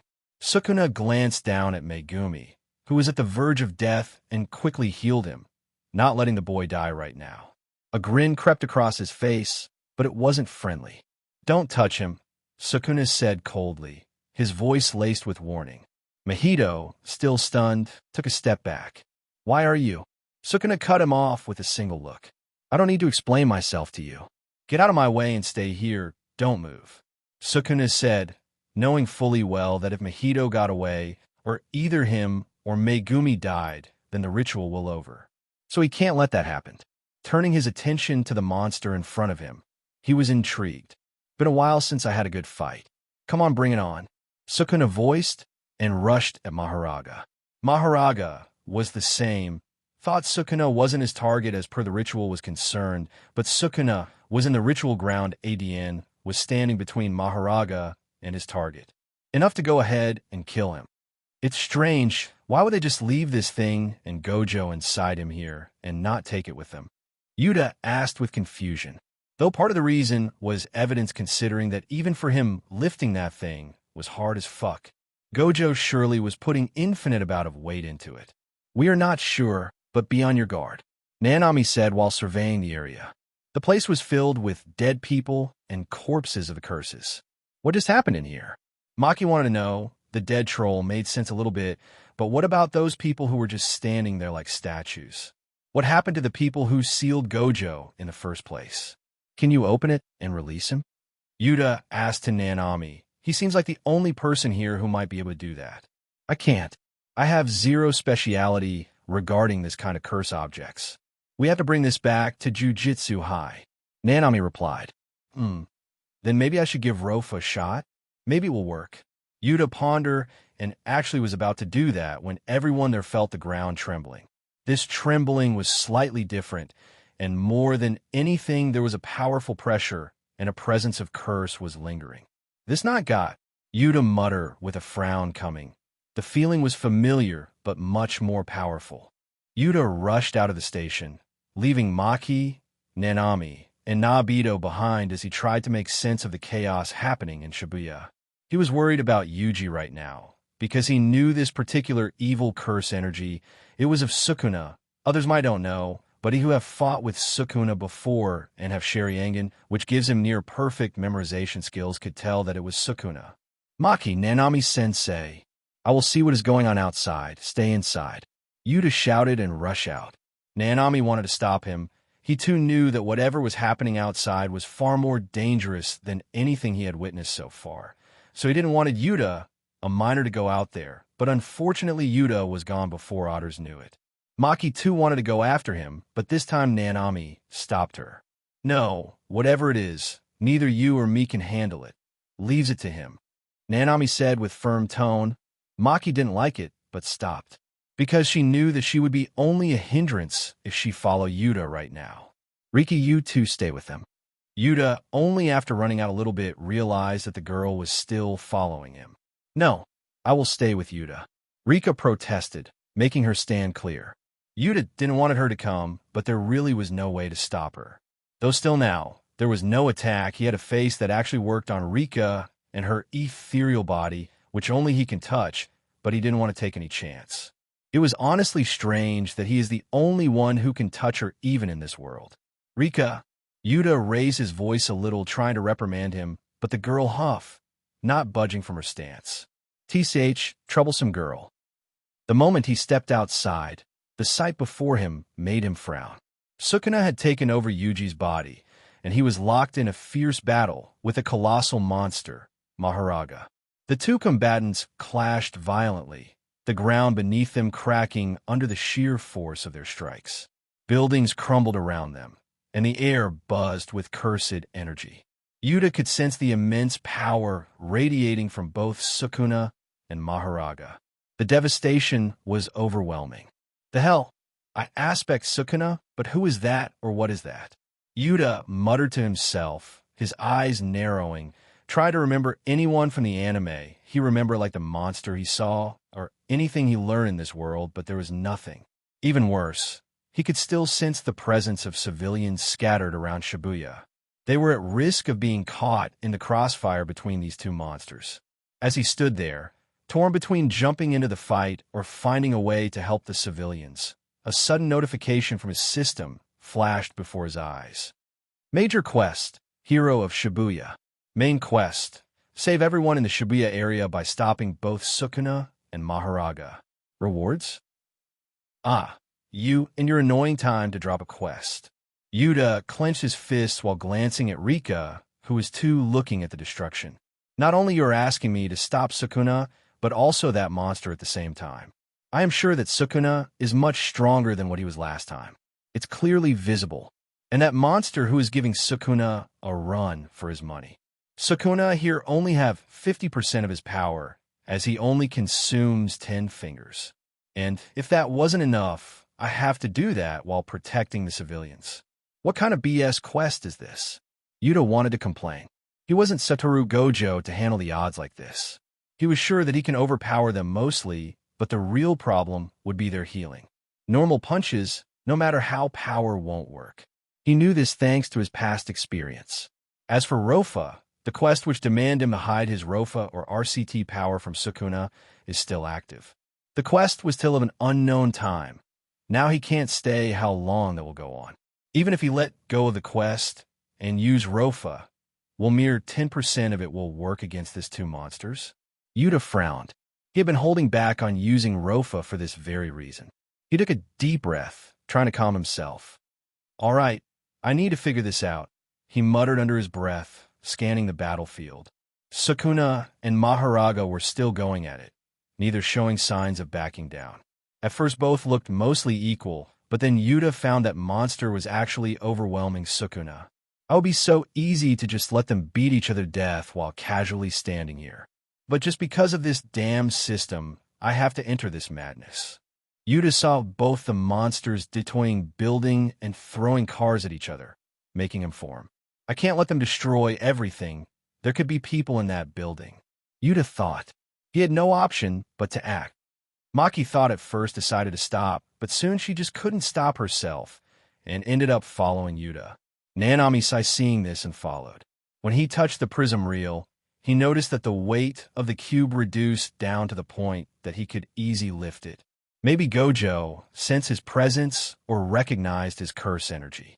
He wasn't sure what was going on outside, but he knew that right now, unsealing Gojo about that cube was the most important. So he took the prism realm and run out, planning to leave the place at once and bring the cube to the Jujutsu High. Naobito was the only one who had nothing to do, so he just followed where Maki went, planning on seeing the show of whatever was going on outside. Maki, Nanami, Mekamaru, and Naobito stood on the edge of the station, their eyes fixed on the chaos unfolding in front of them. Sukuna, in Yuji's body, was locked in a brutal fight with Maharaga, and the destruction they were causing was unimaginable. Buildings crumbled like paper, streets were torn apart, and shockwaves rippled through the air with every clash of power. Unbelievable how we are supposed to stop monsters like those. Maki muttered, her voice had the helpless tone in it. They're going to level the entire Shibuya like this. There are still civilians here, he said in a low voice. We need to figure out a way to get them out before it's too late. Nanami said with equal amount of frustration on his voice, but being an adult and the professional he was, he didn't bother much about the unrealities things like trying to stop either Sukuna or Maharaga. He knew that none other than Gojo can do that. People like him, if he can get out of here alive, then that is more than a favorable outcome. So he did the next best thing he could do, saving the civilians. Mekamaru, who had been battered from his earlier fight and now had Megumi on his shoulders, could only nod in agreement. Our best bet is to find a way to bring Gojo Satoru out of that prism realm right now. Nanami, you should get going with that cube. Bring it to Tenjin. She might be the only one who knows how to unseal Gojo. We will save the civilians here as much as possible. But someone didn't like this. It was Naobito. Naobito, sipping from a small flask, looked at the destruction with a grim smile. Why you are still on about saving those monkeys? Right now we need to find a way to bring Yuji Itadori back. If Sukuna is really back and that Gojo kid is Seal, then do you really think there is a place where you can run to? Naobito spat. Meanwhile, the civilians in the area were in a full-blown panic. People ran in every direction, screaming as debris fell around them. The ground shook violently, cars were flipped over, and buildings groaned as they started to collapse. Some civilians froze in place, staring at the sight of the monstrous battle with wide, terrified eyes, while others tried to find shelter, only to be blocked by more crumbling structures. This is a nightmare, one man screamed, pulling his child away from the falling rubble. Someone save us, another voice shouted, the fear in their voice echoing through the chaos. Another girl who was running away from the falling debris suddenly fell to the ground, and to her horror a car was fall right at her direction. Her eyes widened. She wanted to scream for someone to save her, but who can? Closing her eyes, she just waited for her end. However, few seconds passed, and nothing happened. Seeing this, she can't help but slowly open her eyes only to see a figure, holding the entire car, and then tossing the car away from her. You okay? The boy asked, who had lightning crackling around him. He looked like someone who came right out of a hero movie. You? The girl tried to say something, but was at the lack of words, and was so shaken that her voice was trembling. Before she could do anything, the boy came close to her and helped her stand upon before saying this. Get away from here, it's danger. Saying this, the boy was ready to move on, but the girl held him by his arms and asked, still in trembling voice, Who are you? To which the boy just smiled. I am a hero fun, name's Dynamic. Yuta, after saving that girl, jumped from his place to directly where the two monsters were. Hey, shouted Yuta to attract both of their attention. He got Sukuna's both that monster. It felt like he had single-cell brain. He didn't stop sending blows at the Sukuna. Brett, you are finally here. Sukuna laughed and dodged the upcoming attack from Maharaga. Wise feel like Sukuna was getting his ass handed to him right now. Yuta raised his eyebrow and observed that Yuji's clothes were in good shape. Sukuna was getting good damage against this monster. Sukuna is somehow stronger than the last time, and yet he's having trouble against this guy. What the fuck is he? Shika can't help but gulp seeing how another monster, who he has no knowledge about, come to this world. He right now was cursing himself for not completing JJK before dying. Well, technically the second season didn't air by then, but hey, there was still manga. I should have read it. Smacking his tongue, he rushed forward. There is no way that I can beat Sukuna with just OFA. And this damn system, God know what it wants from me, won't let me use RCT or Rofa. If this was any other curse, then even 10% of Rofa would have been enough, but it's Sukuna we are talking here. Not to mention I can't use it even at 10% because of this sitting system. However, Yuda's eyes narrowed as he remembers something very critical. It took him some time, but he figured out a way to deal with Sukuna by just using OFA. So he wasn't that worried. So the real source of his worry was that monster now. He thought earlier that Sukuna was just playing around him, this guy, but if he can give Sukuna a tough time, then I can't underestimate him. Hey, what is this thing? It's not a cursed spirit, right? Yuda asked Sukuna with confusion, but the only reply he got was Sukuna just ignoring him. Well, it's Sukuna we are talking about. Yuda rolled his eyes and finally decided to maintain his distance from both of them and try to minimize the damage they were doing. For the time being, letting them fight each other was better for him. He needed to buy time to handle Sukuna anyway. He will just handle both of them when they are weak and tired, and still then he will try to contain the damage happening around them. Yuda's main priority was saving the civilians and containing the chaos, but he quickly realized that was impossible. Both Sukuna and Maharaga were far too powerful and destructive for him to simply contain. He used Soru and quickly found any people near the area where the two were fighting, only to be running to another side as they were moving between places fast. His earlier idea of buying time was not working that well. He planned this way because he knew that there usually is a time limit how long Sukuna can use Yuji's body. Though he wasn't sure, but he was bunking on the fact that Yuji will take back control sooner or later. Unfortunately for him, it looked like it will be much later, seeing just how just under few minutes they were able to destroy more than a dozen of buildings and completely wreaked havoc. If he didn't act soon, the entire city would be leveled. As Sukuna slashed at Maharaga, sending the monstrous Shinigami flying through the remains of a building, and for some reason not doing any damage, Yuda was curious why. He took a deep breath. Plan B. Mayday, mayday, plan B. The fuck I was thinking to let them duke out here in the open. Yuda clenched his fists, charging his OFA. OFA 50%, he muttered, knowing that OFA can't do much as Sukuna will just heal, and though he was not sure about that monster, but he looked like someone who can heal. He planned to drag out this fight until Yuji take back control, and then he will take care of this monster with Rofa. He dashed toward Maharaga first, catching the massive Shikigami off guard with a powerful kick to its side, sending it crashing into a wall. If only he knew that one attack where he didn't use his all would cost him so much. As Maharaga struggled to get back on its feet, this was the first attack after all. Yuda quickly turned his attention to Sukuna, who looked like he himself was breathing heavily. No doubt it was hard for him too to handle this monster. Oh, decided to join the fun after all? Sukuna said with a mocking grin. We have an account to settle, if I'm not wrong. Good thing you're here, Brad. Let's see how much you are hiding. Sukuna looked smirked for some reason, and looked at Yuda like a predatory looking down on a prey. What settlement? You clearly ran away last time you. Don't act so high and mighty, you bastard. Yuda replied, charging forward. Sukuna met his advance with a flurry of strikes, and the two clashed in a whirlwind of speed and power. Yuda was faster, stronger, and more powerful with just using only 50% of his OFA. Sukuna, when it comes to physical power and speed alone, was no match for Yuda. Knew it. Not sure how many fingers he has eaten now to get this stronger, but the finger only increases curse energy and not exactly his physical abilities. Yuda found this a relief, honestly. Sukuna, on the other hand, was immediately forced back when it comes to an upfront confrontation. Ha! Good. Yuda hero, you are just as much as intriguing as Megumi Fushiguro. But Sukuna didn't look worried, or anything, he'd just laugh, even have to get tossed by Yuta's punch. "Let's make this more interesting, shall we?"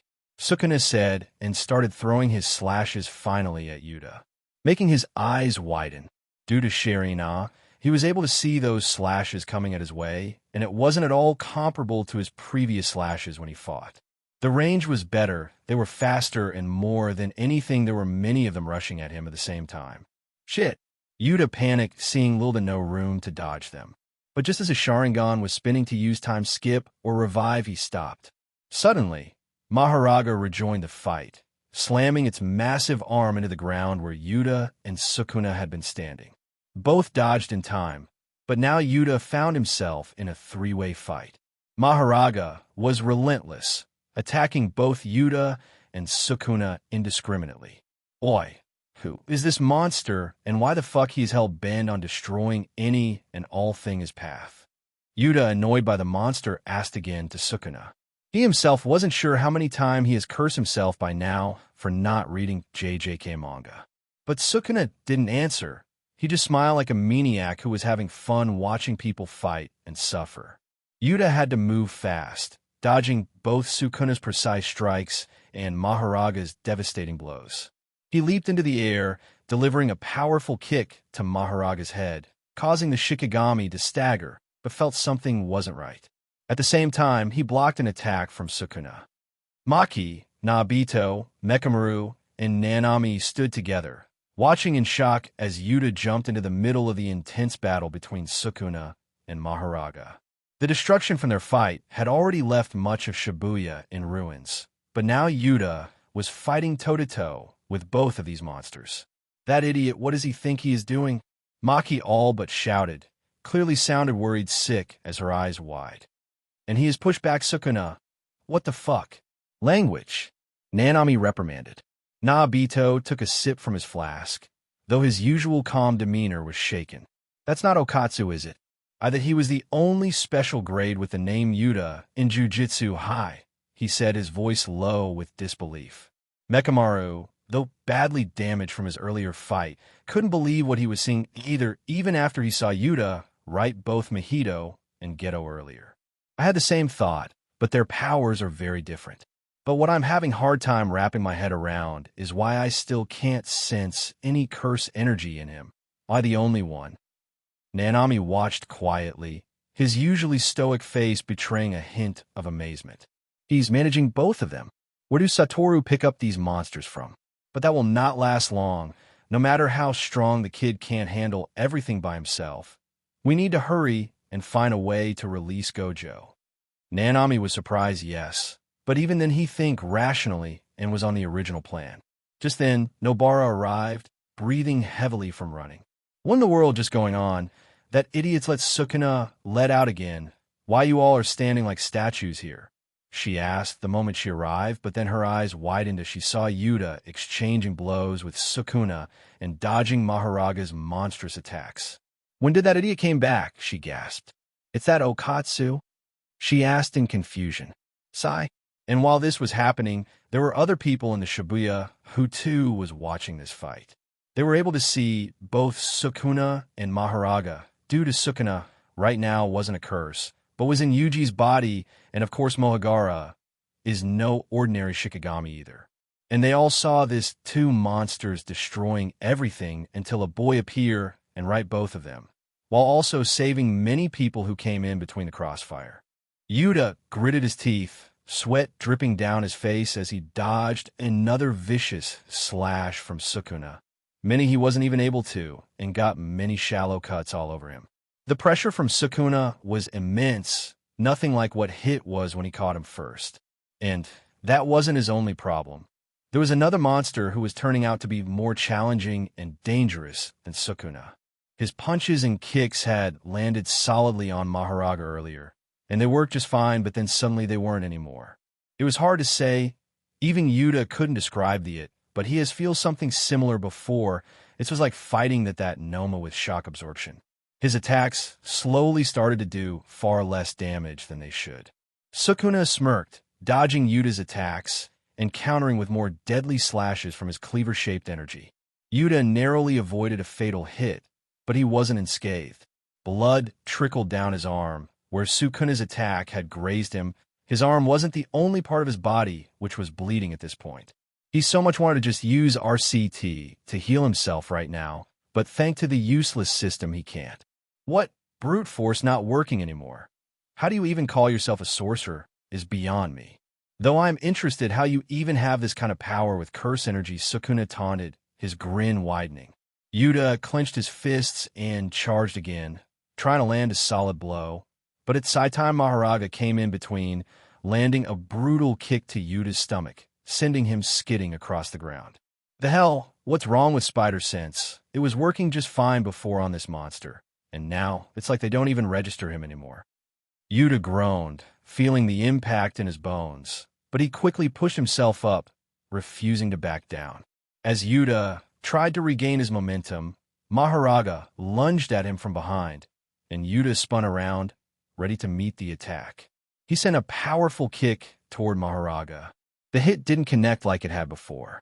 Instead of sending Maharaga flying, the creature barely moved, shrugging off the blow like it was nothing.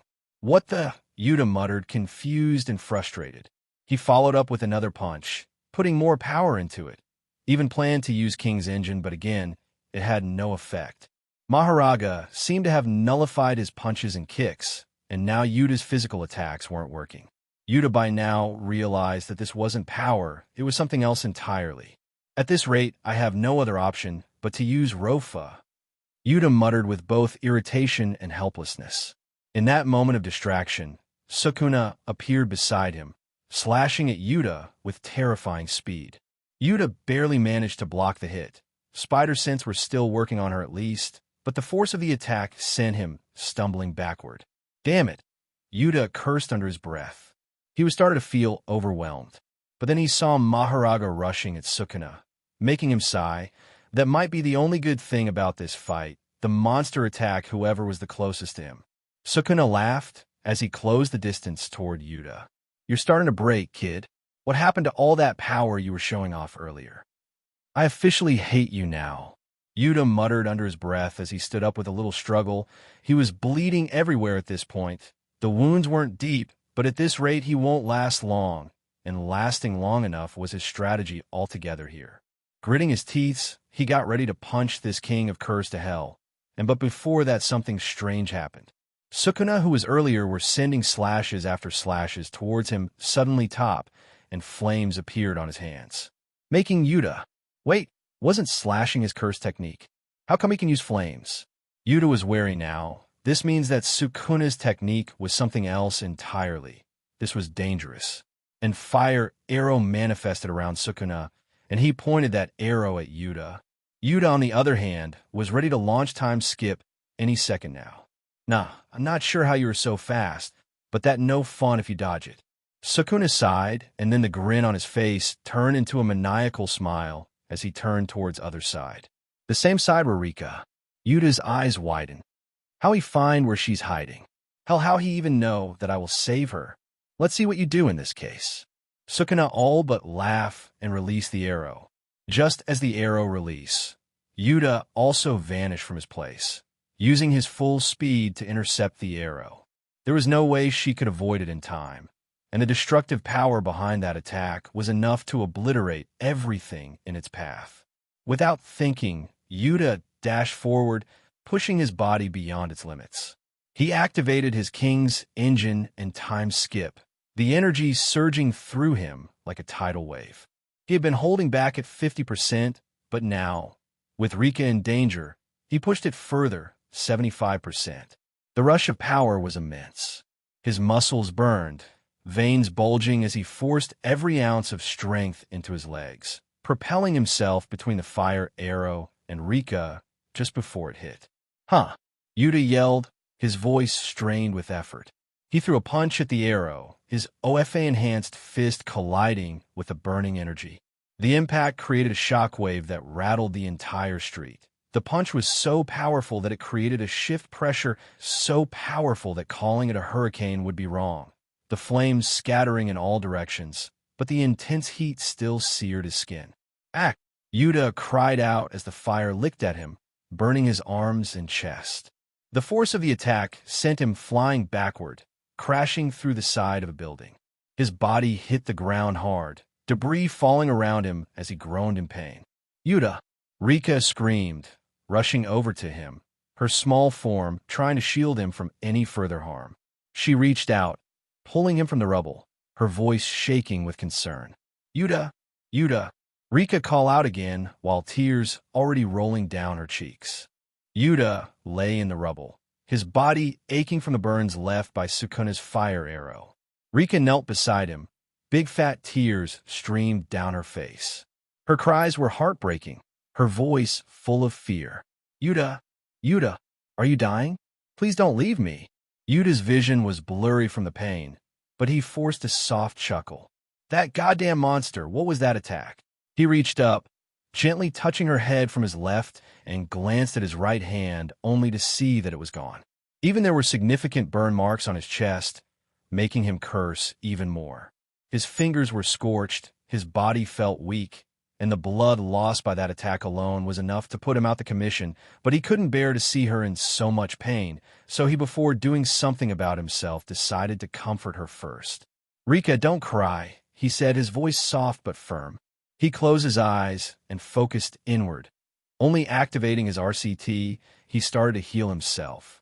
The healing energy spread through his body, soothing the burns and regenerating his skin slowly but steadily. It was painful, but he gritted his teeth to ease Rika's worries. RCT is not just mere healing. It can regrow even lost limbs if powerful enough. And his was the strongest as he got it from the best. In second, the lost arm reappeared, making him gasp at how magical it was. Thought strangely the new arm didn't feel as strong. Maybe he will take some time getting used to, or just that arm need a little more blood flow. Yuta sat up slowly, still feeling a dull ache in his muscles. "See? I told you. I'm fine," he said with a gentle smile. He actually was, besides losing quite a sum of his suffering pain from losing a limb and lastly wondering what he will do next. He technically had no problem.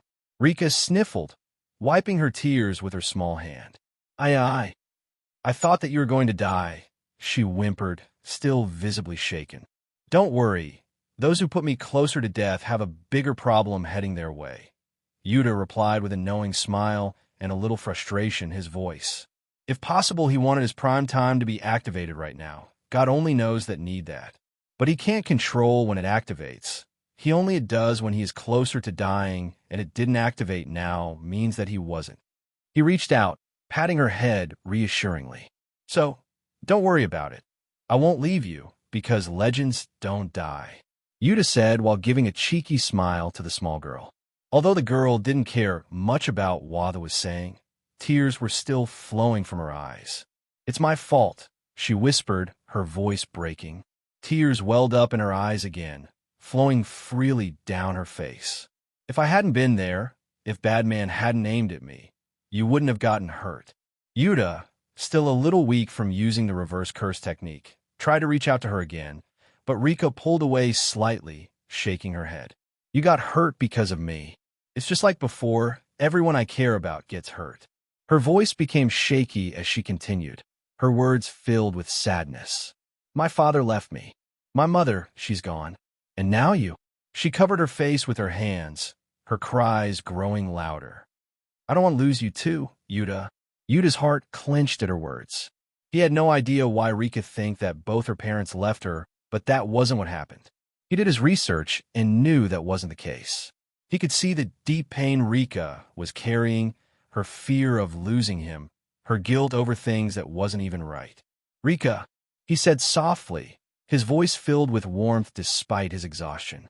But the girl was still going on and crying. Saw he look out only for a second, only to see those two monsters still fighting, and turn his attention to the little girl. "Well, they can wait for a few minutes. It's not like I know how to stop them anyway." "Rika," this time Yuta said with a little more power behind his voice, forcefully making the sobbing girl look at him with attention. "I will not leave you." Yuta was slow and clear with his words, making sure that those words go through her. Rika, hearing this, pursed her lips, trying to hold back her tears. "I will never leave you alone, just like your parents didn't leave you, Rika." They love you and still do. They leave the country because they can't seem to live in that house where you weren't there anymore. Yuta's voice softened again. Slowly he edged towards her while his hands soothed her back. The girl was still trying to put a brave front in front of him, but after hearing those words, more tears started to appear on her face. But they are. Rika wanted to say something, but Yuta stopped her. They're completely fine and now live abroad. Just because of you, Rika. Rika, hearing this, shook her small head, like denying that fact, not wanting to believe it. Here, look at this. Yuta took out a paper from his storage and handed it over to the little girl. Rika didn't understand what the official paper was, but her eyes were only a picture at the paper. Mama, Papa. More tears appear on her face. They are alive and now even have a daughter yours now. Your sister, who is only a year old. She named her after you. Yuta said with a smile on his face. They are happy because what you did back then, Rika. You're a hero. So don't think that they left you. Yuta said again, wrapping his hands around the little girl, where she was clutching that piece of paper like it was her lifeline and sobbing uncontrollably. No, I am not. I can't even use my quirk right. Back then, She wanted to say something, but her breathing was too chaotic or form a sentence right. Back then you acted just like a hero. Because of you they are alive today, Rika. I have no idea why you think that they left you or they are dead. But that is not the case. Yuta pulled the small girl closer to himself while she was still sobbing. Seeing this, he could only sigh. Rika's past was a sad story. What happened then? When he learned, he felt both pity and anger. It was a completely fine day when both of her parents took out outside, go to the bank along the way, which turned out to be the biggest mistake because some bloody shy Hasaikai thug planned to attack the bank that day. Almost 200 people were put at that gunpoint back then. No hero did anything. None could do, as their quirks were not suitable for the task. The thugs had demanded and even killed 2 people. The third was supposed to be one of her parents. Seeing one of her loved one at the gunpoint, the little girl couldn't take it anymore, born with a powerful quirk, a quirk that even she couldn't control, much like how it was with Mirio. She was used to call useless by many of her peers, but that day, the girl showed everyone what a person can do when their loved one at the line. Her quirk is immobilize. She can stop the motion of anything. A very powerful quirk, honestly, but she can't control it. When she uses it, she stops her own heart, her breathing, her blood flow, and almost everyone around her, because she don't know how to control it. That day, this little girl not only saved only her parents, but more than 200 people while completely immobilized the thugs and herself. There is no greater act of heroism than self-sacrifice. Yuta said while rubbing her back. You are a very brave girl, Rika. Only because of you that your parents and more than 200 people that they survived. Hearing this slightly quietens her down. Apparently all those suppressed emotions are coming out. Maybe the girl thought that because back then she couldn't control her power, her parents and others were also died with her. Maybe she blamed her. Yuta wasn't sure what she was thinking, but this was weighing down on her, and Yuta feel bad for her. He long wanted to say this to her, but he was afraid to bring this topic in front of her. Not sure how the girl will react to this. But, I use my quirk. The doctor said that it's dang. Rika was saying, but Yuta again stopped her. You did nothing wrong. It's only because of your quirk and in you that those many people are alive today, Rika. Don't listen to that stupid doctor. Remember what you did back then. Only a true hero can do it. You knew what could happen when you used the quirk, and you still did it, yes. Yuta asked while looking at her face. Her eyes were red by now. She was trembling in his arms and nodded. Then you are a hero. Because no one else can sacrifice themselves like that besides a hero, Rika. Yuta smiled and rubbed her head. No, I am not. Rika tried to say, but Yuta once again stopped her. You are. I know you are because you are my hero. Yuta said, stopping the girl at her track. You don't become a hero when you want a Rika. You become one when others recognize you a one. I'm sure those people whom you saved back then and their families. For them, you are a hero, just as much as you are for me, Rika. So don't think that I will leave you. Just like your parents, I will too never leave you. Yuta said. Finally her cries were ending. Wow. Well, only for a second before she started crying again. though this time Yuta could say that this cry was her unloading all those pin-up emotions. Clutching to his shirt tight, she shed tear after tear until his entire shirt, which was already burned by half, was completely torn apart. "Rika, here, look at this," Yuta said, but she didn't look at him. "Rika, see what I have?" Yuta said again, still maintaining her soft voice. Rika slowly looked up, now looking a little embarrassed as she cried so much earlier. "This?" Yuta was holding a scarf in his hand, or at least what seemed to be like a scarf. This was what he had gotten from that box he saw back then. This and a diary. "That is my scarf," Rika said, and immediately wanted to take it from Yuta, but before she could do that, she noticed that the scarf was in tatters. "This?" She saw many holes in the scarf. It was in tatters and almost falling apart. The one pure white sharp was now dirty and with many holes. A very sad look spread across her eyes. 5 years, Yuta said when he saw this. A smile appeared on his face. "Took you 5 years to make this right. You didn't know how to and were too small so that your mother also refused to teach you how to." Yuta said, knowing it because it was in the diary. "You know," Rika now looked surprised. "Not everything. You never mention in the diary why you made it. But I would love to if you tell me." He slowly handed the scarf to her. Rika looked at the tattered piece of cloth and frowned, not sure what she was thinking. I wanted to gift it to you." "Me?" Yuta was taken aback at this. "I wanted to thank you for saving me. And to tell you that, She stopped. Yuta, seeing this, looked at the scarf with a frown. "So you struggle that much to make this scarf for 5 years to give it to me?" Rika just pursed her lips. Seeing the scarf, she remembered how many times she begged her mother to teach her, but due to she her too small, she didn't. Remember how many times she hurt herself while used those big needles. She wanted to make it white, but sometimes her blood fell on it and she had to restart. How when she finally completed, it just happened to be that Yuta shifted to another place. How for more than half a decade, she wished to tell what she felt for him. And all that effort and emotions now lay in her palms, eaten by rats and dirty.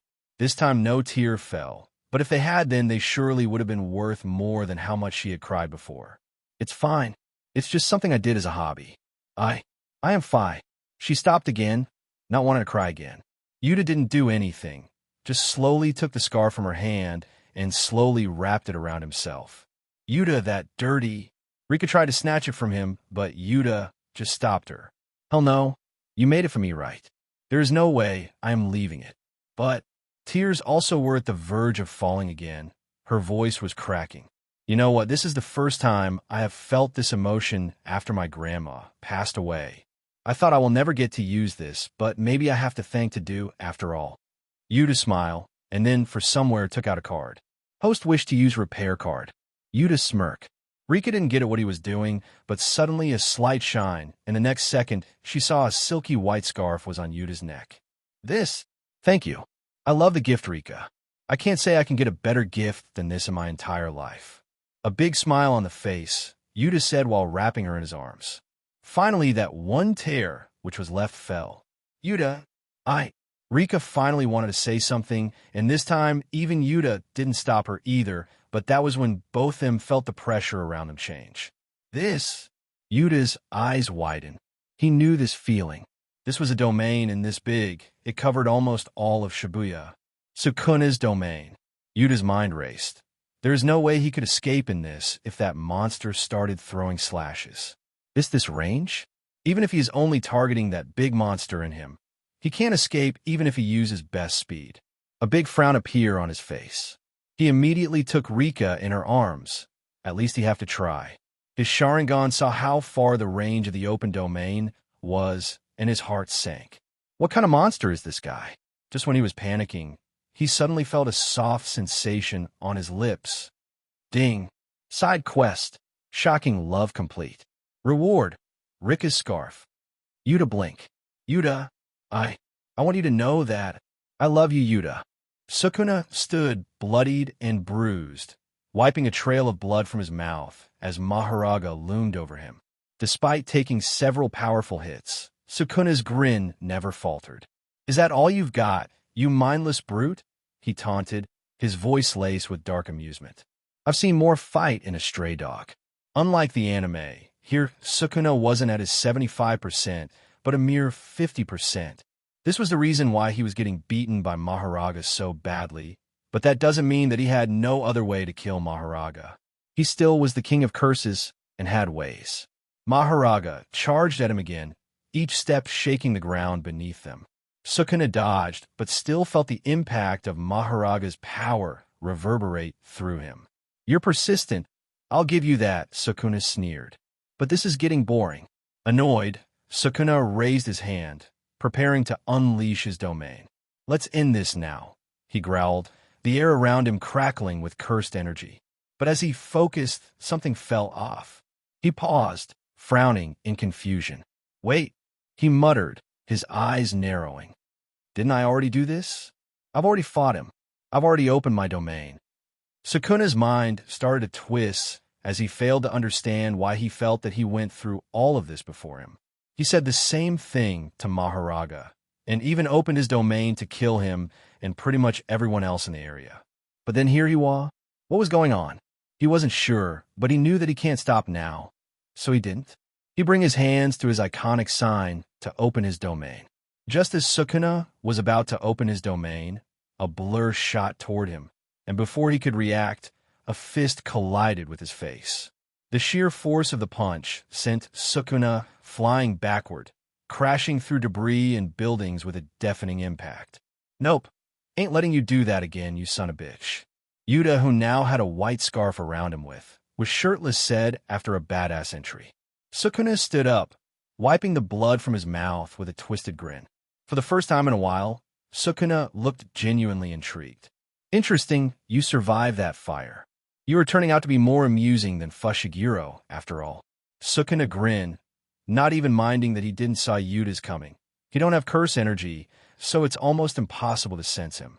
Sukuna wasted no time. With a flick of his wrist, he unleashed a barrage of deadly slashes toward Yuta. However, to Sukuna's surprise, the attacks never touched him. The cursed slashes vanished, almost as if they were erased before reaching Yuta. "What?" Sukuna muttered, his eyes narrowing as he watched Yuta, who didn't flinch or react to the attack at all. Before Sukuna could process what was happening, Maharaga, feeling ignored and closer to Yuta, launched a powerful swing of his massive arm. The ground cracked beneath the force of the strike. But just like Sukuna's slashes, Maharaga's attack stopped midair. The powerful swing froze as if held back by an invisible force, unable to connect with Yuta. Both Sukuna and Maharaga paused, their confusion evident. Yuta stood there calmly, looking completely untouched and unfazed. Sukuna's grin widened, his interest peaked. "So, you're hiding something," Sukuna remarked, his eyes narrowing but smiling nonetheless. Yuta didn't care.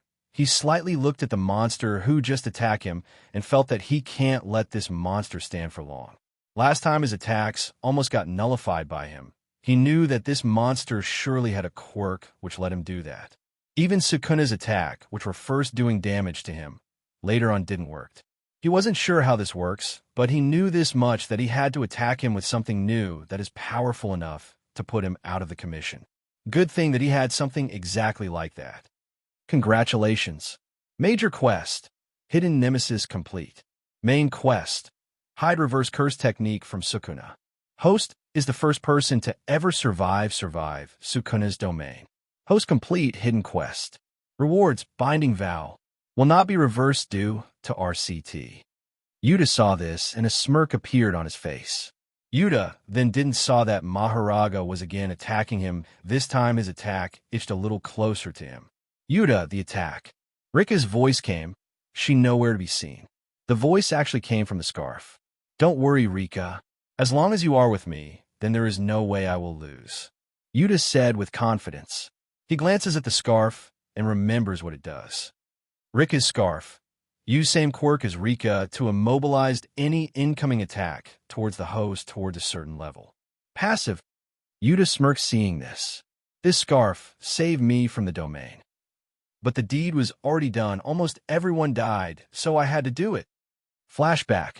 Yuta stood in the aftermath of Sukuna's domain, the devastation around him impossible to comprehend. Buildings were reduced to rubble, the air thick with the stench of destruction. Bodies littered the ground, civilians and sorcerers alike, all victims of Sukuna's overwhelming power. Rika stood beside him, trembling, her wide eyes filled with terror at the sight. Only God knows what would have happened if the mission didn't complete then. Yuta could only thanks to the stars above him and the little girl beside him. But Yuta's heart sank as he saw the dead around him. His friends, comrades, even innocent people gone. Rika clutched his arm, her voice shaking. Yuta clenched his fists, but despite the horror, he refused to give in. No, it's not over, not until I have time. Yuta muttered with his teeth gritting. Reviving time is different than time skip.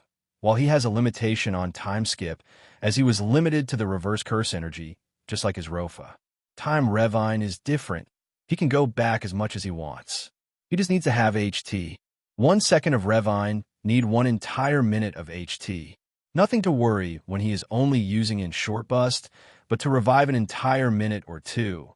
He certainly had enough HT left, as he wasn't wasting it, and also had more due to he saved Mekamaru, and System gave him HT boost. But he also need to have enough to fight with both Sukuna and Maharaga. Fuck IT. No risk it, no biscuit. Yuta shouted. Fuck it. Rika shouted beside him. Yuta paused. Sighing, he just looked at her, thought something, and then said, Hell yeah. Without hesitation, he reached deep within himself, tapping into his hero time. He knew what it would cost, but he didn't care. He focused, the golden glow of his power intensifying as he began to reverse time. The seconds started rewinding, everything shifting backward. The destruction was undone, the buildings reassembling, the dead returning to life. He felt like he was Dr. fucking Strange. It felt awesome. Beside the HT cost, that still made him cry bloody tears. The process strained him, every second of rewinding taking an immense toll. The domain had only lasted 2 minutes, but reversing even that short amount of time drained the majority of his hero time. As the last second reversed, Yuta collapsed to one knee, gasping for breath, his body trembling from the effort. Rika knelt beside him, tears in her eyes. You did it, Yuta, you saved them. Yuta nodded weakly, looking at the people now alive again. Not just yet. Flashback end. Hero time remaining. 27 minutes. That last trick cost me 2 bloody hours. Yuta wanted to roar, but contains himself. Sukuna too was watching Yuta with interest while Maharaga was still laying hit after hit at him, every time itching a little closer towards him. But Yuta didn't care. Golden light started to appear around him, making Sukuna for the first time sense curse energy from the boy. But there was something strange. It wasn't curse energy, but reverse curse energy. I was stuck at 10% of Rofa for so long, but no longer. Yuta said as he glanced at the binding vow option at the screen. And then suddenly something happened. The energy around him started to improve. The golden lighting around him intensified. So what if I have to give up on the majority of my OFA? I will regain it with hard work again. Suddenly, golden lightning crackled around him, surging through the air like wild electricity. His hair began to glow, turning golden as if it were infused with pure energy. Seeing this, Maharaga, who was hitting him, paused for a second, and even Sukuna, who was watching, lost his smile, because he felt unbelievable amount of reverse curse energy. The ground beneath him shook from the power he was releasing, the atmosphere charged with intensity. His Sharingan gleamed even brighter, its patterns spinning with newfound energy. Binding vow work on risk. So here goes nothing. Take away half of my OFA. I give up my progress.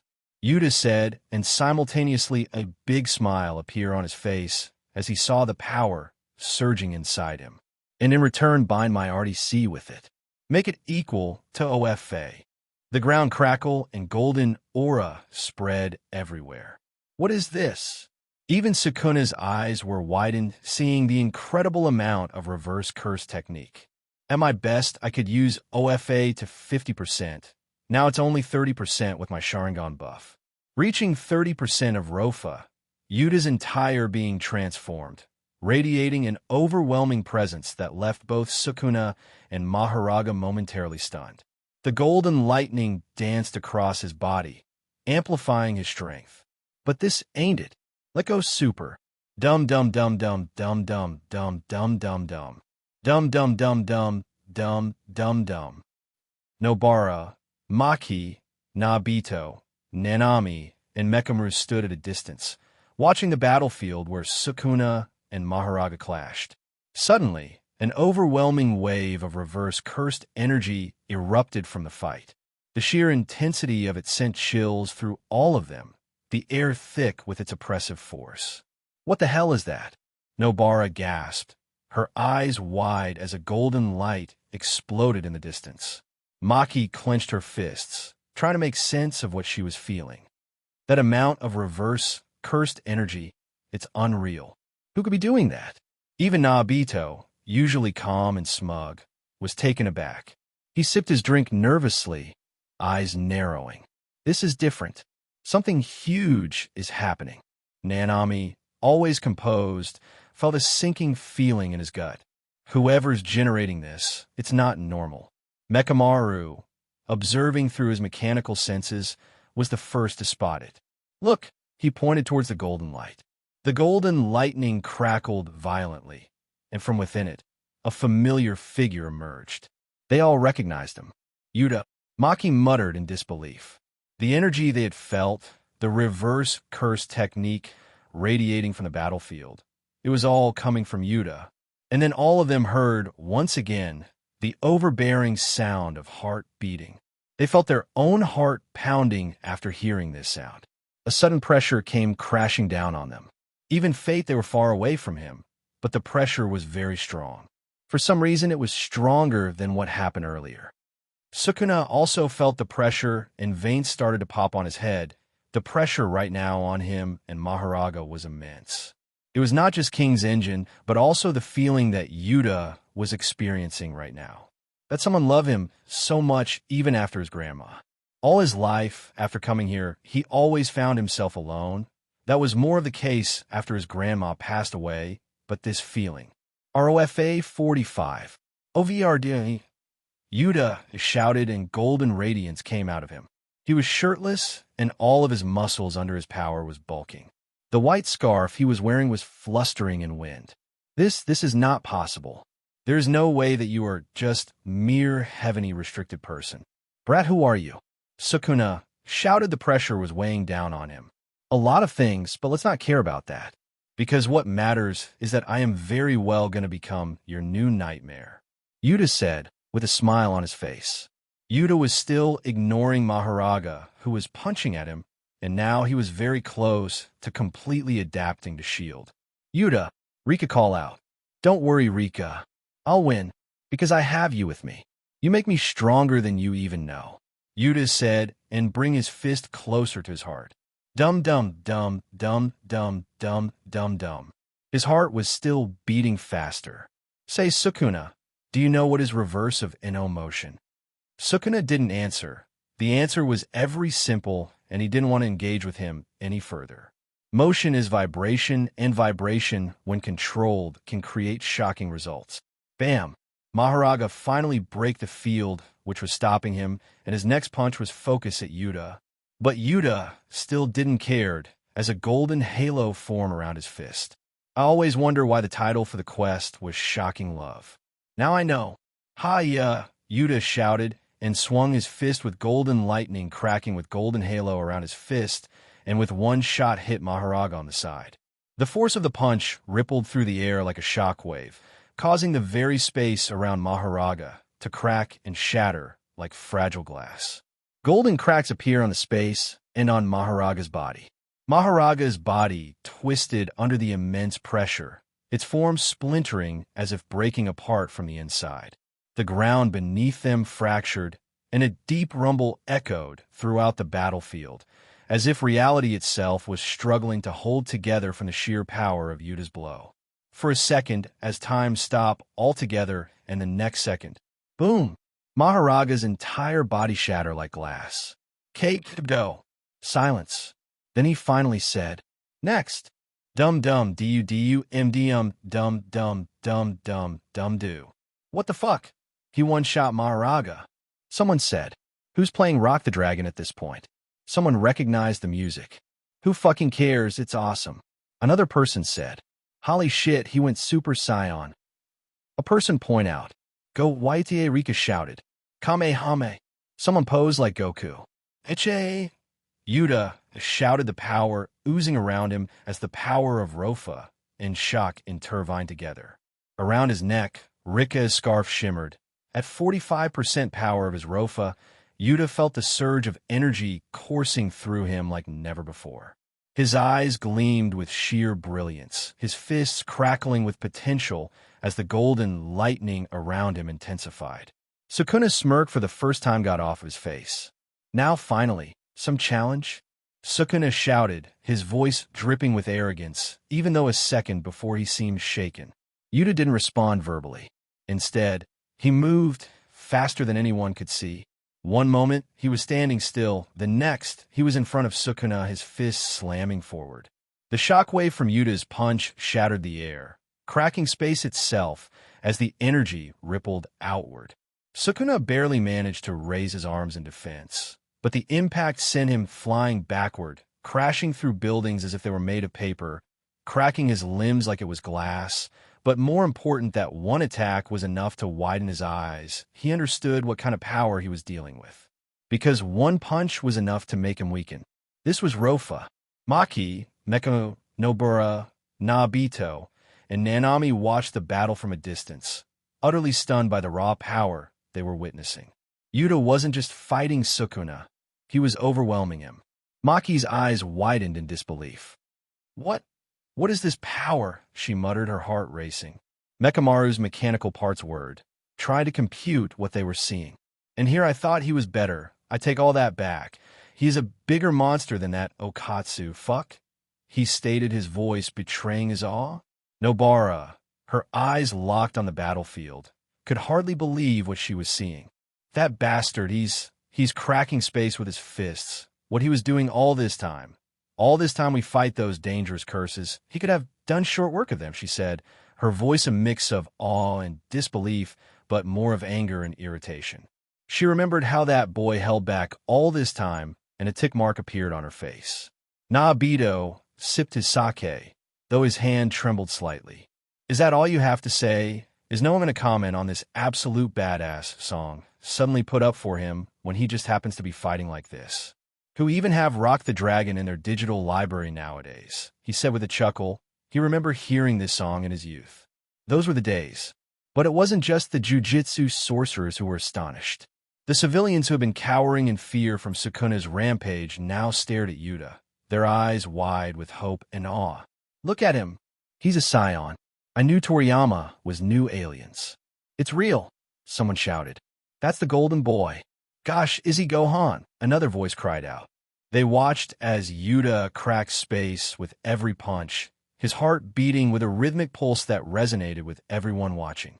It was as if each beat of his heart shook the battlefield. Sukuna wiped the blood from his mouth, his expression darkening. Not bad, Brad, but I'm just getting started. He growled, though internally he knew that he was in trouble. Only one punch was enough to almost knock him out and lose his hold on his body. He unleashed a barrage of slashes, the cursed energy from his techniques slicing through the air like deadly blades. But Yuta, shielded by Rika's scarf, didn't care about them. The scarf shimmered, stopping the immobilizing them and radiating it back with shockwaves, shaking the ground beneath them. Sukuna's frustration grew as his attacks failed to land.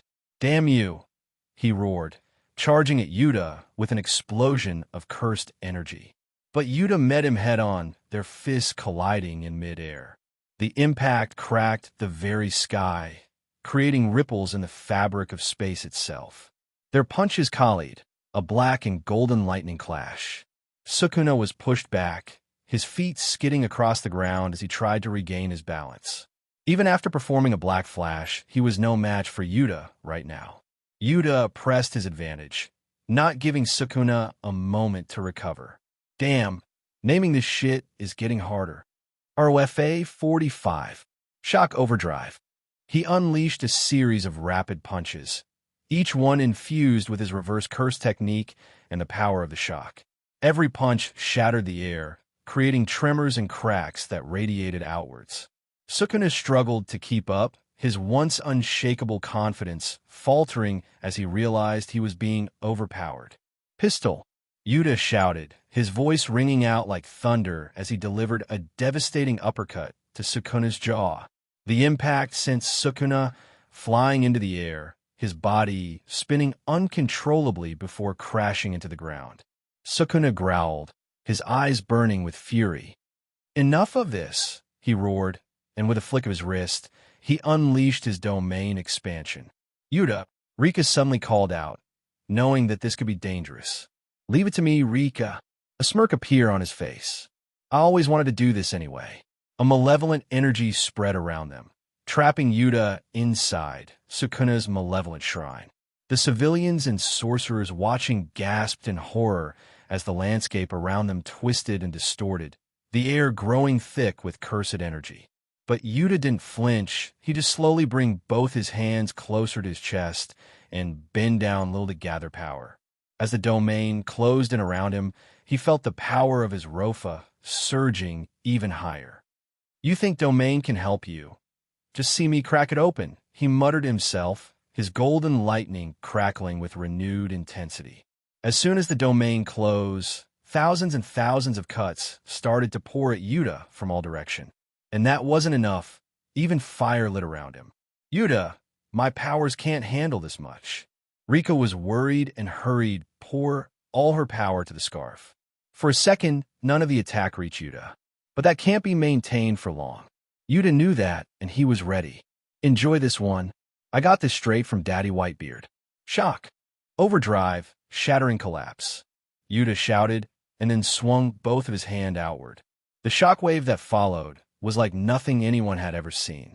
It wasn't just a physical impact, it was a disruption in reality itself. The ground crack, the air crack, building roads, and domain crack held a very space crack under the power of double full power shock fist of Yuta. The space around them cracked and shattered, the fabric of the domain tearing apart as Yuta's energy surged through it. Sukuna's domain trembled, the cracks spreading rapidly until it finally collapsed, shattering into pieces. Sukuna's eyes widened in disbelief as his domain was destroyed. "Impossible!" he hissed, but before he could react, Yuta was upon him. "Cannon!" Yuta shouted and punched Sukuna right his stomach. The force of the punch was so powerful that it almost ripped Sukuna from Yuji's body, the cursed spirit screaming in agony, and then suddenly he vomited out few, disgusting-looking fingers from his mouth. "No!" Sukuna immediately wanted to eat them back again, but Yuta was on him. "I am running out of time. So let's finish this, Sukuna." This one for attacking Rika earlier. Yuta shouted and was on top of Sukuna in a blink of a second with his time skip. Rofa 45 shock overdrive. Dynamic smash. Yuta shouted with all of his power. Sukun neither had the time or the power to dodge, let alone tank that attack. Asterisk crack. Asterisk boom. The earthquake seems to spread across all of Japan. The epicenter was, of course, Yuta. The entire Shibuya seems to shatter by that punch. It was now hard to believe who leveled Shibuya, Sukuna, or Yuta. Almost everyone fell at that powerful earthquake. Only a little more stronger, and those building would have fallen. A huge cloud appeared around the area, hindering others' view from seeing what was the result of the fight. Soon the dust subsided, and a boy who was topless with just one scarf around his neck stood there with one of his fists up, showing his victory. This, he did it. He won, Maki shouted. "What was that? What is that idiot doing?" Nobara shouted. "Yuta." Maki didn't wait. She rushed where Yuta was. Others just stood there with daze in their eyes.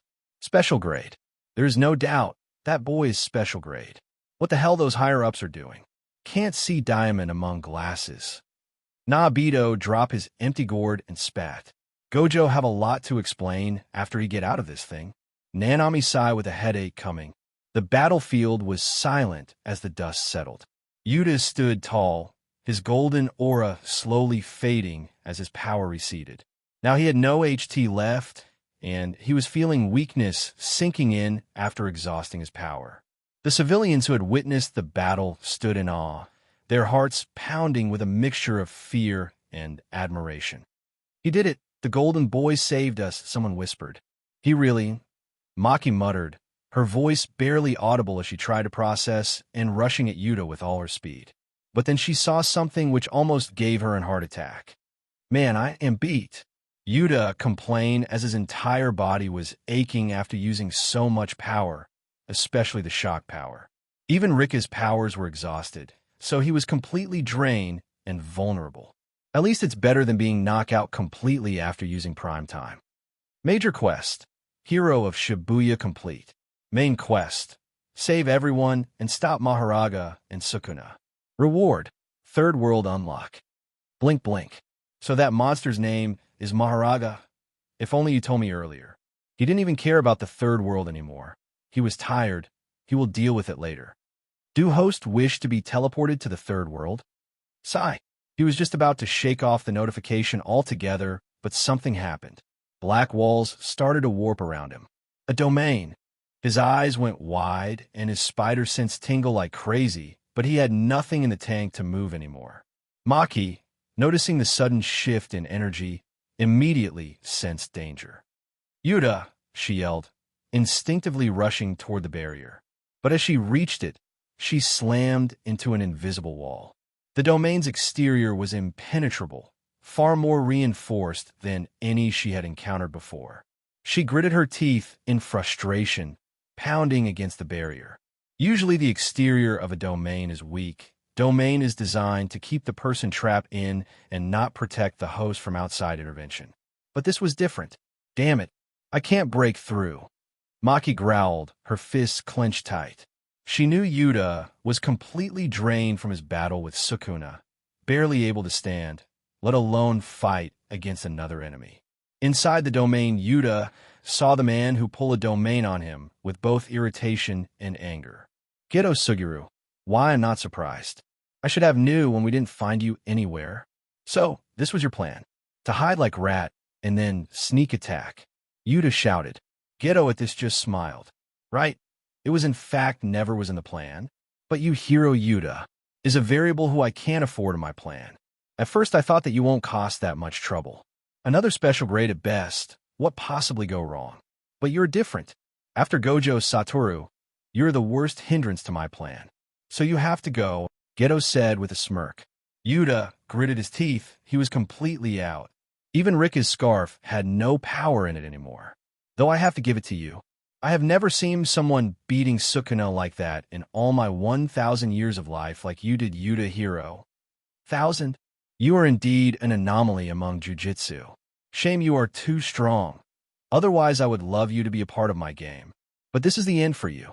Maximum Uzumaki," Geto said, and a curse energy started to twist behind him, making a Uzumaki with so much power that it was maybe equally strong as Sukuna's arrow. Shit. Yuta started to panic, but he knew that he can't get out alone. "Yuta," Rika said nervously. She wanted to save Yuta, but even she didn't have any power left. The curse energy rotated and then shot at Yuta like a beam of laser. "No, there's a way. Take me out of there now." "Do host wish to teleport it to the third world?" "Fuck yeah. Hurry up," Yuta shouted and clicked the notification just before the Uzumaki hit him. Hello, everyone.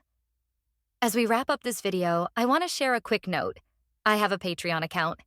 If you'd like to support me and enjoy on-demand audiobooks, you can become a Patreon member. Alternatively, you can check out my Google Drive link, which has 500+ novel audiobooks available through my Ko-fi or Patreon shop. I appreciate your support.